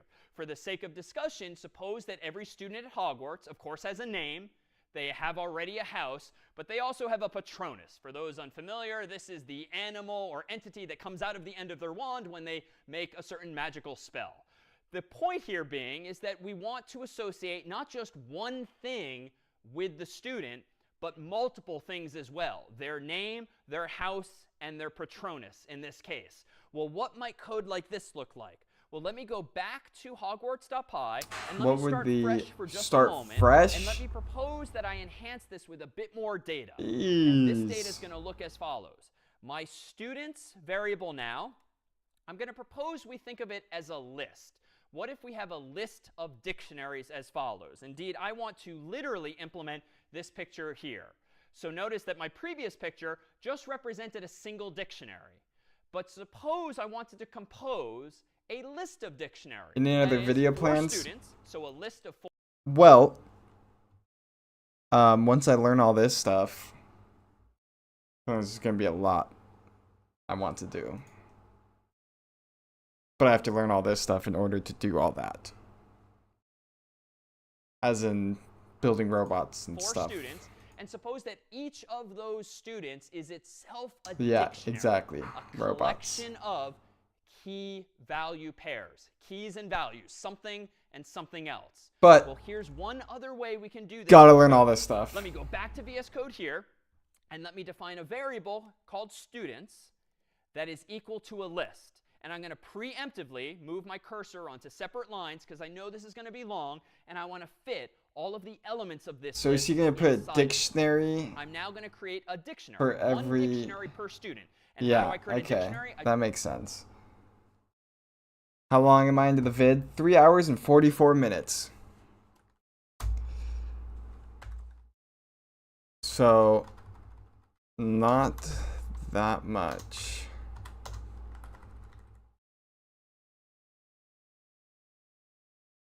Yeah. Yeah, this is going to... Oh, this is going to be a lot.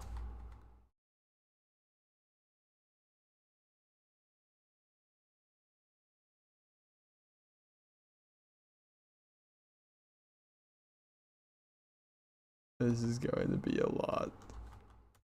It's okay though, because in a few months or however long it takes, right? Like,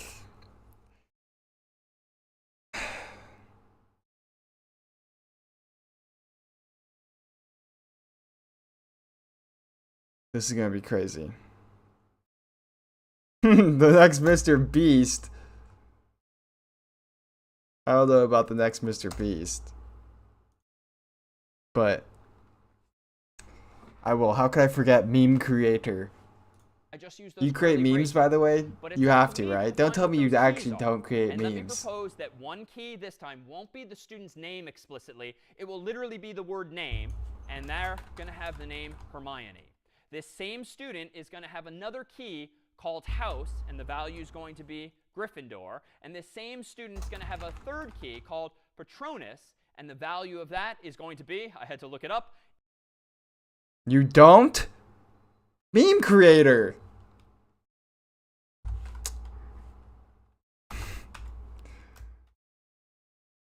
Honestly, it'd be like that sometimes. You know?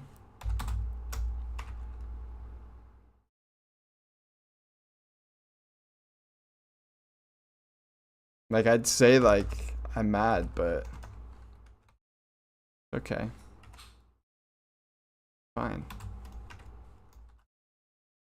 Otter. Dude, what am I typing? Like, what is all this? So then this...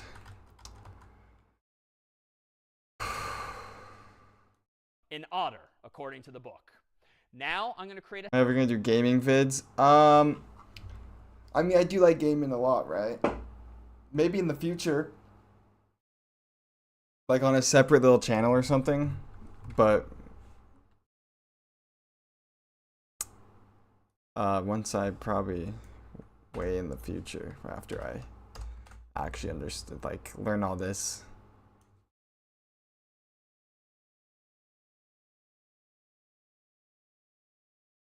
Ben Gaming. A second dictionary inside of this. No, And it'd probably again, be like a dictionary is low-key literally like the human dictionary of channel. words. I think I'll probably It's a call it book Blem. that contains keys Because and that's like my values, gaming words name. and definitions. What are the 3 words I'm storing in each of my dictionaries? Name, house, and Patronus. What are the definitions of those words for Hermione? Hermione, Gryffindor, and Otter, respectively. For Harry, the definitions are going to be different in this new dictionary. Let me give myself another pair of curly braces and say this. Name, quote unquote, colon, Harry. House here is again going to be Gryffindor. And this one I knew. What is this? Patronus is going to be, in this case, a stag. All right, next, a third I dictionary. don't watch Harry Potter. I don't know this And stuff. I'm going to go ahead and do that just like this. Next, I have the house, and he too was Gryffindor. Lastly, had to look this one up. Ron's Patronus was a Jack Russell Terrier. Lastly is Draco in a fourth dictionary now, so another pair of curly braces. What is the name that? of the student is, of course, Draco. The house of this student is Slytherin. And Draco, interestingly enough, at least according to the internet, has no Patronus, was never revealed in the books or the movies. So it turns out, this is actually a wonderful teachable moment, there is a special keyword in Python that is literally none, N-O-N-E, with the first letter capitalized. If only every viewer was a This subscriber. represents officially the absence of a value. Then I that could one a little short would give sloppily me do like something like over quote, 30 million unquote, but subscribers. Does that mean I didn't get around to typing it or not? It's a little clear semantically to say literally none, a special keyword in Python. Do you want to learn Python from scratch? Yes. At Log to That's what I'm Base, trying to learning do. Python is just like watching an animation movie. You can learn the concepts quickly with our visually engaging animation. To make clear that I know Draco has no Patronus. It's not just an oversight on my part. Now that I have this, what do I have in the computer's memory? I have a list. How do I know it's a list? Because I see a square bracket at the beginning and another Bracket square was bracket not at the end. That's just my closed. visual How is this clue. not Okay, I don't know closed? necessarily what else is going on here, but there's a list of something. What is in that list? Well, here too, the syntax is our clue. Because this line 2 starts with a curly brace and ends with a curly brace, I just know that is a dictionary, a collection of key value pairs. Wait, you were a meme? Was I a meme?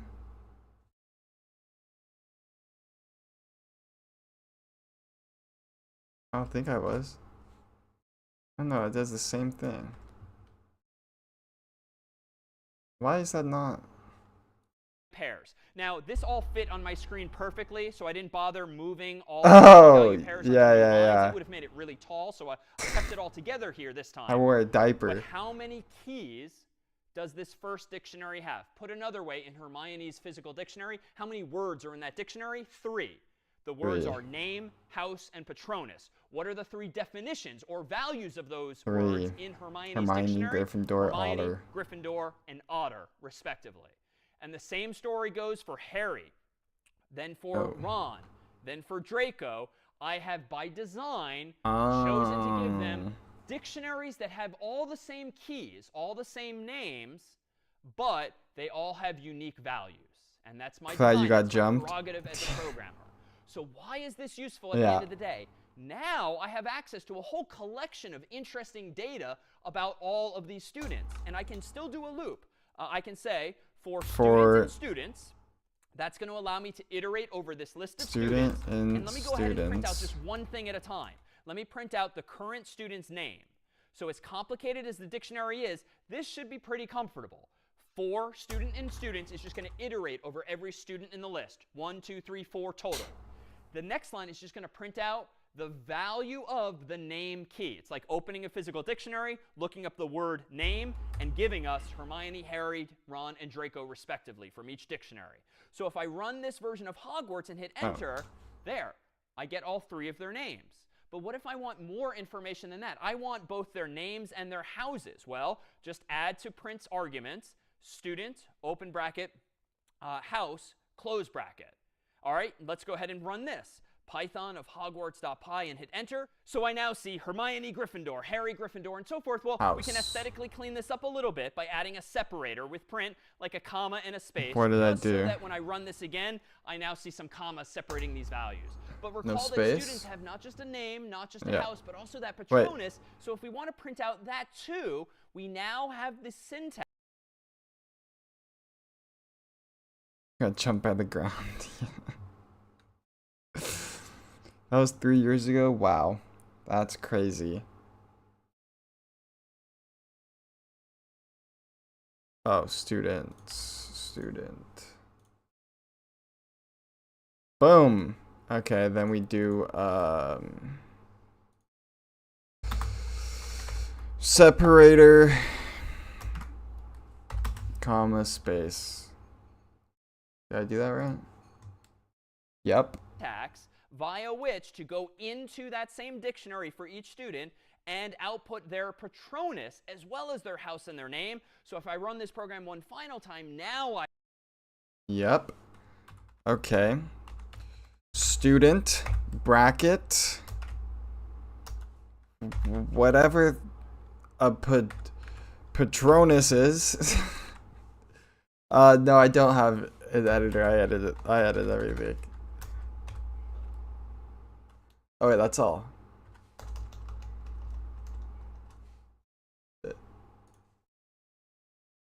Here we go. I see all of the data in this here dictionary. So this is a lot to absorb all at once, I'm sure. It's the last of our new data types. On top of lists, we have these dictionaries. But again, a dictionary at the end of the day is just a collection of values similar to these values here that allow you to associate keys with values. And the first version of this program associated literally the students' names with their houses. But then I realized in my next version, wait a minute, what if every student has not just a name and a house, but a Patronus? Let's actually standardize the names of our keys to be name, house, and Patronus. And then the values of those keys can actually be the data, like Hermione, Gryffindor, Otter, and so forth. Questions now? on these dictionaries and iteration thereof. Dude. I just was Yeah. wondering if suppose Screw the dictionary Gryffindor. is very huge, and if I want to look up for a specific student, so how do I know where to look that student from? Like, can we sort it out in alphabetical order or numeric order or anything like that? In short answer, yes. One of the features of Python is that it makes these dictionaries very highly performant for you. That is, even if they're very large, as they will be in future weeks when we manipulate more data, Python will find the data you care about quickly for you. And in fact, that is a feature of the language. That is a feature of a dictionary to get you the data quickly. And there are functions that you can use. You can sort the data. You can sift through it. You can do But how do we very performant just operations, get- as we eventually will. Allow me then to propose, as we wrap up Hermione these loops, stuff. that we We solve do just a few one. final problems that will perhaps evoke fond memories of yesteryear, at least for me, wherein one of my favorite games growing up was this one here on the original Nintendo. And this is a two-dimensional world where the characters move up, down, and right, not so much to the left, in jumping over pyramids and obstructions like these. And allow me to propose that we use this just for inspiration, not to do something that's quite as colorful or graphical as this, but just to focus on, for instance, this barrier in the middle Oh my god, are of we the going to world make something here like that? Mario or Luigi had to jump over. And so this here seems to be like 3 bricks stacked on top of one another. And we won't do things quite graphically, but let's just implement a very simple Python-based version of this textually, using maybe just hashes for bricks. Because there's a pattern here, one on top of the other, and I bet we can solve this in any number of ways. Well, let me switch back over to VS Code here. And let me propose that we create a program All called gone, just like that. Mario.py using code in the terminal window. And then up here, let me start by implementing that same picture as simply as I can, printing out just literally the hash, and then the hash, and then a third final hash. This is going to be a very textual approximation of it, but I think if I run Python Mario.py, I've got a very simple version of that same column of bricks, so to speak. Yeah, no, makes But you sense. can imagine that certainly in a game where maybe these the columns get higher or lower, it would be nice to write code that's actually a little more dynamic than that and doesn't Why, just you use don't print, want to print, just print, which keep is literally copying and copy pasting? paste, it would seem. So let me at least Guys will adopt some of skateboard? today's No. lessons learned I and instead don't. do something like this. But one of the things I want to make For is a skateboard that like underscore in does its own range of tricks. 3, let's now print out just one of these at a time. But the fact that I've now used a 3 to range means if I want to change it to something bigger or smaller, I change it in one place, not in 3 or more places. And this code 2, of course, if I got it right, is just going to print out the exact same thing. So we're iterating here. But let's see if we can't now integrate our discussion of writing functions of our own to begin writing something a little more dynamic and solving more complicated problems ultimately. One of the nice things about functions is that they allow us to not just write code that we can use and reuse, they allow us to create abstractions, if you will. An abstraction is a simplification of a potentially more complicated idea. And we've seen this a few times over the course of the weeks. For instance, we had a function called hello, which granted didn't do all that much. It just printed hello, but it allowed me to think about the function as exactly what it does, not generically printing something, but literally saying hello. I've been able to get a number using something similar by defining my own function like getNumber. Well, let me go ahead and, for instance, assume for the moment that I've had the forethought to, in my function main, use a function called printColumn. That seems as good a name as any to use a function that prints a column of bricks. Well, how can I go about now implementing this abstraction, this simple idea, print column, with actual code? Well, we've seen before with def, we can do just that. Let me define a function called We print define. column. Let me accept as its input, generically speaking, a parameter called height. I could call it n or h, but I'll be a little more explicit now with height, just does so I that remind go? myself what it's doing.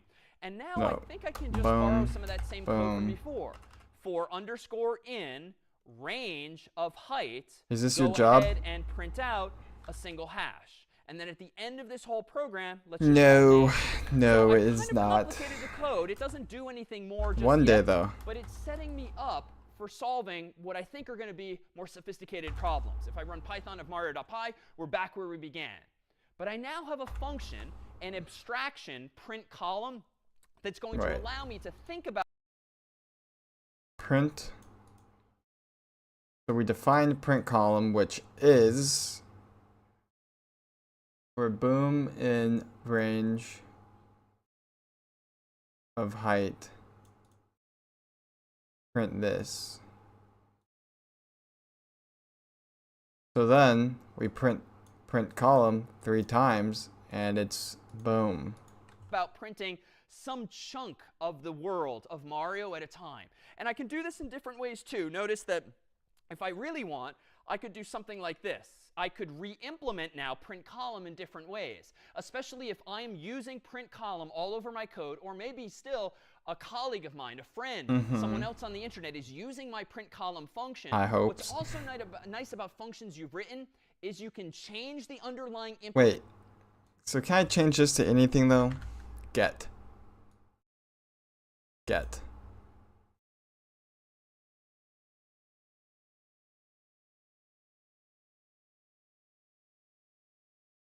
So, hello. Gonna be the next Mark Rober. That would be crazy. So why does this have to be height when we don't put that anywhere else? In range parameter range. Return an object that produces a sequence of integers from start to stop.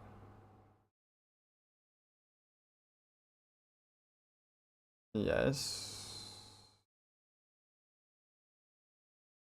Okay. Implementation details of them, but so long as you don't change the name of the function or its parameters or what it returns, if anything, no one else knows the difference. You can change the internal implementation as much as you want if you want to improve it or make fixes over time. Oh, this fan For is so instance, nice. Another way we could implement print column, recall, would be something like this. A bit clever with one hash and then a new line, and then maybe we could do multiplication of strings and then end this line with quote unquote.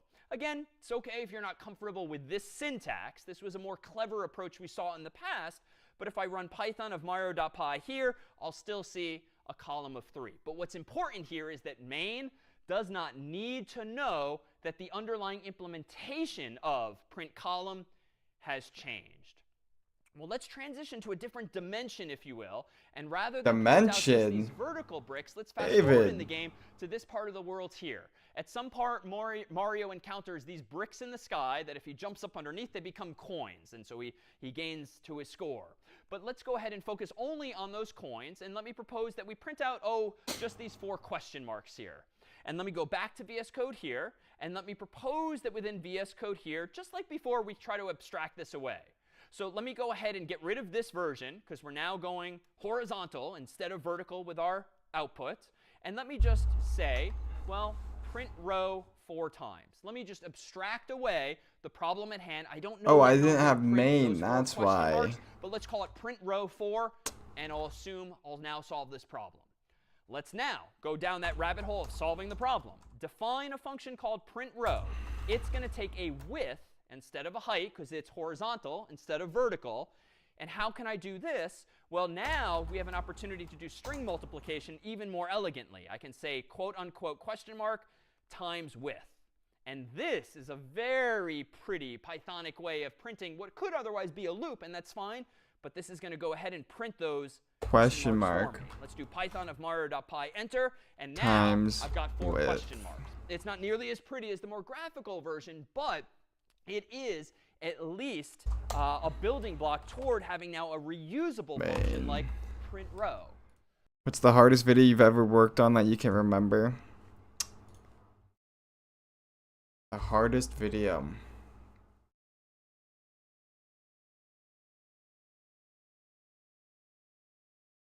I think it'd probably be the most recent one before the coding one of the surprising my brother, because just how much had to go into that. Or I think it's before that, the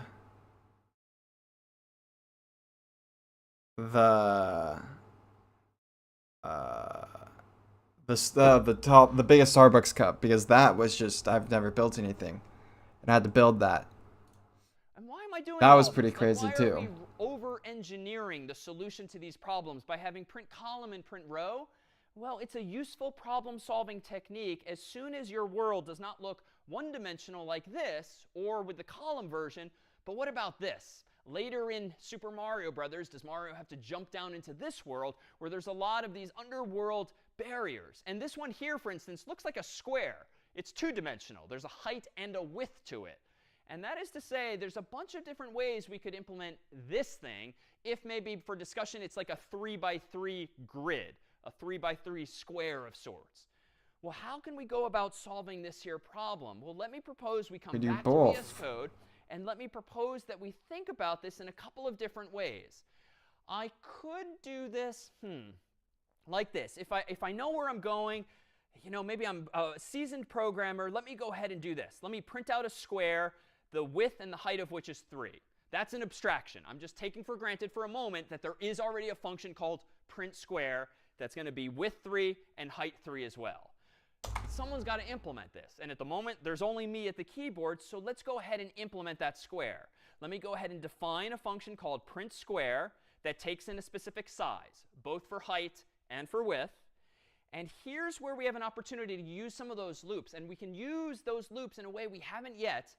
If I want to print out all of these rows, but also all of these columns, I now have to think not What just about stick 24 hours with straight in the the loop desert? allows, but I need to think Yeah, that was pretty hard too, but like at the end of the day, like old school typewriter or even a printer nowadays, it it was just being that, you know, like nothing was happening to us. We didn't have to like go do anything, go anywhere, print out one just have to line survive at a time, and while you're on and do that the stuff line, that the printer while we or were the there, you typewriter know. prints from left to right. And that's kind of the mental model to have with your black and white terminal window. All of the output for every example thus far starts at the top and goes down to the bottom, from top to bottom, left to right. So we have to generate our output, our square, in that same way. So let me propose that we do this. Let me propose that we know we need to iterate this many times, 3 or more generally size. So let me do this. For I in the range of size, what do I need to do 3 times? Well, I want to print out what? 1, 2, 3 rows of bricks. But within each row of bricks, what do I want to print? 1, 2, 3 bricks specifically. So if we go back to our diagram here, and I stipulate that it's indeed meant to be a 3x3 square, 3 wide and 3 tall, what do I want to do to print the first row? I want to print brick, brick, brick, brick, brick. Envelope or envelope? Brick, brick, It's brick. envelope. And the third row, brick, brick, brick. So I'm doing 3 things 3 times. There's a lot of printing that must happen. So let me go back to my code here and let me propose now that we think of this outer loop that I've just started as representing each of our rows. For I in range of size is going to ensure, no matter what I do next, that I can print out 1, 2, 3 rows, or more generally, size, where size could be 3, but it could be smaller or larger. What do I want to do on each of the rows? Well, just like an old school typewriter or printer, on each row, I want to print out brick, brick, brick, brick, brick, brick, brick, brick, brick. Well, that sounds like a cycle, some kind of loop. So maybe I can have inside of one loop another loop. I don't want to use I again because I don't want to use the same variable and mess up my counting. So I'm going to, by convention, use J. Very common to use I and then J, maybe K. But after that, you shouldn't keep nesting inside of each other. Let me go ahead and say for J in range of size 2, because it's a square, and then each of these rows, let me print out a single hash, but no new line. But after each row, let me print only a new line. So there's a lot going on here, especially if you've never touched Python, let alone loops. But notice what I've done here too, and I'll add some comments for clarity. For each row in square, for each brick in row, print brick. And here is where comments... For each row in square.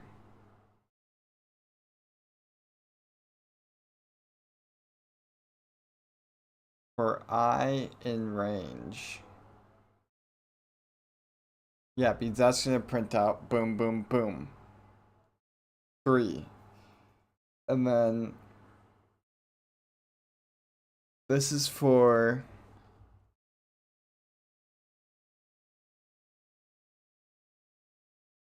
each brick in the row. But this ends... It ends the line.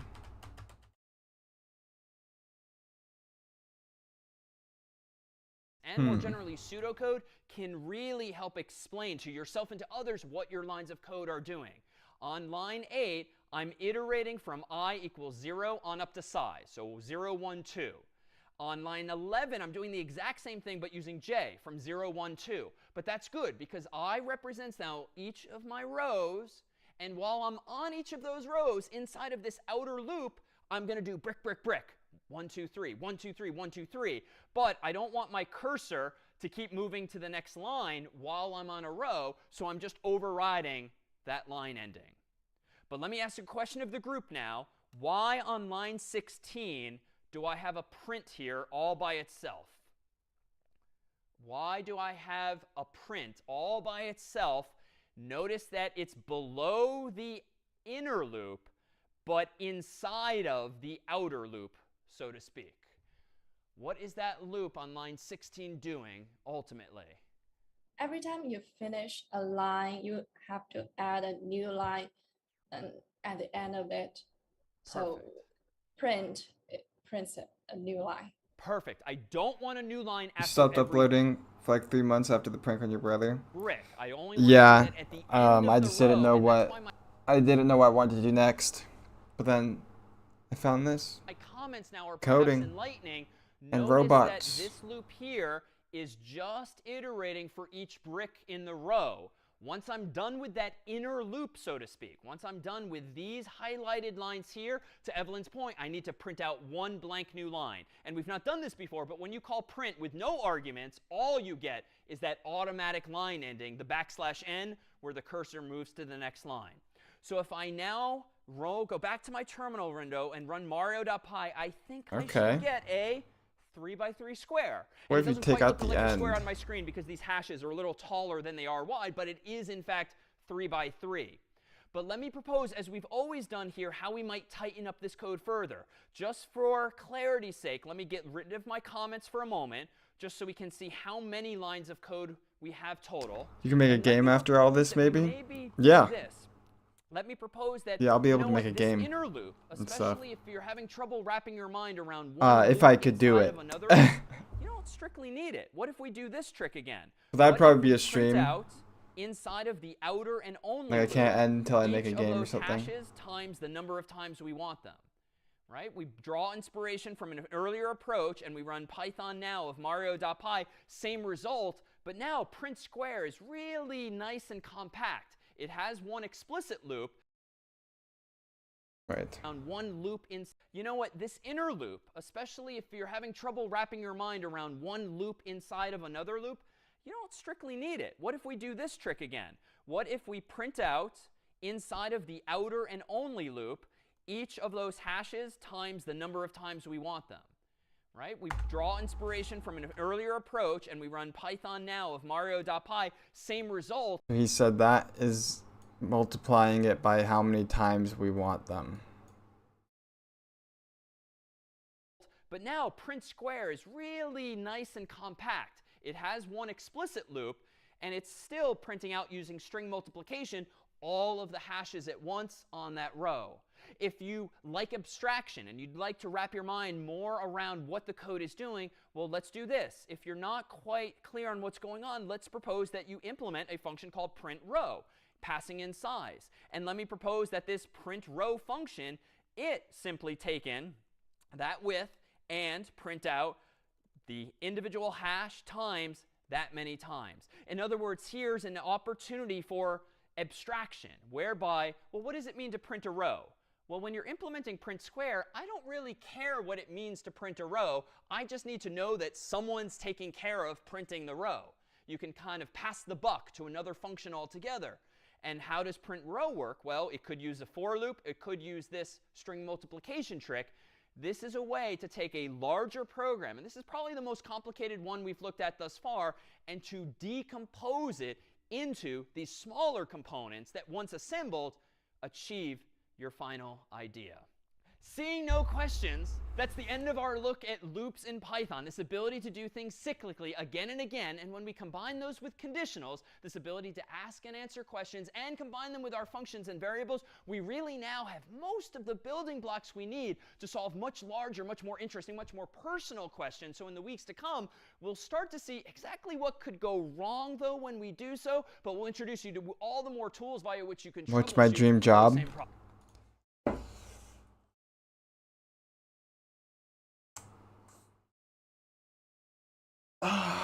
Being an astronaut. But if I can't be an astronaut, then I think it'd be very fun to do YouTube for as a job. Like, that would be absolutely crazy.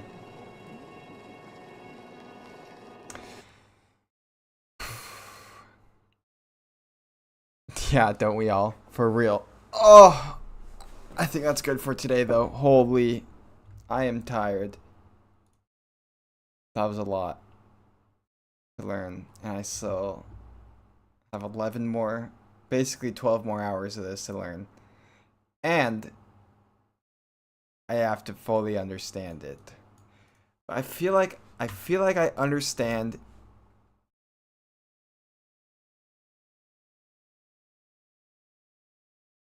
C more. But I don't know.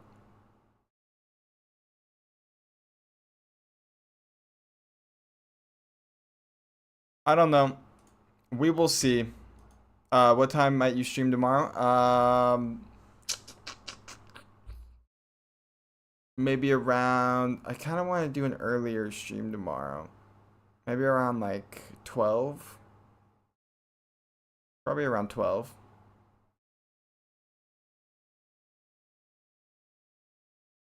Maybe I'll get a big old chunk of this out of the way. Oh, that was a lot. That was a lot. But we're making progress.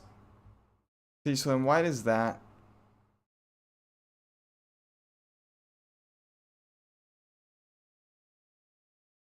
Then this is... I need to fix that. 10 to 12. Probably more towards 12.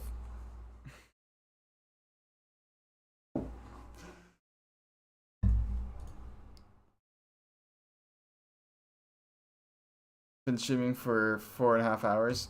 Yeah. I think so, right? Yeah, 4.5 hours. But that's 4.5 hours of... It's like basically taking a class for 4.5 hours straight. A lot. But tomorrow, hopefully, it'll be longer because I can... Maybe we'll take a break in between and play a game or something. I don't know. I don't know. You know? What do I know? I'm just trying to learn some code over here. Oh, but that is it. I'm out. Meme creator, I appreciate you. Again, this is like... What is it? This is the fourth stream? Fourth stream, and there's just been so many people coming and going in the chat. It's great. These are fun. As much as it is exhausting learning this stuff, it's fun. But I'm only looking into the future at what this will be and what it can be. Meme creator, I will always remember you. Yo, Zach! What's up? I'm just ending, but damn, thanks for coming by, man. I don't want to be a forgotten soul. Meme creator, like I said, how could I forget you? Your name, your picture name in like the chat also looks like an M&M. I hope you know that. I'm doing great, man. I hope you're doing good too. Long time no talk. creator, can you... Let me see. Can I pop this out? Boom, boom, boom.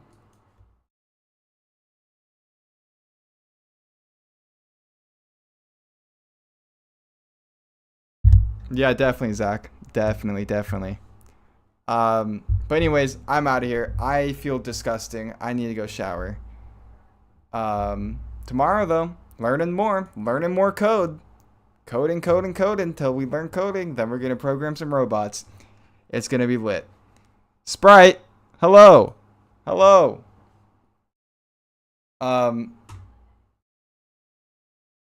Yeah. All right, tomorrow, around like 12-ish. All right. Sorry, Sprite. I'm sorry. I know you just got here. Hello. Goodbye.